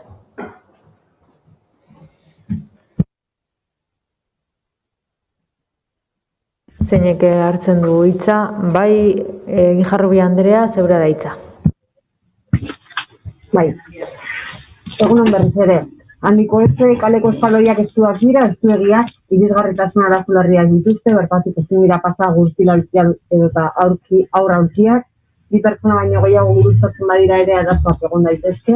Kezago askotan entzun dugu, baina agianaren handiko etxe da Andres Cortina lotura iristatu denean, kezagoei kasu egin marko genieke. Baina kale hori garajen zarbidea izataz gain, Andres Cortina kalderako lotura da eta kotxe partikularraz gain osalarizako banazkaiak edo udal zerbitzuak beharrezkoa dute. Agian trafiko aldaketak aztertu daitezke, baina aztertuta ere garajen zarbideak hor segituko lirateke. Kontua da beraz, kale horretan oinezkoari autona horretik lehentasuna ematea eta ez orain bezala nonkotzeek lehentasun osoa dute. Hortaz, hau da pleno honetarako adosteko proposatzen dugun puntu bakarra. Udal Gobernu taldea beharrezko izapideak eta tramiteak egingo ditu, Handiko etxe kalea Trinidad eta Andres Cortina kaleen artean oinezkoentzako egokitzeko eta irisgarritasun irizpideak betetzeko. Horretarako, maila berean jarriko dira espaloiak eta errepidea. Gehienezko abiadura 20 km/orduko izango da, eta oinezkoek lehentasuna izango dute zati osoan. Trinidad kalearen ondoan, karga eta deskargako alde aurretu daiteke. Orain inguruan, esan nahi dugu aurreko asteko lurralde batzordean informatu ginduztela badagoela plan bat oinezkoentzako eta plataforma bakar bat jartzeko espazio handiko etxeko kalea. Hortaz, nahiz eta aurrekontuetan hori gauzatzeko partidarik ez dugun topatu, bai izan ziguten 250.000 euroko partida egongo dela proiektua gauzatzeko, beraz, konfiantza botu bat emango diogu Udal Gobernuari eta mozioa erretiratuko dugu.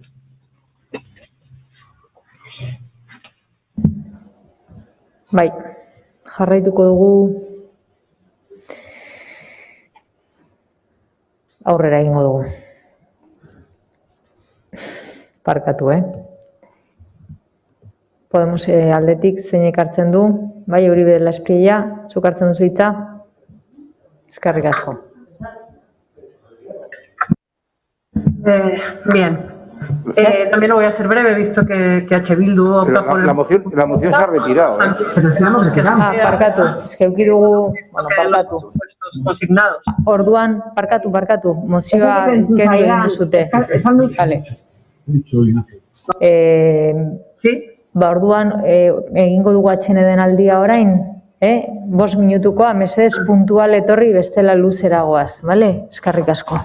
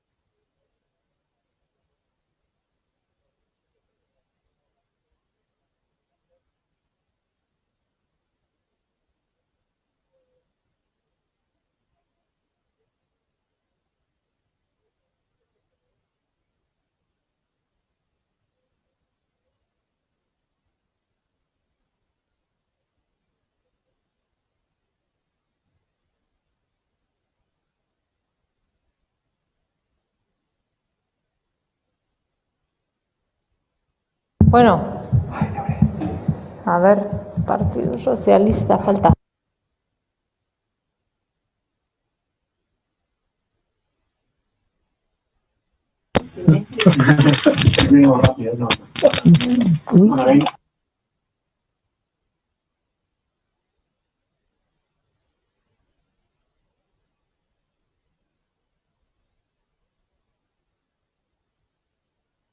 Bueno, jarraituko dugu. Falta zaigu bi partido, bi talde falta zaizkigu.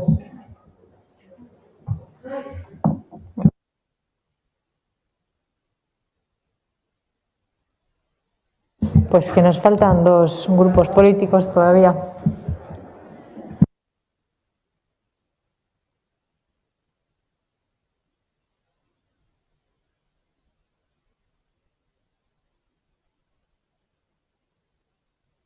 Bueno, hasiko gara. Orduan, EH 170. puntura pasatzen gara, eta hemen Getxo EH Bildu alderdiko udal taldeak aurkeztutako mozioa. Balizko 3. olatuaren aurrean kontingentzia planak egitea.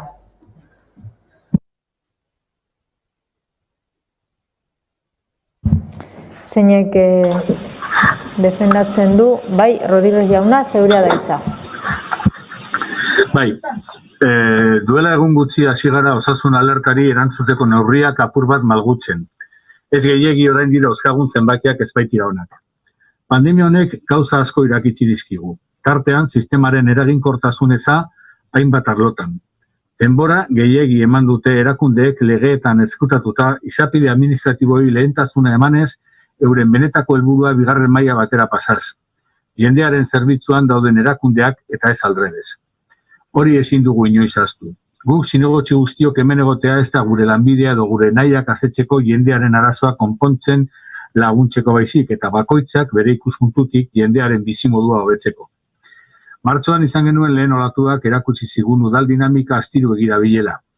Egoeraren inguruko ezjakintasuna justifika dezake moteltasun hori lehen olatuan, ez baina hurrengoetan.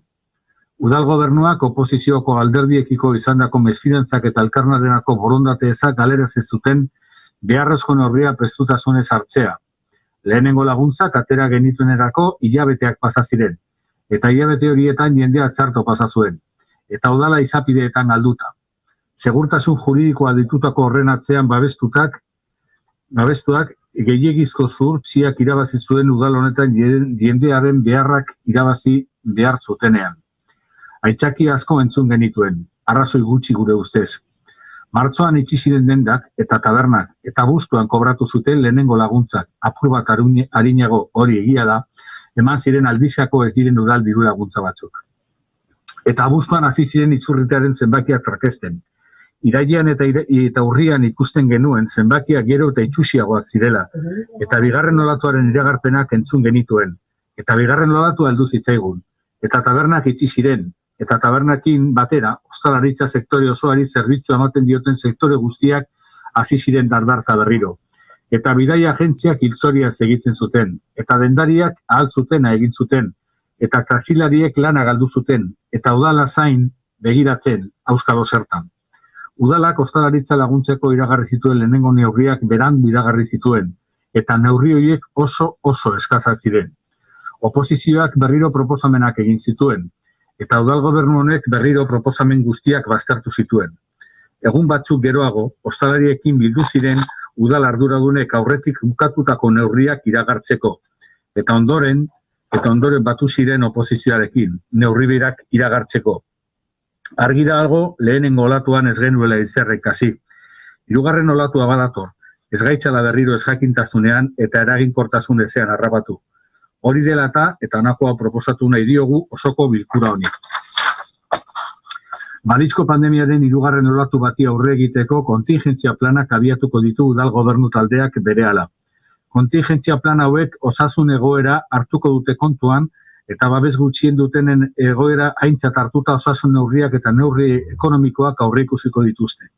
Gizarte laguntzak indartzeko kontingentzia plana egingo da, balizko diru laguntzak aurreikusiz eta horren finantzazio eta abazpen arina aintzat hartuta. Ostalaritza, merkataritza edota krisian sakon erori daiteken edozein sektore ekonomiko laguntzeko kontingentzia plana egingo da. Balizko diru laguntzak aurreikusiz eta horren finantzazioa eta abazpen arina aintzat hartuta. Eta kontingentzia planek aurreikusiko dituzte gizarte eragile eta oposizioko alderdien parte hartzearekin kontatuko duen foroa erabakigarria balizko hirugarren olatuaren krisia kudeatzeko. Honik uste, nahikotxu eztabaidatu dugu honen inguruan, gauza asko entzun ditugu, gogoratu digute astero egiten genituen bozeramalen bat bilera horietan, ez dutena esan gobernuaren aldetik da bozeramale bilera horietan oposizioak hainbat proposamen egin zituela eta gobernuak ez zuela bata bera ere onartu. Baina dena den, ez dut uste berriro horrelako liskarretan sartu garenik, segurazko Eusko Alderdi Jeltzalea eta PSeren aldetik dena ondo egin dutela pentsatuko dute eta euren lidertza garrantzitsua dela pentsatuko dute eta guk laguntza eman behar diegula pentsatuko dute eta gure ustez eta zentzu horretan uste dut Alderdi Popularrak eta Elkarrekin Podemosek gurekin bat atozela, pentsatzen dugu nahiko berandu eta eskaz aritu direla orain arte. Kontua da, egin dana ezin dela aldatu. Baina aldatu daitekena da etorkizuna. Eta ez dakigu etorriko den hirugarren olatu bat edo ez den etorriko. Baina behintzat, etortzen baldin bada, ez gaitzala bigarren olatu honek harrapatu gaituen bezala harrapatu. Hau da, iragarri ziren ostalaritza laguntzeko neurriak, gaur, egun, ostalaritza itxi eta hilabete eta erdi bat geroago oraindik ez baitira kaleratu. Eta ez gaitzala hori pasatu. Hori da mozionen asmo bakarra, hau da, pixkat aurre hartu. Eta aurre hartzeko, bai, guretzako garrantzitsua da, oso garrantzitsua, naiz da lehen gogoratu digute baitare udalak edo udal gobernuak askotan eta maiz biltzen dela ostalariekin, baina, bueno, gero ostalari guri ezaten digutena da, batzutan bilera horiek monologoak izaten diela, eta gero botatzen dizkigute zeintzuk den bere irizpidea, orduan bueno, hor, badago antza denez, txarto ulertze ugari sortzen dira bilera horietan.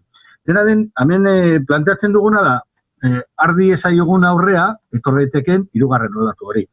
Eta gogora ekarri nahi dut, eta alkateak esan ziela udaltzainei antza, udaltzain berriei, beraiei harrera egin zienean, eta pleno areto hori betez, gaur ezinezkoa den gauza bat eginez, baina, bueno, esan ziela, bulegoaten dauden zinegotzien bezoak eta begiak direla antza denez. Nik esango nieke ez, zinegotziek bulegotatik gehiago atea barko direla, baina batez be, bezoak eta begiak direla herritarrak eta beraiei entzun behar diegula.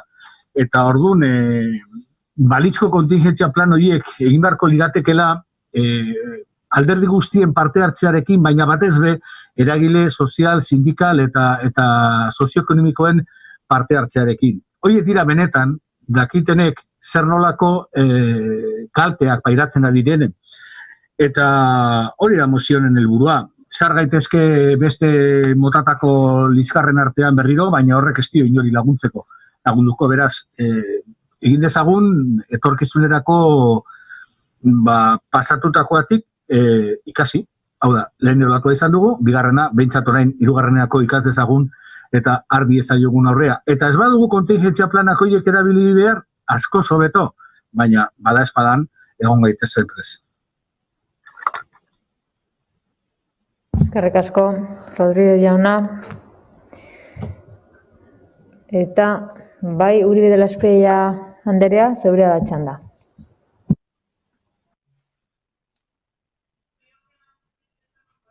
Bueno, nik uste dut gaur egun udalbatze honetan inork ez duela zalantzan jartzen hirugarren olatu bat aukiko dugunik. Eta orain bigarren olatuan bagaude ere ikasita egon beharko genukeen, edo hori espero genuen, ez da, hurrengorako preste egoteko. Eta udal hau ere preste egon beharko da. Aurreikusten jakin beharko du. Gertatzen ez bada hobe. Baina hirugarren olatu iristen bazaigu, espero dugu hirugarrenean behingoz ikastea. Herritarrek ez dutelako merezi berriro horrelako egoera latzau pasatzea.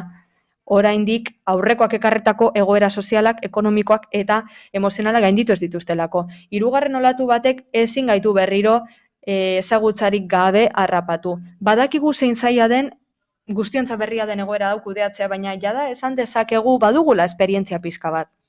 Eta udal honek prest egon dezake eta egon behar du atzean geratzen ari denari laguntzeko.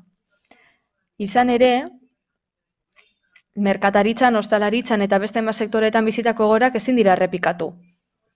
Turismoan, taxistengan, kultura sektorean, ilapaindegitan, horietan bizitako egoerak ere ezin dira errepikatu. Horregatik, kontingentzia planen alde egingo dugu, EHU Bilduren mozioaren alde. Gai hau guztio dugu presente eta seguruenik aurrekontuen inguruko zaidan berriro aterako da gai hau. Inok ez duelako nahi, pandemiak ekarretako drama sozialak areagotzea. Ez dugu nahi, dendak ixtea, enpleguak galtzea edo hirugarren olatu batean akats berberak egitea. Mesedez, oraingo honetan ikasita harrapa gaitzala. Pandemiaren hasieratik esan dugu, honetatik ateratzeko modu bakarra lankidetza dela. Espazio guztietatik lankidetzan aritzea, eta oposiziotik aukerak aurkeztu ditugu erronka guztiei heltzeko. Arazoa zein da? Herritarra ateetan dugula irtenbide orokorrak eskatuz, baina udal gobernu taldetik atzeratzen ari dira eta oposizioaren proposamenei ez dira menik egiten ari. Horren adibide bezala, pasaden osoko bilkuran gobernu taldeak ostalaritzaren laguntzeko neurri guztien aurka bozkatu zuten eta gero egun batzuk beranduago beste antzeko neurri batzuk proposatu zituzten. Gobernu talde honen dinamika ez da berena izan zentzu horretan. Baina, gainera, beste udalerri batzuetan hitz eginda eta espazio komuna martxan jarrita akordio lortu dituzte pandemiari aurre egiteko. Bilbon esate baterako. Bilbo aurrera plana onetsi zuten martxoa apiril bitartean herritar guztientzako neurriekin eta benetan pena da meneze gertatzea. Akordioa behar ditugu orain, guztion norabide berberean lan egitea, herritarrei laguntzeko. Gure bizilagunek eskatu digute lankidetzan aritzeko aurrera ateratzeko. Eta kasu honetan ikusten dugu oposizioa lankidetzan ari dela. Ezin digute eskatu lankidetzan aritzea, baina gero lankidetzan aritu nahi ez izatea. EH Bildurek esan digu, beste kultura politiko baterantz egin behar dugula, momentu egokia da jendea behar du, eta horretarako akordio bilatu behar ditugu, mila esker. Eskerrik asko, bai, Diaz Aio jauna, zeurea daitza. Bai, eskerrik asko. EH Bilduko osoko bilkurara ekarri digu mozio hau, eta gure ustez, harrigarria da, kontingentzia planak egiteko aukera aurkeztea, hirugarren olatu baten aurrean. Jarraian esango dut zergatik den harrigarrian guretzat. Lehenik eta behin, mozioan, justifikazioan, badaude gauza asko bat ez gatozenak, guztio dakigu dendak zegoratan egon diren, baina oroar ez gatoz bat egindako diagnostikoarekin. Mozioa positiboki interpretatuta esango nuke batzuetan zaila dela oreka bat lortzea arintasun burokratikoaren eta segurtasun juridikoaren artean, baina esan beharra dut baita ere gobernu talde honek ez duela aitzakia gisa jarri segurtasun juridikoa mozioan zen den bezala. Gauza da, administrazio espediente orok prozedura administratibo bat jarraitu behar duela derrigorrez eta gehienetan udalak ezin izaten du gauzatu legeak hala ezarrita. Prozedura bat markatzen duelako lege horrek prozedura administratiboetarako eraginkortasuna izateko eta bermeak mantentzeko. Esparru horretan, gobernu talde honetatik saiatu izan gara prozesuak azkartzen gure aukeren baitan. Mozioan planteatutako puntuei dagokienez hirugarrenetik hasiko naiz. Bertan esaten da laguntza sozialak indartu behar direla. Ondo dakizun bezala pandemiaren hasieratik gizarte kohesioaren arlotik, Alderdi Sozialista buru duen horretatik, diru laguntza ildo berri bat sortu genuen, bizikidetza unitate bakoitzari 9 eurora bitartean emateko, pandemiaren egoera gaizki pasatzen ari zen familientzat, 480.000 euro eman dira jada, AMNP laguntzetan, guztira 650 bizikidetza unitate ingururentzako. Horrez gain, AES diru laguntzak ere eman dira, aurrekontu mugarik gabe, aurrekoaz gain diru laguntza gehiago eman diegu elikagaiak banatzen dituzten elkartei, Cruz Roja, Sortarazi eta Caritas, Polikiroldegian dramarikoa aterpetxe gisa gaitu genuen kalean bizi diren pertsonantzat, adineko pertsonentzako laguntzak ere baliatu genituen, eta beraz, 3. puntu horretan planteatzen dena egin daia da. Jarraian, ostalaritzari laguntza ekonomikoa ematea saritzen zarete. Kasu honetan ere, hainbat aldiz esan dugu osoko bilkura honetan, gobernu taldeak lehenengo olatuan onetsi zituela zuzeneko diru laguntzak, 1,5 milioi eurokoak, 1.000 euro onuradun bakoitzarentzat. Beraz, zuzeneko diru laguntza hau, udal guztien diru laguntzen arlean potentenetariko izan da lurraldean. Baina gainera bigarren olatu honetan ostalaritzarentzako laguntzak ere atera ditugu hilabete itxita gondelako, eta 1,5 milioi bideratu dugu horretarako. Beste behin Bizkaiko diru laguntzari kandinetako bat izan da per capita. Enpresentzako aholkularitza zerbitzua indartu da getxolanen bitartez oraingo egoerara egokitzeko. Zerga malgutasunerako, barietarako eta barretarako neurriak atera ditugu 2020-2021 ekitaldietarako.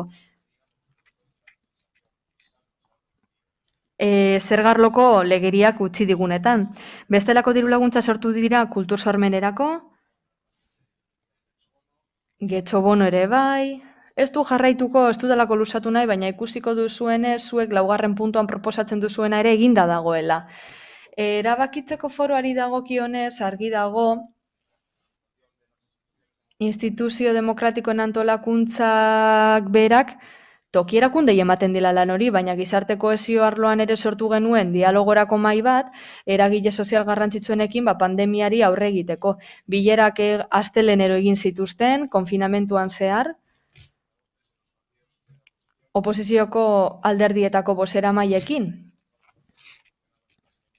Momentu horretan, gobernuko organo guztiak ez zirelako normaltasunez funtzionatzen ari. Orain bai, orain normaltasunez funtzionatzen dugulez, gobernu taldetik prest gaude oposizioaren proposamenak entzuteko. Orain bueltatuko naiz lehenengo eta 2. puntuetara. Jakin nahi baduz 3. olatu baterako kontingentzia plana nolakoa den, imagina dezakezue. Zentzu horretan, esan behar dugu, ez dugula kontingentzia planik egingo, pandemiaren hasieratik jada horretan ari garelako. Zuen nahi duzuena bada? Horrelako egitekoak alderantzikatzea oposizioaren eta gobernu taldearen artean, ez, badakizue beti hitz egiteko prest gaudela, lehen esan bezala. Horregatik, proposamen hau eraikitzailea izan denez, abstenitu egingo gara. Eskerrik asko, Aio jauna.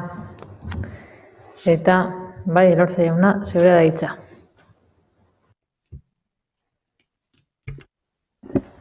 Gracias, señora alcaldesa. Buenos días.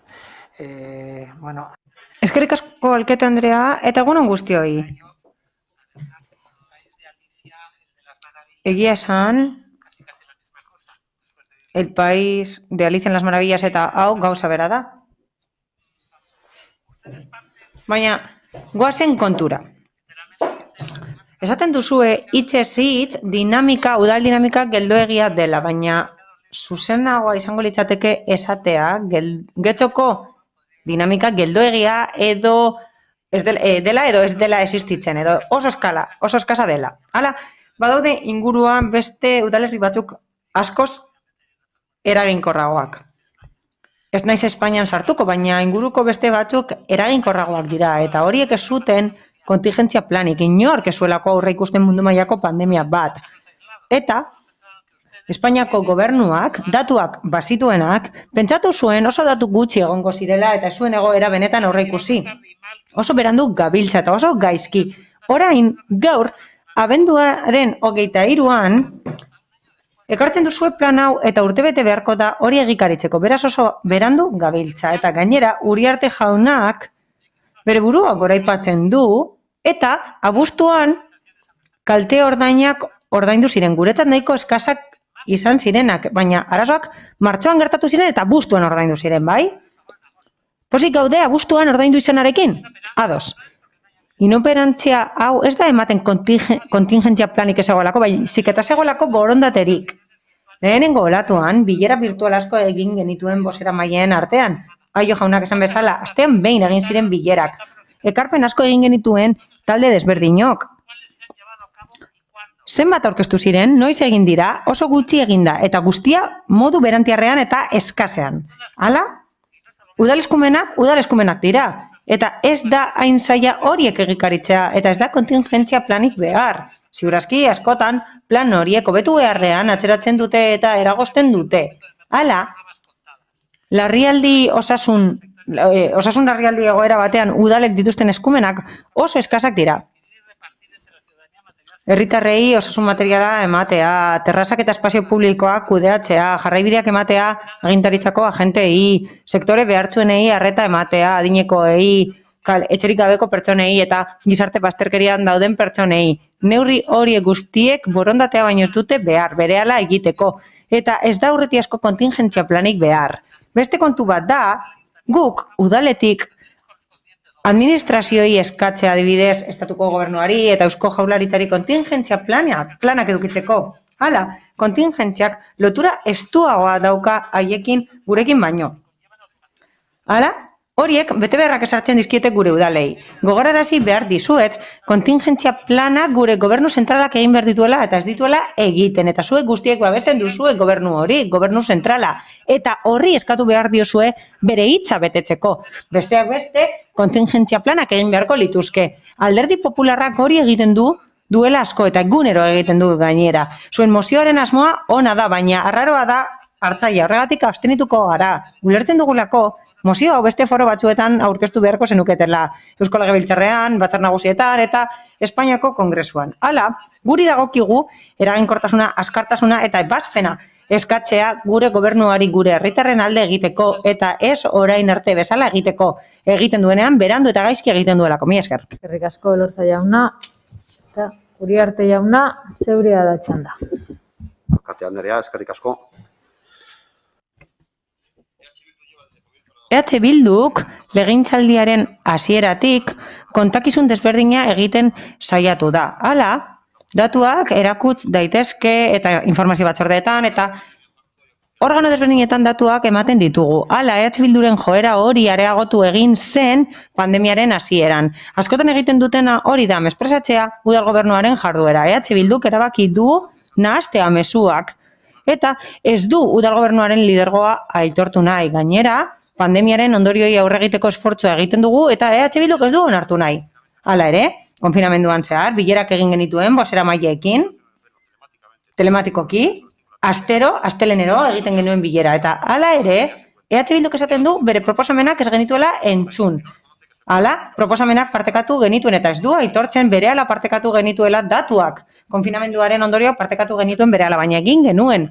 EH Bilduk hobeluke onartzea udal gobernuak EAJak eta PSEek osatutako udal gobernuak borondatea duela eta gehiengoek hautetsi zutela eta gobernu erabakiak hartu behar dituela eta hartzen ditugu eta erantzukizunez hartzen jarraituko dugu arazoi aurre eginez, kontuan hartuta agertoki desberdinak eta ebaluatuz zeintzuk diren premiei erantzuteko aukerak. Guretzat ez da kontingentzia plana baizik eta 5 milioi euro. Ezoiko 5 milioi euroko partida 2020an arazoi erantzuteko.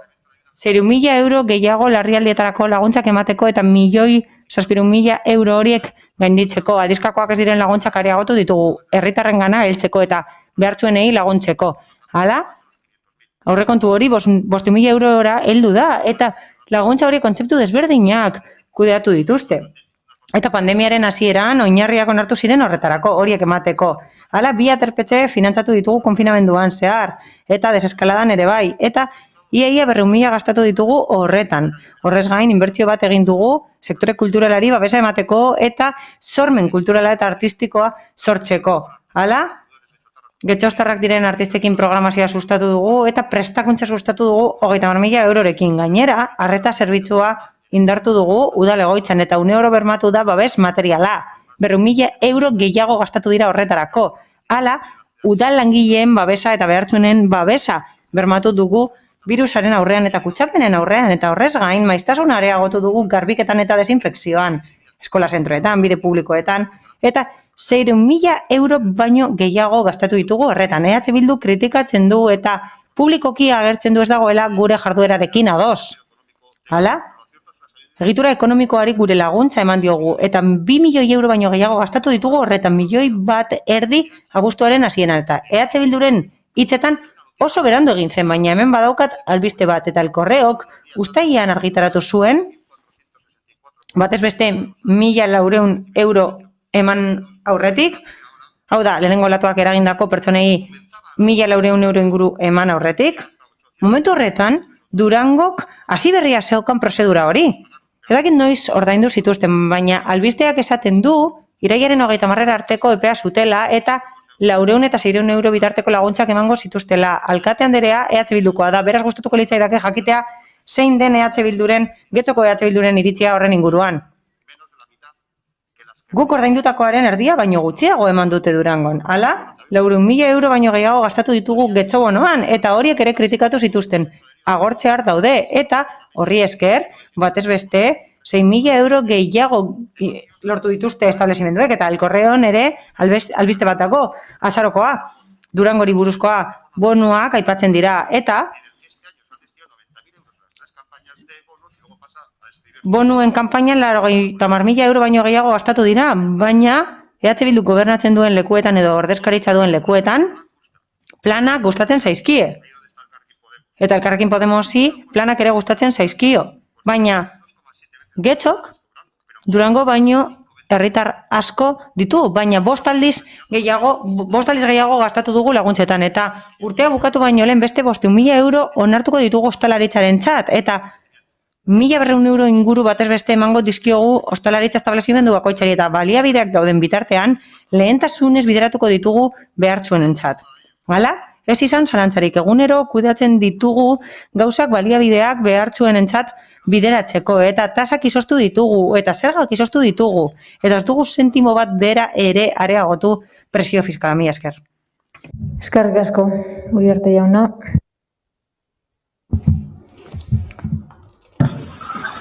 EH Bilduk hitza hartu nahi du. Sí, no pensaba entrar yo al debate porque Ez nintzen eztabaidan sartuko, garrantzitsuena da behin gozados jartzea eta ez pentsatzean orden hobe, baina gezurrak esaizkit bat ere gustatzen eta zerratzen naute. Hala, EAJ-ko bozeramaileak gezurrak esaten dituenean beti bezala eta azkenengo unea aprobetxatzen duenean horretarako dena ondo doa. Hala, EH Bilduk proposamenak egin zituen, suntsitzeko helburu horretan martxoan, 2019ko martxoan. Hala, EH Bilduk proposamenak egin zituen eraikitzaileak kulturaren eremuan eta baztertu ziren, naiz eta batzuk abian jarri diren. Hala, EH Bilduk zergen eremuko proposamenak egin zituen eta batzuk ukatu ziren, baina hauze da azkenengo adibidea, azkenengo plenoa, bai, astelenero bildu ginen, edo astertan biltzen ginen, ez dugu gogoratzen, eta bai, egia da proposamenak egiten zirela, baina horrez gain egia da kasurik ez igutela egiten. Hala, gero, esaten diguzue kritikatzen ditugula gauza batzuk, baina ez ditugu horrela kritikatu, ez dugu getxobonoa kritikatu baizik, eta nola egin duzuen getxobonoa. Eta gure helburua da orain gertatzen dena, eta gertatzen ari dena, ez gertatzea berriro ere. Azaroaren 7an itxi zuten tabernek, eta argitaratuko dituzue laguntza batzuk, orain dela 10 egun iragarri dituzue, baina argitaratuko dituzue, oraindik esarete gai izan horiek ateratzeko. Eta ekaineko laguntzen oso ontzekoak dira, beraz ez dakigu zer gertatzen ari den. Hala, zein da nire iritzia Durangoren inguruan ez daukataturik. Baina ez nahi zinegotzia Durangon. Agian erosoago biziko nintzateke.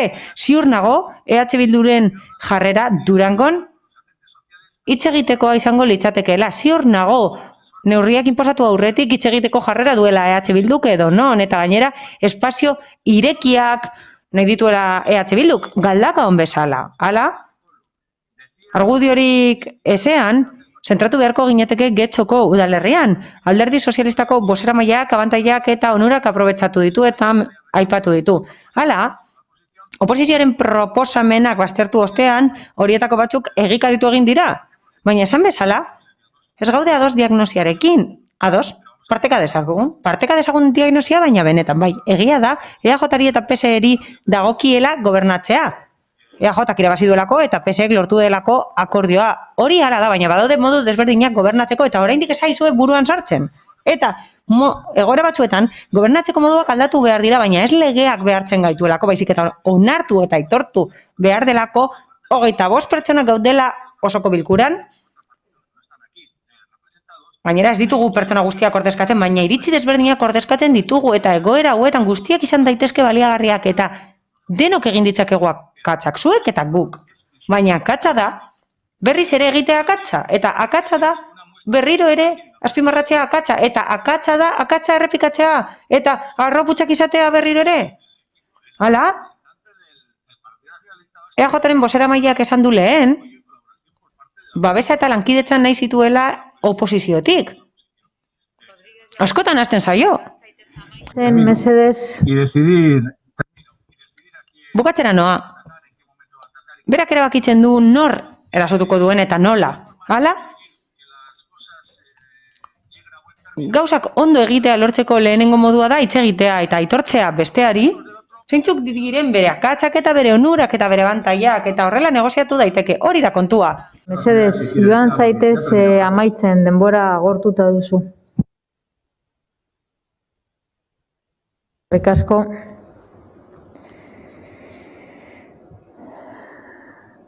Hitza, Uribe Laspriella, bai.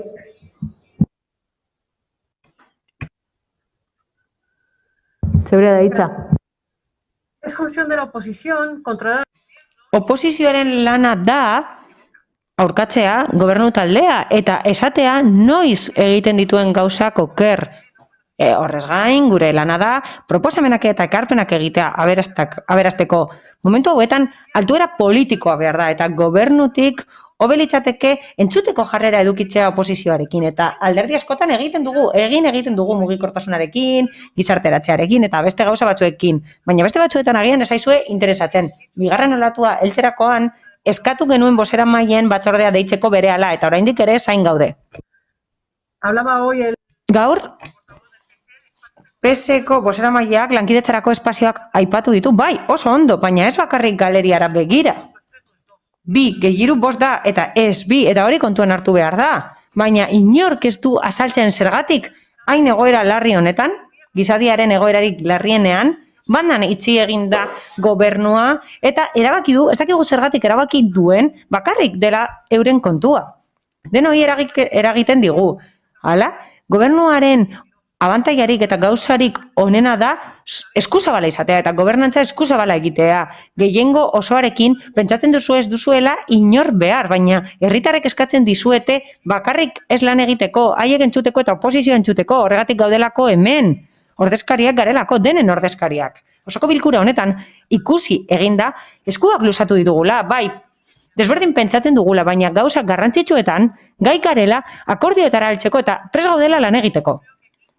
Nik uste dut, ezin dugula esan blokeoa dagoenik, ez garelako gai blokeatzeko, baina guk, eta zuek gobernutik basarete gai akordioetara heltzeko. Hobe litzateke pertsonak aurretik jartzeko eta hobe genuke hori egitea eta pentsamendu eta pentsamoldea aldatzea, mila esker. Aio jauna, hitza hartuko duzu, bai, zeurea da txanda. Sí, muchas gracias. Eskerrik asko berriro ere, eta oso laburki, besterik gabe, Alderdi Popularreko bozeramaileari hau esan nahi diot. Esan du, neurri asko hartu dituela gobernuak eta esan du, Alicia en el País de las Maravillas dela hau, beraz gustatuko litzaidake esatea, zeintzuk ez diren existitzen, zeintzuk diren fantasia Alicia en el País de las Maravillas bezala. Eta zeintzuk diren egiazkoak, guztiek dira egiazkoak. Horri dagokionez, EH Bilduko bozeramaileari zera esan nahi diot. Bat egin lezake ekitaldi eta ariketa honekin, berak esaten du, askotan esaten ditu dela gezurrak. Baina ez da gai, ustezko gezur horiek aipatzeko, nik esaten ditudan horiek aipatzeko. Hala, agien berak berrikusi beharko luke zer esaten duen eta gainera autokritika lana egitea. Ez jarri nire hauan, nik esan ez dudana, afan destruktibo esan du, eta nik hori ez dut esan. Norbaitek ulertzen ez duenean, nik esaten dudana, normalean pentsatzen dut, ez dudala ondo azaldu, baina oraingoan ez da horrela. Oraingoan ez dut hori pentsatzen. Guztiz alderantziz. Izan ere, Rodríguez jaunak esaten du afan destruktibo esan dudala, eta hitzez hitz jasota dudanez, klabe positiba eta klabe konstruktiba aipatu ditut, eta Rodríguez jaunari azaldu nahi diot, aurkakoa dela. Suntsitzailearen aurkakoa, besterik gabe. Mila esker. Jauna, Elorza jauna. Solo una aclaración, señora alcaldesa. Argibide bat egin dezaket, bai. No voy a entrar al debate, solo voy a hacer una aclaración. Gauza bat argitu nahi dut. Esa mal... No, es un... Ñabardura da. Gezurrak esan ditudanean, ez dut Gonzalo Aio aipatu nahi izan. Gezurretan dabilela esan dudanean, ez dut Gonzalo Aio zitxegin. Nik ez dut esan berak esan dakoa. Eta gainera ez dut bera aipatu. Besterik gabe, argi gara dadin. Baina akatz bat egin badut, barkatu. Asko. Elorza jauna, zeurea da txanda. Gracias, señora alcaldesa. Eskerrik asko alkaten nerea, ez nuen hitz egin nahi, baina ikusita zein izan den jo jaunaren ñabardura hauz esan nahi dut. Egin galdera hori zuk zeuk ostalariei, saltokietako merkatariei. Errepikatu mezu hori han eta esango dizuete, haiek, benetan Alicia en el País de las Maravillasen munduan bizi zaretela, esango dizuete. Eta Uriarte jauna, zeurea txanda. Eskerrik asko, alkate Andrea. Bueno, parte de las acciones que vamos a seguir acometiendo. Ekintza batzuk egikarituko ditugu etorkizunera begira. Hala, aurreikuspenaren barruan eta eraginkortasunez saiatuko gara baliabideak areagotzen. Zergak areagotu gabe. Ez naiz berriro sartuko beste udalerri batzuetan, baina 2021ean EH Bilduk areagotu ditu zergak eta guk hori egin gabe gauza gehiago egingo ditugu. Hala, ingurumen jasangarritasuna bermatuko dugu, hondakinen eremuan hobekuntzak egingo ditugu eta pentsatzen jarraitu behar dugu, etorkizunean pentsatzen jarraitu behar dugu, honek aurrera egiten duelako. Eta borondateak gehitzeari dagokionez, egia esan, bilerak egin genituen eta orduan EH Bilduk erabateko itxiera eskatzen zuen. Eta amaieran, EH Bilduk uste zuen aktiboki parte hartu behar zela ez jai horietan, no fiesta horietan. Eta alkate Andreak, aurreikuspen horrekin, taldei eskatu zien, elkarteekin eskatzeko, erantzuleak izateko, jendeari erantzuleak izateko eskatzeko jai denboraldian. Eta EH Bilduk eta Elkarrekin Podemosek ez zioten deiari erantzun. Ez zuten mezu hori bidali nahi izan, oso erraza zen momentu hartan bat egitea. Eta ondorioak ekarri zituen horrek, bakoitzak bere kontzientzian izango du. Pandemia eta krisi garaian udaltalde guztiak laguntzeko eta indarra batzeko prest egotea espero du. Oposizioko taldei dei egiten diego aurrera pauso bat eman dezaten. Bereziki berriz ere EH Bilduri, alegin horretan oso atzean geratzen ari baita. Beren konpresuetatik ondoriozta daitezen eta getxoko herritarrei, elkarte ehunari eta sektore ekonomikari babesa eta lankidetza emateko erabakitako mezuarekin bat egin dezaten. Eskerrik asko, gabon zoriontsuat opa dizkizuet. Eskerrik asko, Uriarte jauna. Beraz, mozioaren bozketara pasatuko gara. Mozioaren aldeko bozkak EH Bildu eta Elkarrekin Podemosekoak dira. Abstentzioak Partido Popularra, PS Euskadiko Ezkerra eta Eusko Alderdi Jeltzalea. Aurkakorik ez daudez. Eta honela, 171. puntura pasatuko ginateke EH Bildu eta Elkarrekin Podemos udal taldeen bateratu aurkeztutako mozioa. Getxoko belaunaldien arteko zentroa. Amigo Andrea. Bai, eskerrik asko, alkate Andrea. Voy a dar lectura a la moción. Mozioa irakurriko dut. 2020ko otsailean, 3,4 milioiko kreditua onetsi zen Getxoko belaunaldien arteko etorkizuneko zentroaren zati bati itxura emateko. Ordutik, xehetasun gutxi jaso dugu proiektu horien inguruan. Naiz eta EAJaren hauteskunde programan eskutuan iragarrita zegoen, egungo gobernukidearen programan PSE Euskadiko Ezkerraren programan ez zegoen. Hori dela eta, oposizioak hainbat bider egin ditu galderak batzordeetan jakiteko zein forma hartuko duen azkenean zentro horrek eta bere proiektuak.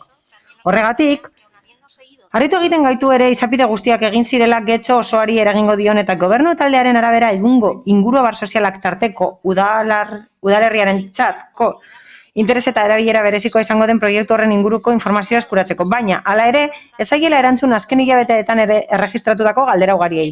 Are gehiago, webgunea bezalako bitarteko publikoek horrelako proiektu baten inguruan izan duten gardentasunari erreparatzen badiogu, harrigarria da ez dagoela gai horren inguruko atalik.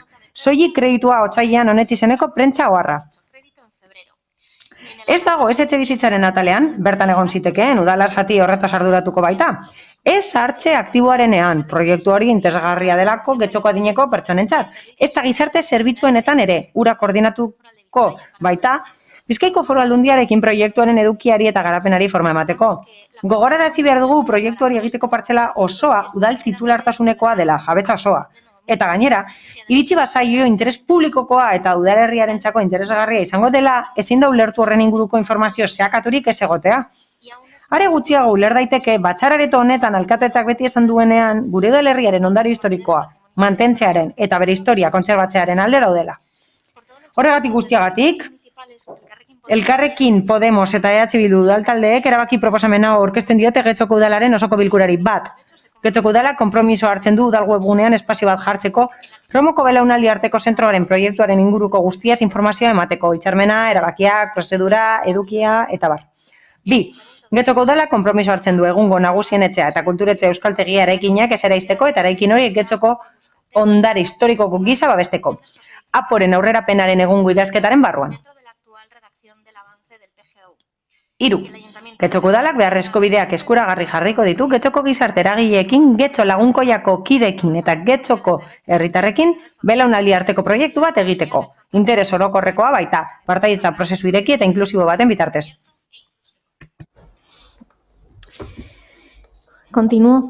Jarraituko dut, azaltzeko zein den mozioaren arrazoia. Dakizuen bezala, joan den hilabeteko plenoan, proposamen honen parte bat aurkeztu genuen. Hain zuzen ere, apur bat osatzeko Alderdi Popularraren mozioa. Naiz eta esen onartu gainera, ez zuen udal eskumenik jasotzen. Ezen gure emendakina onartu eta horregatik, orain berriro ere aurkeztea pentsatu dugu helburu desberdinekin. Patxadas eztabaidatzea gai hau, talde guztiak entzunez eta gainera gure babesa erakutsi nahi diegu herritar horiei borrokan jarraitzen dutelako. Entzun ditzaten eta gatazka murrizteko. Hala, horretarako, sinadurak bildu dituzte aste hauetan arartekoan aurkezteko eta konponbide desberdinak bilatzeko organo desberdinen bidez. Hala, aitortu behar diegu egindako lana, bere denbora inbertitzen dutelako Getxo honen alde egiteko. Nahi dute, udal gobernuak pertsonak entzutea. Eta ideologiak ez inposatzea besteak entzun gabe. Hala, proposamenetan proposatzen dugun bezala, uste dugu webgunean atal bat egon beharko litzatekeela jakiteko zer nolako urratsak ematen diren, nolakoa izango den proiektua, nola osatzen da, zein den segimendu batzordearen lana, nor dagoen bertan, kostua, etorkizunerako aurreikuspenak, eta bar. Guk uste dugu hori beharrezkoa dela. Askotan esan dugun bezala, eta talde desberdinok esan dugun bezala, gobernu taldeak ere bai, webgunea bitarteko ona da pertsonengana heltzeko, batez ere bizi dugun pandemia garai honetan. Hala, komunikabideak egokitu behar ditugu, hain zuzen ere informazioa ahalik eta hoberen heldadin. Gainera, irizpide horrez gain, gardentasuna bultzatu nahi badugu, gobernu ona, eta egiten den lanaren kontu ematea, askotan gogorarazi dudan bezala, hori egin behar dugu. Hau da, zuentzat interes orokorreko proiektua da eta horregatik gure hedabideetan egon beharko litzateke. Hori horrela izan beharko litzateke koherentziagatik eta horregatik eskatzen dugu hori. Udalak etxebizitza sairetik edo gizarte zerbitzuetatik kudeatuko du hori. Eta oso garrantzitsua da proiektu honen inguruko informazioa ematea adibidez adinekoei interesunak direlako. Horrez gain, sartze aktiboko zerbitzutik aukera dago informazio hori emateko. Gainera, zerbitzu hori murgilduta dago proiektu honetan eta parte horrek askotan erantzunak ematen dizkigu honen inguruan. Gainera, informazio egokia jaso beharko litzateke getxoko herritarrek ulertzeko zein den prozesua eta jakiteko zer egingo den oso gauza garrantzitsua delako. Horrez gain, berriz ere azpimarratu nahi dugu etxebizitzak babestu nahi direla eta babestu behar direla. Hala, belaunaldi arteko zentroa egongo den lursaiak babestu behar dira. Ez gaude erabat aurka. Hala, adinekoentzako proiektu bat da eta bertan premiak haseko dira. Mendekotasun premiak haseko dira, bere autonomia sustatuko da eta belaunaldi arteko funtsa bultzatuko da. Ez, gure helburua beste bat da. Informazioa bilatu dugu eta mozio hauekin gure helburua da elkarguneak aurkitzea eta bitarteko bideak aurkitzea. Hala, mugimendu sozial desberdinek bat egin dute eraizpenaren aurkako kanpaina horrekin eta gainera ulertu behar duzue interes politikoengatik ezin dela auzoaren identitatea ezabatu makroproiektu batekin. Obra faraoniko bat da eta hori da legegintzaldiko mugarri handia eta ematen du aztarna jarri behar duzuela horrela. Eraikin handi batekin naiz eta hori egiteko modua edo eginkizuna ez den egokia. Hori egin dugu RKrekin, musike barrirekin, lehengo getxontzokiarekin eta orain belaunaldi arteko zentro bat da, baina galdera bat egin nahi dugu agian erantzungo duzuelako. Prest zaudete bitarteko puntu bat aurkitzeko? Eta memoria historikoa defendatzeko? Zuen erantzunaren zain egongo gara, arretan diz, mila esker. Eskerrik asko, Amio Anderea, Díaz Anderea, zeurea daitza. Mila esker, alkate Anderea. Bueno, sakusa... Gobernu taldeari modu ilunean jardutea leporatzen zaio. Hala eta guztiz ere, batzordean eztabaidatu dugu eta osoko bilkura honetan ere bai. Informazioa eman izan da. Urratzen inguruan, emandako urratzen inguruan. Osoko bilkura honetan horren berri eman da, prozesuaren berri eman da, faseak, proposamen politikoa, erakunde arteko akordioaren ondoriozkoa, hala, lagako saio lursaia aldundiari eta azpiegiturakek proiektua idatziko du. Nik uste dut, argi utzi dugula zein den gure jarrera, baina errepikatuko dut. Hala? Ondasun batzuk babestu behar dira. Lehenik eta behin etxebizitzak behar dira. Zuzkidura bizitokiak Romon eta EAJ, EH Bilduk eta PSE gure programetan jasotzen genuen sorrera hori. Zuzkidura bizitokien sorrera Romon.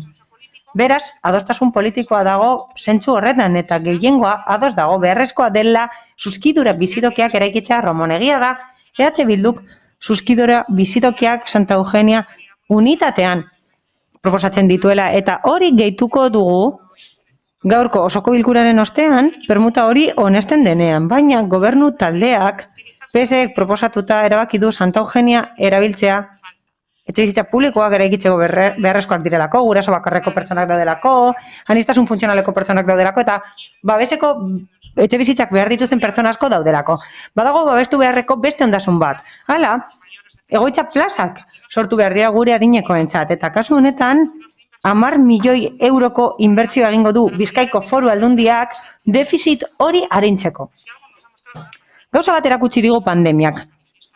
Oso gogorra dela krisia, zaintzen krisia, eta horregatik inbertsio publikoa areagotu behar da eta titulartasun publikoko plaza gehiago behar dira espazio publikoetan eta hortik hasi behar gara. Ez itunpetzetik espazio pribatuan. Hala, espazioak sustatu behar ditugu pertsonan zentratutako ereduan. Eta besteak beste horretarako adinekoak egon behar dira hiriguneetan, erreferentziazko espazioetan eta ez periferian eta horri erantzuteko espazio honetan jardun dezakegu berehala eta ez da apo aldatu behar. Badago, babestu beharreko beste ondasun bat. Hala, Ibar Nagusien etxeak espazio erabili du 30 urtez. Naiz eta espazio berriak sortu diren gure adinekoentzat RKen, PSEtik beti pentsatu izan dugu oso garrantzitsua dela haiek kudeatutako espazioak mantentzea. Azkenik, beste eskari bat da eraikina mantentzea. Eta guk hori babestu nahi izan dugu. Izan ere, Alderdi Sozialistak hilabete askotan geldiarazi du proiektua beste konponbide tekniko bat aurkitzeko eta premia eta eskari horiek guztiak betetzeko. Besteak beste, eraikina mantentzea bermatu nahi genuen eta hilabeteak eman ditugu horiek guztiak lantzen eta eskariak aztertzen. Hala? Ezin ditugu eskari guztiak bete eraikina ukitu gabe. Hala? Oraingo eraikinak erabat baldintzatzen du bertan eraiki daitekeena. forjatuek baldintzatzen dute dana, egitura baldintzatzen dut dena, eta mantentze lanak eskatuko luke 40 zuzkidura bizitokitik 20 murriztea, eta egoitza plazak murriztuko lituzke, eta horrek egingo luke aldundiak bere inbertsioa murriztea. Badaude, babestu beharreko ondasun asko, eta gustatuko litzaiguke posizio guztiak asetzea, baina egoera ikusita, esan beharra dago alderdi sozialistak pertsonen premiak aseko dituela. Eta nahiago dugula pertsonen premiak asetzea, eta ez eraikinen mantentzea, eta gobernatzea premiak asetzea da. Eta oso kontzientzia lasaia daukago, saiatu garelako posizio guztiak entzuten. Eta galdera hauze da, zein da EH Bilduren eta Elkarrekin Podemosen aukera? Osoko bilkura honetan askotan esan dute, zer pentsatzen duten, mantentzea eraikina eta inbertitzea mantentze lanean. Orain dagoen bezala, 3.000 metro karratuko espazioa mantendu beharko litzateke, Ibar Nagusien etxeak erabiltzeko eta euskaltegia gazteek okupatzeko. Izan ere, 2008ko hasieran okupatu zuten eraikina, hori da zuen eredua, hori azaldu duzuelako hemen. Jarrai dezakegu honen inguruan eztabaidatzen pleno guztietan, ez dago arazorik. Baina guk ez dugu hori murriztuko, ez dugu mugatuko eztabaida publikoa, eta horregatik mozioak aztertuko ditugu, baina interesgarria izango litzateke eredu berriaren inguruan eztabaidatzea, pentsatzea zuzkidura bizitoki horiek nola kudeatuko diren, eta horregatik guztiagatik ez dugu alde bozkatuko. Eskerrik asko Díaz Anderea eta Maseda Anderea, zeurea da hitza. Pues sorpresa que no vayas a apoyarnos. Harritzen gaitu gure proposamena ez besteak. Pare gauza esan nituen, baina ez dakit esango nituet azken finean behin eta berriro jarri dalako. Harrikatu dugun bezala, ez dugu nagusien etxea bera bota nahi, auzotarrek eraikina bera auzoaren izaeraren zati baina ezina bezala ikusten dute, eraikin horretan badago nagusien etxe bat, eta nagusien etxe horretako erabiltzaileek elkarlanean ari dira Romoko gazteekin batera. Belaunaldien arteko elkarbizitza. Hori da, hor daukagu zuek egin nahi duzuen egitea. Hor, arazoa da, zuek ez duzuela ikusi nahi relazio hori. EAJak beti nahi izan du Romoko nagusien etxea botatzea eta horretarako hainbat proiektu asmatu ditu urteetan zehar, orain hau daukagu. Baina proiektu nagusia baztertu nahi dute, euren hitzen kontra joanez. Zahartze aktiboa bultzatu nahi dutela, diote, baina bertoko nagusiei ez diete kasurik egiten. Are gehiago, enbarazu egiten dio EAJari. Romoko nagusien etxeko nagusiak euren bizitza antolatzen dute, euren zerbitzuak, euren aisialdiak. Hori da zahartze aktiboa, eta udal gobernu honek ahalegin guztiak egin ditu hori deusesteko. Behin eta berriro esan diguzuen moduan, hauteskundeak, irabazteak ematen dien legitimazioa da EAJak duen argudio bakarra. Baina argudio hau eskasa da. Romoko auzotarrek behin eta berriro eskatu dute herri galdeketa eta ukatu egin zaie. Galdetzera ausartu. Zeren beldur zarete zuen garaipen elektoralak ematen dituzuen arrazoiarekin eta indarrarekin hain seguru bazaudete? Baina agian ez da hori arazoa. Edo zuen botoak besterik ez dute balio. Gureak ere baliagarriak dira. Oscurantismo por parte de... Gobernu talde honen partetik oskurantismoa sumatzen dugu eta peseetik baita ere. Eta esan duena ezin da onartu ere egin. Lerro gorria zutena pasatuko eztabaida hartan eta orain badirudi kontrako egingo dutela. Eraistea da oberena, orain, EAJarekin gobernatzen dugulako eta ez diogolako gainerako guztiari kasurik egingo. Berriro dakargu hau ona, eztabaidatu dugun arren batzordeetan. Oposiziotik egin ditugun galderei esker, bestela zuegatik izango balitz, webunean ere, mozean eskatu bezala ez genuke erantzunik jasoko. Ez dakigu ezer. Prentzan argitaratu dena bakarrik, haiek enteratzen diragu baino lehenago, eta Zatika erantzun diguzuena baita ere, guk egindako galdera desberdinetan oposiziotik. Argi dagoen bezala, Zuzkiduratze bizitzatarako behar izena dugu eguneko zentroa izateko auzoan gaztetxe bat ere, auzoko gazteentzat bai. Horixe behar dugu. Baina bota eta berriro eraiki ez dugu nahi eraizte ez dakigu nola esan, euskaraz, gaztelaniaz, txineraz, frantsesez, edo zen modutara egingo dugu. Ez dugu eraikin hori eraizterik nahi. Behar bada datorren hilan berriro ekarriko duguna. Eskerrik asko, Maseda Anderea, eta Partido Popularretik zeinek... Andrade jauna, barkatu. Nada, gracias, señora alcaldesa. Eskerrik asko, alkate Andrea. Bueno, mozio hau berriro dator osoko bilkurara, eta eztabaidak errepikatuko dira, azalpenak errepikatuko dira. Pasaden hilabetean alderdi honek ekarri zuen osoko bilkurara funtsezkoena dela. Kredituaren hasierako onespenaz geroztik, aldundiari eman zitzaion eskumena adinekoen egoitza bat egiteko, hirigunean bertan, beharrezkoa da, eta bizilagunek eskatu dute. Baina, gauza da, lehenik eta bain, politika orokorreko eztabaida gertatu zen, aldun nagusiak esan duelako egoitza eredu aldatu behar zela. Makroegoitza edo makrokartzelak horiek egiteko erabiltzaileen elkarteek horrela esaten diete. Bigarren mugarria zein izan zen? Egoitza eredua garatzeko aldaketak baimentzea, eta azkenik gero bakobida etorri zela. Beraz, irizkide horiek kontutan hartuta, krisi honek zer erakutsi du? Eta txosten guztietan ikusten zakegu. Egoitza handienetan, egon direla COVID kutsatze kasu gehien. Beraz, makro egoitza hoien alde ez egita da konbenigarrena. Hau ez diot nik aldun nagusiak esan zuen politika orokorreko eztabaidan. Bizikidetza unitateak 20-25 pertsonakoak izan behar direla esan zuen. 100 aurre ikusten ziren proiektuaren hasieran. Eta gainera, aldunditik 100 sari dira oraindik. Aldun nagusia beste zerbait defendatu denarren, eta ez du balio solairuka banatzea. Solairu bakotza bizikidetza unitate bat izan arren, langileak solairu batetik bestera dazelako eta garbitzaileak ere bai.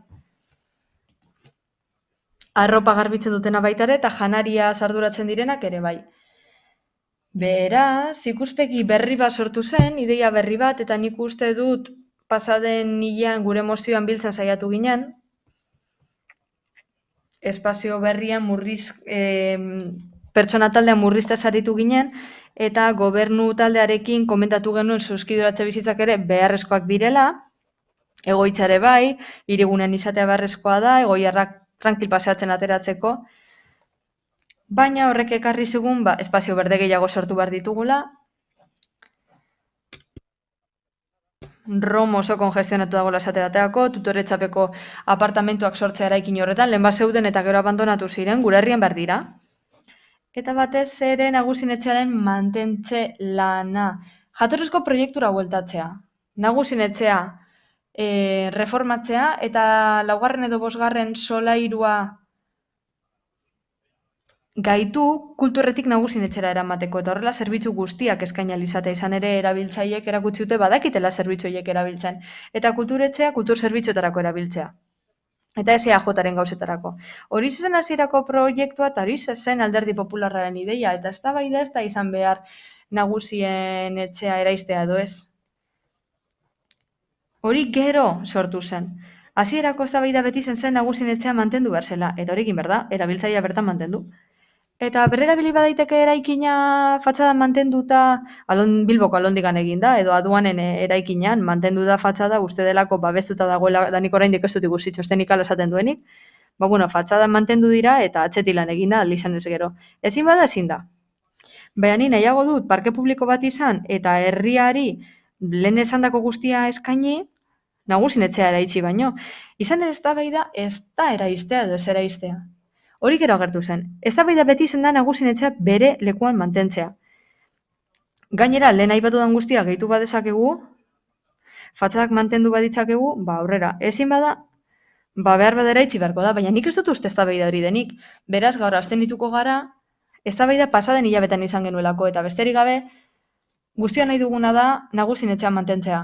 Niri berdin zaitera izten badan edo ez, gero nagusien etxeakoak bertatik botako badituzte proiektu berriarekin. Eskerrik asko, Andrade jauna, eta Rika Andrea, zeurea da txanda. Eguerdion guztioi eta eskerrik asko alkate Andrea. Bueno, el Centro Intergeneracional... Bueno, Getxoko belaunaldi arteko zentro hau EAJaren eta PSren arteko hitzarmen batetik jaioa da. Hauteskunde emaitzen ondorioz sortutako koalizio honek sinatutako hitzarmenaren harira dator, eta gainera Bizkaiko Foru Aldundiak eta Getxoko udalak hitzarmen bat sinatute honetarako. 21. mendean batuko dira belaunaldi gehien, Europan, Euskadin, Bizkaian eta Getxon ere bai. Baina belaunaldi desberdinak bat etortzearekin batera, denbora espazio berdinen bat etortzearekin batera, ez da bermatzen interakziorik edo lankidetzarik belaunaldi horien artean. Horren bestez, udal gobernuaren programara eta Foru Aldundiarenera gehitzea belaunaldi arteko zentro berri baten sorrerak 3 helburu ditu. Gazteen emantzipazioari erantzutea, laguntza eredu berriak sartzea, pertsona zentroan duena, hau adinekoek eskatute udalerritan, eta horrela gizarte kohesioa hobetzea. Eta 3. helburua litzateke belaunaldien arteko elkarreragingarritasuna sustatzea. Ondo dakigun bezala, proiektuan izapide guztiak errespetatu dira 2 erakunde publikoen partetik. Guztio dakigu emandako pauso guztia publiko egiten dela, eta horrela egiten jarraituko dugu. Badakigu lurzoru horiek udal jabetzakoa diela, mozioan EH Bilduk eta Elkarrekin Podemosek aurkeztutakoan esaten da, baina gaur egungo eraikinak ez daude babestuta, ez Jaurlaritzaren partetik, ez Aldundiaren partetik. Ondorioz, Getxoko apoan ezaie aitortzen ondare edo kultur baliorik, ez da balio arkitektonikorik ere. Noski baietz, gure ondare historiko eta kulturala babestu nahi dugu, zalantzari gabe. Baina irizpideak betetzen dituzten eraikinen kasuan. Kasu honetan irizpide hauek ez dira gertatzen eta beraz herritarren interes orokorraren alde egiten dugu. Aurrera egiten eta pertsonen bizikalitatea hobetzen jarraitu behar dugu eta horretarako ez zaigu pandemia edo krisi mundial bat iritsi behar. Ikusteko bizimoduak eta gizartaren ohiturak aldatzen doazela. Horregatik berrikusi eta garatu behar ditugu baliabideak eta mekanismoak. Erantzuten jarraitu ahal izateko gizarte berri izan berriei. Gobernatzea zer da? Aztertzea eta kudeatzea. Eta erabakiak hartzea, baina kontutan hartunda beste eragile batzuen iritzia. Hori guztia bermeekin gobernatzeko. Eragile sozialak eta herritarrak kontsultatzen ditugu haiek ere konprometitzeko eta gure gobernu programaren aurrealdean jartzeko. Beste batzuek gauza bera egiten dute, baina ostean. Hauteskundeen emaitzak lidergoa aitortzen ez dienean. Begira, Europan, Euskadin, Bizkaian eta Getxon jaiotakoa garen guztiok, azken 50 urteotan esango nuke, sorte pixka batekin urte asko biziko gara. Batez ere, osasun unibertsalera sarbidea dugulako. Gainera, zahartze aktiboari esker, zahartzea bizitzeko beste modu berri badago. Eta gizarte beharrizanei erantzuteko beste modu bat sortu da adinekoen kasuan. Adinekoen talde oso heterogeneoa da eta aukera izugarria dugu irtenbide berriak eskaintzeko eta arliberan herritar guztiei onura egiteko. Badakigu adinezko pertsona gehienen desioa gehiago bizitzea eta ondo bizitza da, baina haien etxe bizitzetan. Eta Getxon ere egiten da, baina egoera batzutan ezin da hori mantendu. Askotan mendekotasun mailaren badutelako, etxe bizitzaren beraren azpiegitura egokia ez delako, edo diru sarrerak eta ondarea nahiko ez direlako, eta azkenik, inguruko familiak baldin badu, ezin duelako behar bezala zaindu. Horren bestez, oso garrantzitsua da kontuan izatea, bizitza luzatzeko kasu guztietan ezin dugula lortu. Batzuetan ez gara iristen hainbat arlotan. Eta kalteberatasuna sortzen den kasu hoietan, nor dago atzean erantzuteko behar izanei, herri administrazioak, eta nola? Egoitzetan plazak emanez, baina lehen esan bezala Getxoko udalaren eta aldundiaren arteko lankidetzari esker haratago joango gara. Kasu honetan bizikidetzaren lortu nahi dugulako. Iraganean, familian sortzen ziren loturak edo beste instituzio sozial batzuetan sortzen zirenak berrezartzeko. Belaunaldien artean, heterogeneotasuna aprobetxatuz. Eskerrik. Aurreratzea gure botoa ezezkoa izango dela. Mila esker. Eskerrik asko.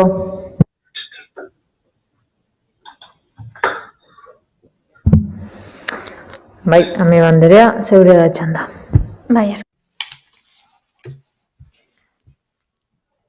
Ordenan joatea saiatuko naiz. Alderdi sozialistari zera esango diot. Argi dago, zein den zuen iritzia, argi dugu, baina badirudi momentu honetan ez duela zerikusirik hauteskunde programan bildutako proposamenarekin, ez da, bertan agertzen zen proiektu bana izenuela, zilegi zena, eta nik uste dut azkar pasatu zinetela legegintzaldiko plan batetik, itundutako plan batetik, esan ez zenutela mantenduko eraikin hau, eta gero gainerako dokumentuetan mantendu da iritzi hau. Eta esaten duzunean proiektua gauzatzea zinezkoa dela eraikina iristen ez bada, zergati da? Makroegoitza bat egin nahi delako, eta aldundian adi dira eredu txikiagoak aurkezten, eta guk ustegu hori hobe litzatekela, baina zuek berriro plaza kopuru handia aipatzen duzue. Eta hori ez dator bat aldundiak aurkeztutakoarekin. Beraz, uste dut, foru aldunditi planteatzen denari ere erantzute, ez direla erantzutenari, haien partetik edo zuen partetik ezaretelako behar bezala erantzutenari jendearen eskareri. Ardura bai, baina guztion partetik. Belaunaldien arteko proiektu guztion artean egiteko, ezin diguzu etengabe ez erantzun. Gainera ikusi duguna zera da. Ez diguzu argitasun osoz erantzun galdetu dugun bakoitzean, ez da tonu egokia zere. Guk eskatutako guzti ez diguzu eman, errespetutik eta kordialtasunetik. Kezkatzen gaitu bai, kontu honek hartutako norabideak. EAJtik esan digute, eraikinen babesaren kasua, eta badakigu ez daudela babestutala eskatzen ari gara, baina borondate politikoa badago manten ditzakegu. Eta bitxia bada ere, askotan ez dira doz egoten gur proiektu honen inguruan ekartzen digugun ekarpenekin. Baina zuek ezarete gai emendakin bate aurkezteko akordioren balortzeko honen inguruan? Deigarria da benetan, ikustea talde batzuen ekarpenek, ez dutela puntu bakar bat ere, zuen adostasuna ekar dezakena, eta azken aldian badugu sentsazio bat erromoren aurka zabiltzatena, edo ez diogu gabonetako argiengatik, askok esan du gutxiago jarri direla, beste auzo batzuekin konparatuta, Areta edo Algorta zentroarekin esate baterako. Romo kulturetzearen kasuan, auzoaren zatirik handiena kontra agertu zen, orain ere bai, esaten zutelako ondare garrantzitsua galtzen zela eskolak zirenak, edo gaztetzaren proiektua duela asko promestutakoa eta ez dena iritzi, edo ta horekin zer gertatu da. Berriro ere nagusien etxea honen kontra egin nahi den atroskeriaren aurka ere altzatu behar gara. Eta gauza da memoria dela auzo horrentzarako. Baina zer egin nahi duzu, zuen memoria hori zerotik eraiki ladrilloekin? Kezkatzen gaitu zein tonokin lantzen diren gauza hauek. Gardentasun gehiago eskatu eta ez duzu eman, oskurantismoa aipatu duzu, nik ez dut hori esan, nik gardentasun gehiago eskatu dut eta benetan jarrera itxia duzue. Pena da, berriro ere, botoak, hauteskundetako botoak, aurretik jartzea. Iritzi guztia kontuan hartzeko esfortzuaren ordez. Lidergoa eta ardura antza zuentzat, zer da, gut artetik entzea. Desberdin pentsatzen dugulako. Baina gogoraraziko dizuet herri administrazio ez duzuela zuek bakarrik osatzen. Talde guztiek osatzen dugu eta zinegatzi guztiek, eskerrik asko. Díaz Andrea. Sí, yo no iba a intervenir. Bueno, nik ez nuen hitz egin nahi, baina bai erantzungo dut. Uste dut gainera ez direla egia esaten ari eta eztabaida honetan behin eta berriro esan dugun arren nik uste nuen argi zegoela, baina ez da egia guk alderdi sozialistatik iritzi aldatu dugu lagun batetik bestera. Guk gobernu akordio bat sinatu genuen, gobernu itun bat, eta bertan esaten da Eibar Nagusien etxea espazio horretan mantendu nahi dugula eta eraikinaren memoria historikoa errespetatu. Memoria historikoa errespetatzea izan daiteke, eraikina mantentzea, fatxadak mantentzea alderdi popularreko bazteramailek esan bezala, edo beste irtenbide integralago bat bilatzea, da hori saiatu gara egiten, irtenbide tekniko bat lortzea, aldundiak eskainitako aukera hori ere tartean sartzeko. Baina ez da posible. Hemen gauza da bi eredu daudela.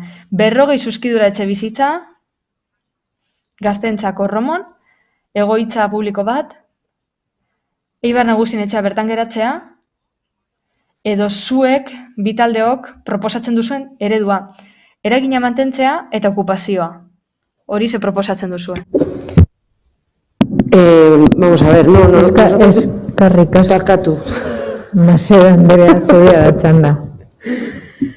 Bueno, barkatu bai. Me sereno. Lasaituko naiz bai hori proposatzen dugu, bueno, printzipioz, Romoko gazteek, gaztetxe bat nahi baldin badute bertan egoteko, ez dute okupatu behar. Zuek ematen baduzu espazio hori. Baina, bueno, horretaz haratago joan da, nik uste dut kasu honetan, egia betiari garela gauza berari bueltak ematen. Hemen esan duzu, ondare historiko osatzen duen eraikin bat babesteko modua eraistea dela, kontra esan batzu daude hor, Carmen, eta ni benetan alusinatzen ari naiz. Lehen gainera, esan duzu, ados zaudetela autogestioarekin, elkartek egindako autogestioarekin, Eibar Nagusien etxeak egindako aseski, nik ez dakizuen, suposatu baietz, enteratuta zaudetela, bueno, ni ondoan bizi naiz eta beti nago haiekin, baina bertan leku badute ezetasunez eta arazoz betea, eta behin eta berriro eskatzen dizuete gotera bat edo entxufe bat konpontzeko. Haiek margotzen dute hala ere. Haiek hainbat eta hainbat ikastaro antolatzen dituzte pila bat jenderentzat. Itxaron zerrendak bete egiten dira. Nik errekain hori ez dut ikusten. Ez du zenbakirik eman nahi, ez dutalako ezagutzen ze zifra dauden. 60 pertsona egongo dira igual, baina azken idiot ez dagoela jendearentzako lekurik. Pandemian egongo ez bagina ere, egia da pandemian aforoak murriztu direla, baina esan nahi dudana da, benetan miresteko modukoa dela pertsona guztiak egindako lana, ikastaroak antolatzen, txandak antolatzen, esate baterako, sinadura bilketa egiteko eta arartekoari eramateko. Euritan, hotzarekin, egunotan, segurtasun neurri guztiak bermatzen ari dira, izan behar den bezala. Nagusien etxera sartzeko, zein sinadura bilketa egiteko, boligrafoa garbitzen eta barari zirelako. Besterik gabe.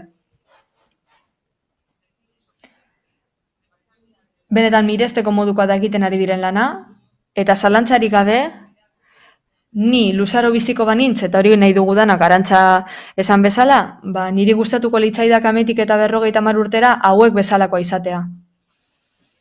Eta ez beste batzu egiten zitzaizun moduan bandejan jartzea, ni hauek bezalago nahi dut. Hauen taldeko izan nahi dut, eskerrik asko. Eskerrik asko, Maseda Andrea, Andrade eta Rika Andrea hitza hartuko duzu? Ez? Brevemente.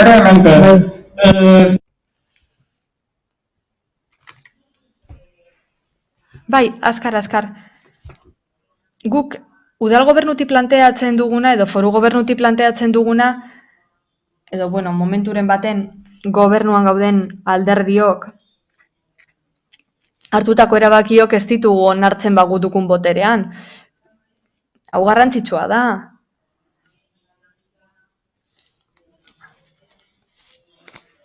Eta azken finean erakusten dute zein interes nagusi dauden herritarraren zati batekiko. Baina aurreko osoko bilkuran mozio bat aurkeztu zen, gai honen inguruan, Alderdi Popularrak aurkeztu zuen, eta EH Bilduk zein Elkarrekin Podemosek transakzional bana aurkeztu zuten, eta Alderdi Popularrak ere zuen onetxi, Beraz, ondo dago guri duintasuna eskatzea osoko bilkuretan, batzordetan, eta ulertzeko gaitasun handiagoa izateko, baina gero, begiraz egiten duten. Esploratzen eta magnifikatzen goaz gure gauza honak eta gero atzean eskutatzen gure lotza guztiak, hori da guztia. Eskerrik asko, Rika Anderea. Mozioaren bozketara pasatuko gara, beraz mozioaren aldeko bozkak, EH Bildu eta Elkarrekin Podemosekoak ditugu, abstentzioak, Partido Popularrekoak, eta kontra PS Euskadiko Ezkerra eta Eusko Alderdi Jeltzalekoak. Eta honekin 172. puntura pasatuko gineateke, Elkarrekin Moción del Grupo Municipal. Getxon arte erakusketak egiteko espazio egokia. Zeinek defendatzen du, Uribe de la Espriella Anderea, zeurea da hitza. Muchas gracias. Eskerrik asko alkate Anderea. Getxon arte erakusketak egiteko espazio egokia. Erakusketa areto egoki orok, 3 ezaugarri ezinbesteko behar ditu edozein motatako erakusketa artistikoak muntatzeko. Espazio handia, zabala eta argitsua behar du.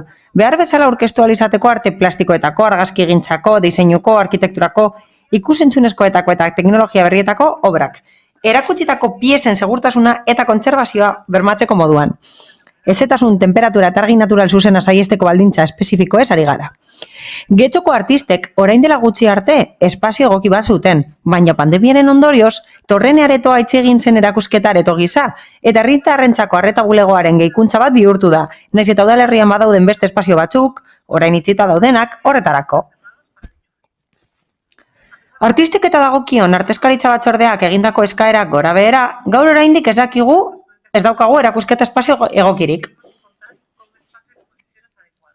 Horregatik guztiagatik, Getxoko Udaleko osoko bilkura honi honako hau aurkeztuko diogu.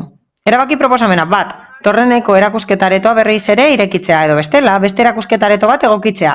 Obren segurtasuna, kontserbazioa eta behar bezala erakustea bermatuko duten ezaugarriak dituena. 2. Kolektibo artistiko eta kulturalekin batera beharrezko azterlanak egitea Getxoko beste auzo batzuetan erakusketetarako espazioak egokitzeko, arte ederrak herritarrei hurbiltzeko eta kultura eskura izateko moduan. Bellas Artes a la ciudadanía y descentralizar el acceso a la cultura. Procedo a... Defentsa egingo dut orain. Lehen osoko bilkura honetan aipatu ditugu publikoak eta orain sortzaileak aztertuko ditugu, kasu honetan arte ederretako eremuetako artistak. Eta erakunde honetatik esfortzu guztiak egin behar dira, sormen artistikoak espazio egokiak izan ditzan hemen Getxon. Hala, orain dela egun batzuk, denok ikusi genuen eta denok egon ginen musikebarrin kultura ospatzeko eta omenalia egiteko gure bizitza hobetzen duten horiei bere sormen artistikoarekin. Bertan aipatu zen apustu partekatua dagoela eta amets partekatua dela. Eta Getxo kulturaren erreferente bat izatea Euskadin, hori da gure ametsa eta gure helburua da artistek espazio egokia edukitzea Getxon, bere jarduera garatzeko alegia. Horregatik, arraroa da, ados egonda helburu horrekin eta kontuan hartuta espazio egokiak ditugula antzerkirako, dantzarako eta arte ederrek leku egokirik ez edukitzea Getxon bere jarduera garatzeko.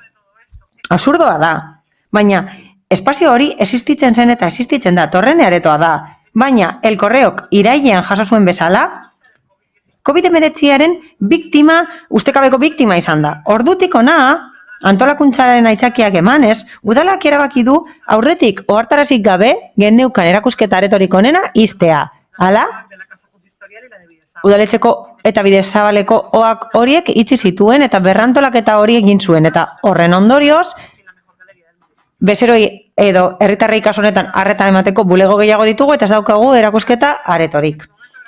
Artezkaritza batzordean esan genuen bezala, bere garaian, eskertu genuen kultura sailburuak bilera bat egitea horren inguruan jorratzeko eta azterketa egitea espazio horiek gaitzeko eta arte ederretarako espazio bat edukitzeko eta eskertzen dugu lankidetza hori etengabea izatea eta espero dugu etorkizunean mantentzea.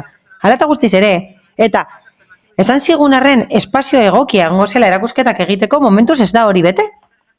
Irailetik, kolektibo kulturalak mugiarazi egin dira irekitzeko eskatzeko eta kontuan hartuta ez dela premia edo galdera hori edo premia hori ase, nik hori aldarrikatuko dut. Artistak Getxostarrok espazio duine behar dugu arte eta kulturarako, areto bat neurri onak dituena, Torrene aretoak bezala. Hala urteetan zehar, aukera izan dugu, aukera artistiko desberdinek osatzeko, eta oso bitarteko ona egokia izan da kultura eskaintza hurbiltzeko Getxostarrei eta gainera udalerriko aretorik onena izan da, baina horrez gain oso tresna egokia izan da kolektibo desberdinentzat. Topagunea izan delako, erakusketa aretoa izan delako, gainera oso egokia artista berrientzat. Beharrezkoa da Getxoko sortzaileek bere proposamenak erakusteko eta horregatik berriz ere irekitzeko eskatzen zuten. Orain esango diguzue beste espazio batzuk daudela, baina aurrera egingo dugu. Ez, Romoko kulturetxeko RKeko aretoak ez ditu baldintza berberak bermatzen. Hala, argia eta temperatur baldintzak ez dira berberak. Gainera, txikiagoa da. 100 metro eta 122. Gainera, 18 lineal ditu eta ez 36 Torrenek bezala, ze. Eta erakusketa bat egiterakoan hori oso garrantzitsua da. Kultura segurua da, kultura arduratsua da eta kulturaren balioa guztitik harago doa eta gure flotadorea izan da garaitxarretan. Horregatik eskatzen dugu berriz ere irekitzeko Torrena edo antzeko espazio bat gaitzeko. Eta gainera aurrera pauso gehiago eman behar ditugu. Horrela egin behar dugu eta talde kulturalen babesarekin bere lana nabarmendu behar dugu eta azterlanak egin behar ditugu beste galeria publiko batzuk irekitzeko, beste erakusketa areto batzuk irekitzeko, beste auzo batzuetan eta arte eskaintza herritar guztiei hurbiltzeko. Eskerrik asko. Eskerrik asko. Partido Socialista jauna, zeure da txanda. Eskerrik asko. Elkarrekin Podemosek mozio bat dakarkigu gaur. Karolinak esan bezala, gaia ohikoa izan da azken denboraldi honetan. Artezkaritza batzordeetan jorratu egin da gaia. Hala, horri dagokionez gure udaltaldeak uste du bidezkoa dela esatea, azkenengo urteotan gobernu taldeak erakusketarako espazioen sorrera bultzatu duela. Horren adibide da honako hau, RKE, musike barri eta beste ekipamendu batzuk horrez gain, apustu eginda espazioak errasteko eta erakusketa aretoak zabaltzeko ohiko espazioetan. Herritarrek erabiltzen dituzten espazioetan gobela kiroldegia, adibidez, Agortako merkatuko espazioa, edo espazio irekia, besteak beste. Adibideak besterik ez dira. Hala, mozioan esan bezala, Torrene kaleko areto aldatu da eta orain beste zerbitzu bat ematen du areto horre guretzat ere garrantzitsua dena batez ere egungo garaietan. Hori da, herritarrei arreta emateko bulegoa handitu da eta horregatik ez dago erakusketa aretorik. Hala, gu ez gaude aurka, gu ez gaude aukerak aztertzearen aurka erakusketarako espazioak sortzeko, baina bilaketa horretan patxada sartu behar dugu dana, ezta? Uste dugu horrela egiten ari dela. Gainera, egungo egoera ez da 2010ko egoeraren berbera. Orduan ireki zen Torrene aretoa eta egoera asko aldatu da. Orain, lehen aipatutako ekipamenduak ditugu eta horiek helburu horretarako prest daudere bai. Ez dakit baldintzak hobeak diren edo ez dakit, ez nahi sartuko eztabaida horretan. Nik uste dut kontu horiek teknikoak direla eta teknikokin nik ez dut gai hori ezagutzen. Horrez gain, guk uste dugu horrelako zerbitzuak udalak eman behar dituela baldintza berdintasunean eta hori esaten dudanean hau esan nahi dut, hau da, baldintza berdintasuna bermatu behar da auzo guztietan Eta hori nik esan bezala egin daiteke. Nola? Espazioak sortuz, erakusketak hurbiltzeko, denek erabiltzen dituzten espazioetara, herritarrek erabiltzen dituzten kiroldegietara, merkatura, espazio irekira. Hau da, herritarrek erabiltzen ohi dituzten espazioetara hurbilduz, horregatik guztiagatik aurka bozkatuko dugu. Eskerrik asko. Bai, Maseda Andrea. Ados gaude Podemosek aurkeztutako mozioarekin, denbora da aramagu herriko artisten egoera salatzen eta udal gobernuak muzin egin die bai guk edo bai artistek egindako eskakizunei. Getxoko udalak Algortako torrene erakusketa aretoa ixtea erabaki zuen eta horrela jarraitzen du. Hasiera batean, behin-behineko erabakia izango zena, alboan dagoen herritarren arretarako bulego handitzea, segurtasun distantziak errespetatzeko eta bar. Behin betikoa bihurtu zen eta ez pentsa udal gobernuak ahaleginik egin duen arazoari aurre egiteko, ez da gutxi ere. Benetan kezkatzekoa da osasun krisiaren aitzakiarekin hainbat erabaki hartu izana. Eta litekeena da asko atzera ezinak izatea. Kulturan murrizketak egin dira pandemia aitzakia jarriaz. Zeinek bermatuko digu pandemia amaitzerakoan erabaki horiek guztiak bertan bera geratuko direla? Torreneren kasuan, Getxoko artista ugarik manifestu bat sinatu zuten aretoaren itxiera salatuz. Eta EAJ eta PSE-ren udal gobernuari alternatibak eskatuz. Eta esen gutxiagorako. Benetan larria da Getxoko udala kulturarekin egiten ari dena edo hobe esan da, egin duena. Udal gobernua berauen nahikotasun parametrotan oinarrituta. Romo Kultur etxearen aretoa jarri zien alternatiba modura. Beti bezala partxe sume bat, jakinda delako areto horrek ez dituela, betetzen erakusketak antolatzeko oinarrizko baldintzak. Eta eskerrak eraikinaren aurrekontua 8 milioi eurokoa izan zela bestela batek daki. Horregatik bat egingo dugu Podemosek ekarritako eskakizunarekin. Eskerrik asko. Bai, Elorza jauna, zeurea da hitza. Gracias, señora alcaldesa. Eskerrik asko alkate Andrea. Oso ados gaude zuekin. Hala, gure udalerriko erakusketa artistikoak eta adierazpen artistikoak hobetu behar dira. Gure betebeharra delako artea sustatzea. Joan den hilabetean, proiektu artistiko bat ekarri genuen irratian horrelako programak sustatzeko eta gure tokiko artistak babesteko. Orain, arte plastikoak babestea proposatzen diguzue eta artea eta kultura zeharkako gaiak dira eta gure eskumenekoak dira horiek guztiak.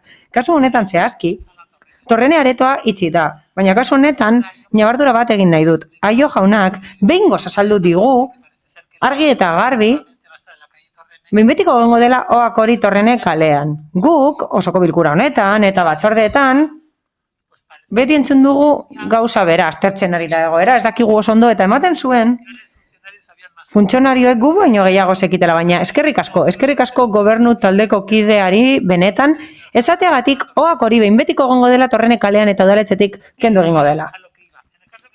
Baina goazen arira, hala torrene aretoa itxi egin da, eta erabakia eztabaidagarria da, baina beste erakusketa espazio bat gaitu beharko litzateke, bertan erakusketak egiten zirelako eta beste leku batera eraman beharko litzatekeelako espazio hori. Baina ezin dugu baimendu horrelako espazioak kentzea eta bestelako aukerarik ez ematea. Hala, mozioan esan bezala, kontu ez da bakarrik mantentzea existitzen ziren espazioak baizik eta horiek areagotzea erakusketak ahalbidetzeko auzo guztietan. Baina zoritxarrez, hau ez da udal gobernuaren bidea, guztiz aurkakoa. Programazio artistikoak areagotu beharrean egiten dugun gauza bakarra da horiek murriztea. Eta hori ikusteko musikabarriren programazioa besterik ez dugu aztertu behar, baina ez pandemiagatik baizik eta ez dagoelako borondaterik. Hala, musikabarriren txartelarekin Gonzalok esan bezala, programazioa oso eskasa zen lehenengo hiruilekoan eta oraindik guk ez genekien pandemia egongo zela. Eta orduan, zegoen programazioa oso eskas. Hala, kulturetxeko horrekontua 10% murriztu egin da, informazio batzordeetan ikusi dugun bezala. Horrez gain, plangintza eza daukagu, plangintzarik eza daukagu, erabatekoa gainera. Eta horrela, lortuko dugu ekipamendu handiak eta oso garestiak edukitzea eta gero kontentatu beharko gara horiek itxita ikustearekin. Inork ez duelako plangintza zehatzik ezarri. Eraiki aurretik ez dago plangintzarik. Ez da aztertu bideragarritasuna, mantentze lana, ez da ustiak eta zuzena ere. Eta arte plastikoetara itzuliz, disiplina hauek gero eta espazio gutxiago dituzte udalerri honetan, naiz eta ekipamendu pilo dauden. Beraz, ados gaude eskaera honekin, ekipamendu publikoak eta espazio gaitu behar dira, artea sustatzeko gure udalerria, mila esker. Eskerrik asko, Elorza jauna.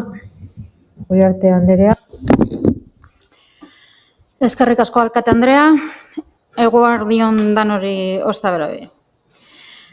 Gaur Elkarrekin Podemosek dakargun mozioan dagoeneko artezkaritza batzortan jorratutako gaia da. Behin da berriro esan dugu gaia eta holango leku, areto edo espazioak antontzea ez dela erreza bizitzen gagozan sasoi honetan. Eta ez dela egun batetik bestera egiten dan gaia. Baina lan dabe, nik kulturetzeko presidentelez eta alde teknikoa be, artisten munduko personakaz eta alkartakaz berbetan egon gara gai honen inguruan. Gauzak zelan konpondu edota hobeto bilatuz. Hau da, errekaeko aretoa zelan hobetu eta kalean zelan jorratu be landu dugu. Momentu honetan plano teknikoan dago guzti hau zelan bideratu daiteken ikusteko. Egon diran elkarrizketatan, bai alkarte zein batzartutako pertsonei euren proposamenak helduazo deizkuezalabe eskatu deutzegu. Proposamenen bideragarritasuna aztertzeko eta aldan heinean posible bada egin ahal izateko. Herriko artistak kontuan eduki badaukaguz. Izatez, Getxoarte, Getxotar artisten proiektu bat da. Eurek egiten dabe kulturretxeagaz landuta. Getxofoto, herriko alkarte kultural batek egiten dauen proiektua da. Eta eurekaz be lan egiten dugu. Argia ereiten saria bera artista Getxotar batek diseinatu eban. Horrek adibide batzuk jartzeko moduan.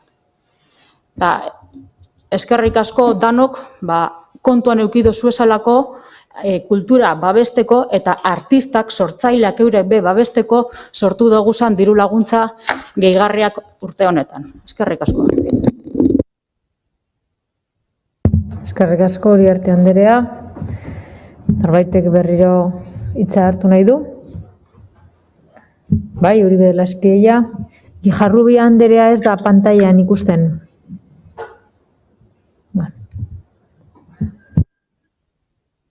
Pues Uribe de la Espiella zeurea da hitza.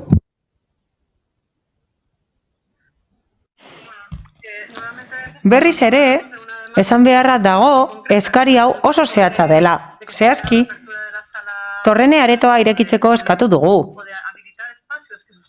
Edo bestela, horrek zeukan eginkizuna ordesten duten espazioak irekitzeko eskatzen dugu. Eta ikusten dugu, gure ahoan jartzen dituzuela esan ez ditugun hitzak. Mozio honek, besterik gabe kritikatzen du hitz egin dela Torrene aretoa. Gainera, gaur enteratu gara, gobernu taldearen parte bati esker, udaletxeko oak hori Torrenen egongo dela behin betiko eta Torrene aretoa berriro ere ez dela irekiko esposizio areto gisa. Baina berriz ere esan nahi dut, ez dela kritika bat, laguntzak ez direnik onak, ez dugu hori esan. Izan ere, esan dugu musikarako espazio onak daudela, espazio onak daudela antzerkirako, baina arte ederren kasuan zerbait daukagula egiteke, eta orain esaten duguna hori da. Kulturaren alde lan egiten badugu, gero eta gehiago egin beharko genuke horregatik, osoko bilkura honetara ekarri dugu eskaera hau. Irailetik, arteskaritza batzordean jorratu dugu gai hau Torrene aretoaren kontua, baina abenduan gaude eta oraindik ere ez daukagu konponbiderik. Denbora igaro da, pentsatzeko, hausnartzeko eta teknikoki aztertzeko patxadas gainera, eta nik uste dut esan bezala denbora egon dela. Hala, ekipamenduak eskuragarri daude eta elkarrizketak izan dira eragileekin, ez dugu esan ez dagoenik elkarrizketarik, baina ematen du ez direla oparoak, ez dutela emaitzik izan eta arte derren sektoreak Getxon baztertuta dago, ez daukalako espazio nahikorik erakusketak egiteko, ez gara ari diru laguntzez, ez, besterik gabe aipatzen dugu ez dagoela espazio nahikorik erakusketetarako eta horregatik ekarri dugu pleno honetara. Beraz, eskerrak eman nahi dizkiet talde batzuei, zehazki Alderdi Popularrari eta EH Bilduri. bere hitzekin osatu dutelako guk esandakoa, besterik gabe. Zain egongo gara, txosten teknikoen zain egongo gara, esan duelako bozeramaileak horiek egiten ari direla, azterkaritza batzordeetan horren inguruan galdetuko dugu, eta beharrezkoa bada horrelako gaiak ekarriko ditugu plenora. Gure helburua hori delako Getxo referente kulturala izatea, eta arte ederren eremuan ere bai, espazio egokiak edukitzea obra horiek erakusteko. Ez bakarrik erdigunean baizik eta auzoetan ere bai, nahikoa da honekin, mila esker zuen arretagatik. Eskerrik asko. Jaunak ez, EH Bildun aldetik ez, Partido Popularraren aldetik. Señor Elorza, ¿quiere intervenir? No? Elorza jaunak ez du hitz egingo. Aldetik ere ez, beraz, bozketara pasatuko ginateke. Mozioaren aldeko bozkak, EH Bildu, Elkarrekin Podemos eta Partido Popularrekoak ditugu. Abstentzioak ez lirateke egongo eta kontrako bozkak Partido Sozialista Euskadiko Ezkerra eta Eusko Alderdi Jeltzalekoak izango lirateke. Beraz, honekin batera, mozioan atala ere amaitutzat jotzen dugu. Ez dakit nik galde erantzuren bat badagon. Bai. Andrade jauna. Eskerrik asko alkate anderea. Azkenengo plenoa da, horregatik getxostar guztiei, batzarkide guztiei eta keltzeri une txarrean dagoelako, egu berrion, urte berrion eta deialdi bat getxostarrei. Benetan erantzukizunez gozatzeko oporrez eta egu berriaz. Oso garrantzitsua delako urrengo urtean denok egotea hemen, mi esker. Eskerrik asko eta nire aldetik ere lehenik eta behin joan zaizkigun pertsona guzti hoiei oroimen berezi bat, urte zaila izaten ari da, eta baita sufritzen ari diren pertsona guztientzat solidaritatea eta gertutasuna agertu nahi du udal batza honek. Egu berriak badakigu esanguratsuak dirala, denontzat garrantzitsuak edo jende askorentzat gutxienez garrantzitsuak gure kulturan, baina berriz ere gogoratu behar dugu kontu zibili bargarela, neurriak bete egin behar ditugula, bestela beste olatu batzuk etorriko dira eta gauzak okertu egin daitezke. Beraz, goazen denak ardurarekin mesedez jokatzea. Hala eta guztiz ere, goazen ere egu berri zoriontsu batzuk pasatzea eta urte berriari itxaropena eskatuko diogu eta osasuna ez da. Beraz, egu berri hon bat pasa dezazuela opa dizuet eta felices fiestas zentzu horretan. Bai? A ber. Bai, Uribe Espriella Anderea. Hacemos extensión de fiestas y Navidad. Egu berrion guztioi. Eskerrik asko mezu honengatik besterik gabe galdera bat daukat. Nik uste dut, talde guztio jaso dugula mail bat, Getxostar baten mezu bat, San Nikolaseko aparkaleku bat duen pertsonaren galdera bat jaso dugu eta besterik gabe galdetu nahi dut. Denon jaso dugu galdera, oposizioko guztiok eta kopia bat bidali diogu gobernu taldeari. Horregatik, ez dakit, alkate andereak pentsatzen duen egokia dela orain hori aztertzea edo nola jorratzen dugun, deno jaso dugun galdera hori? Nik uste osoko bilkurak galderak jasotzeko zabalik daudez, hasieratik, eta datorren osoko bilkuran erantzungo dugu ondo iruditzen bazaizue. Eskerrik asko eta gabon zoriontsuak pasa.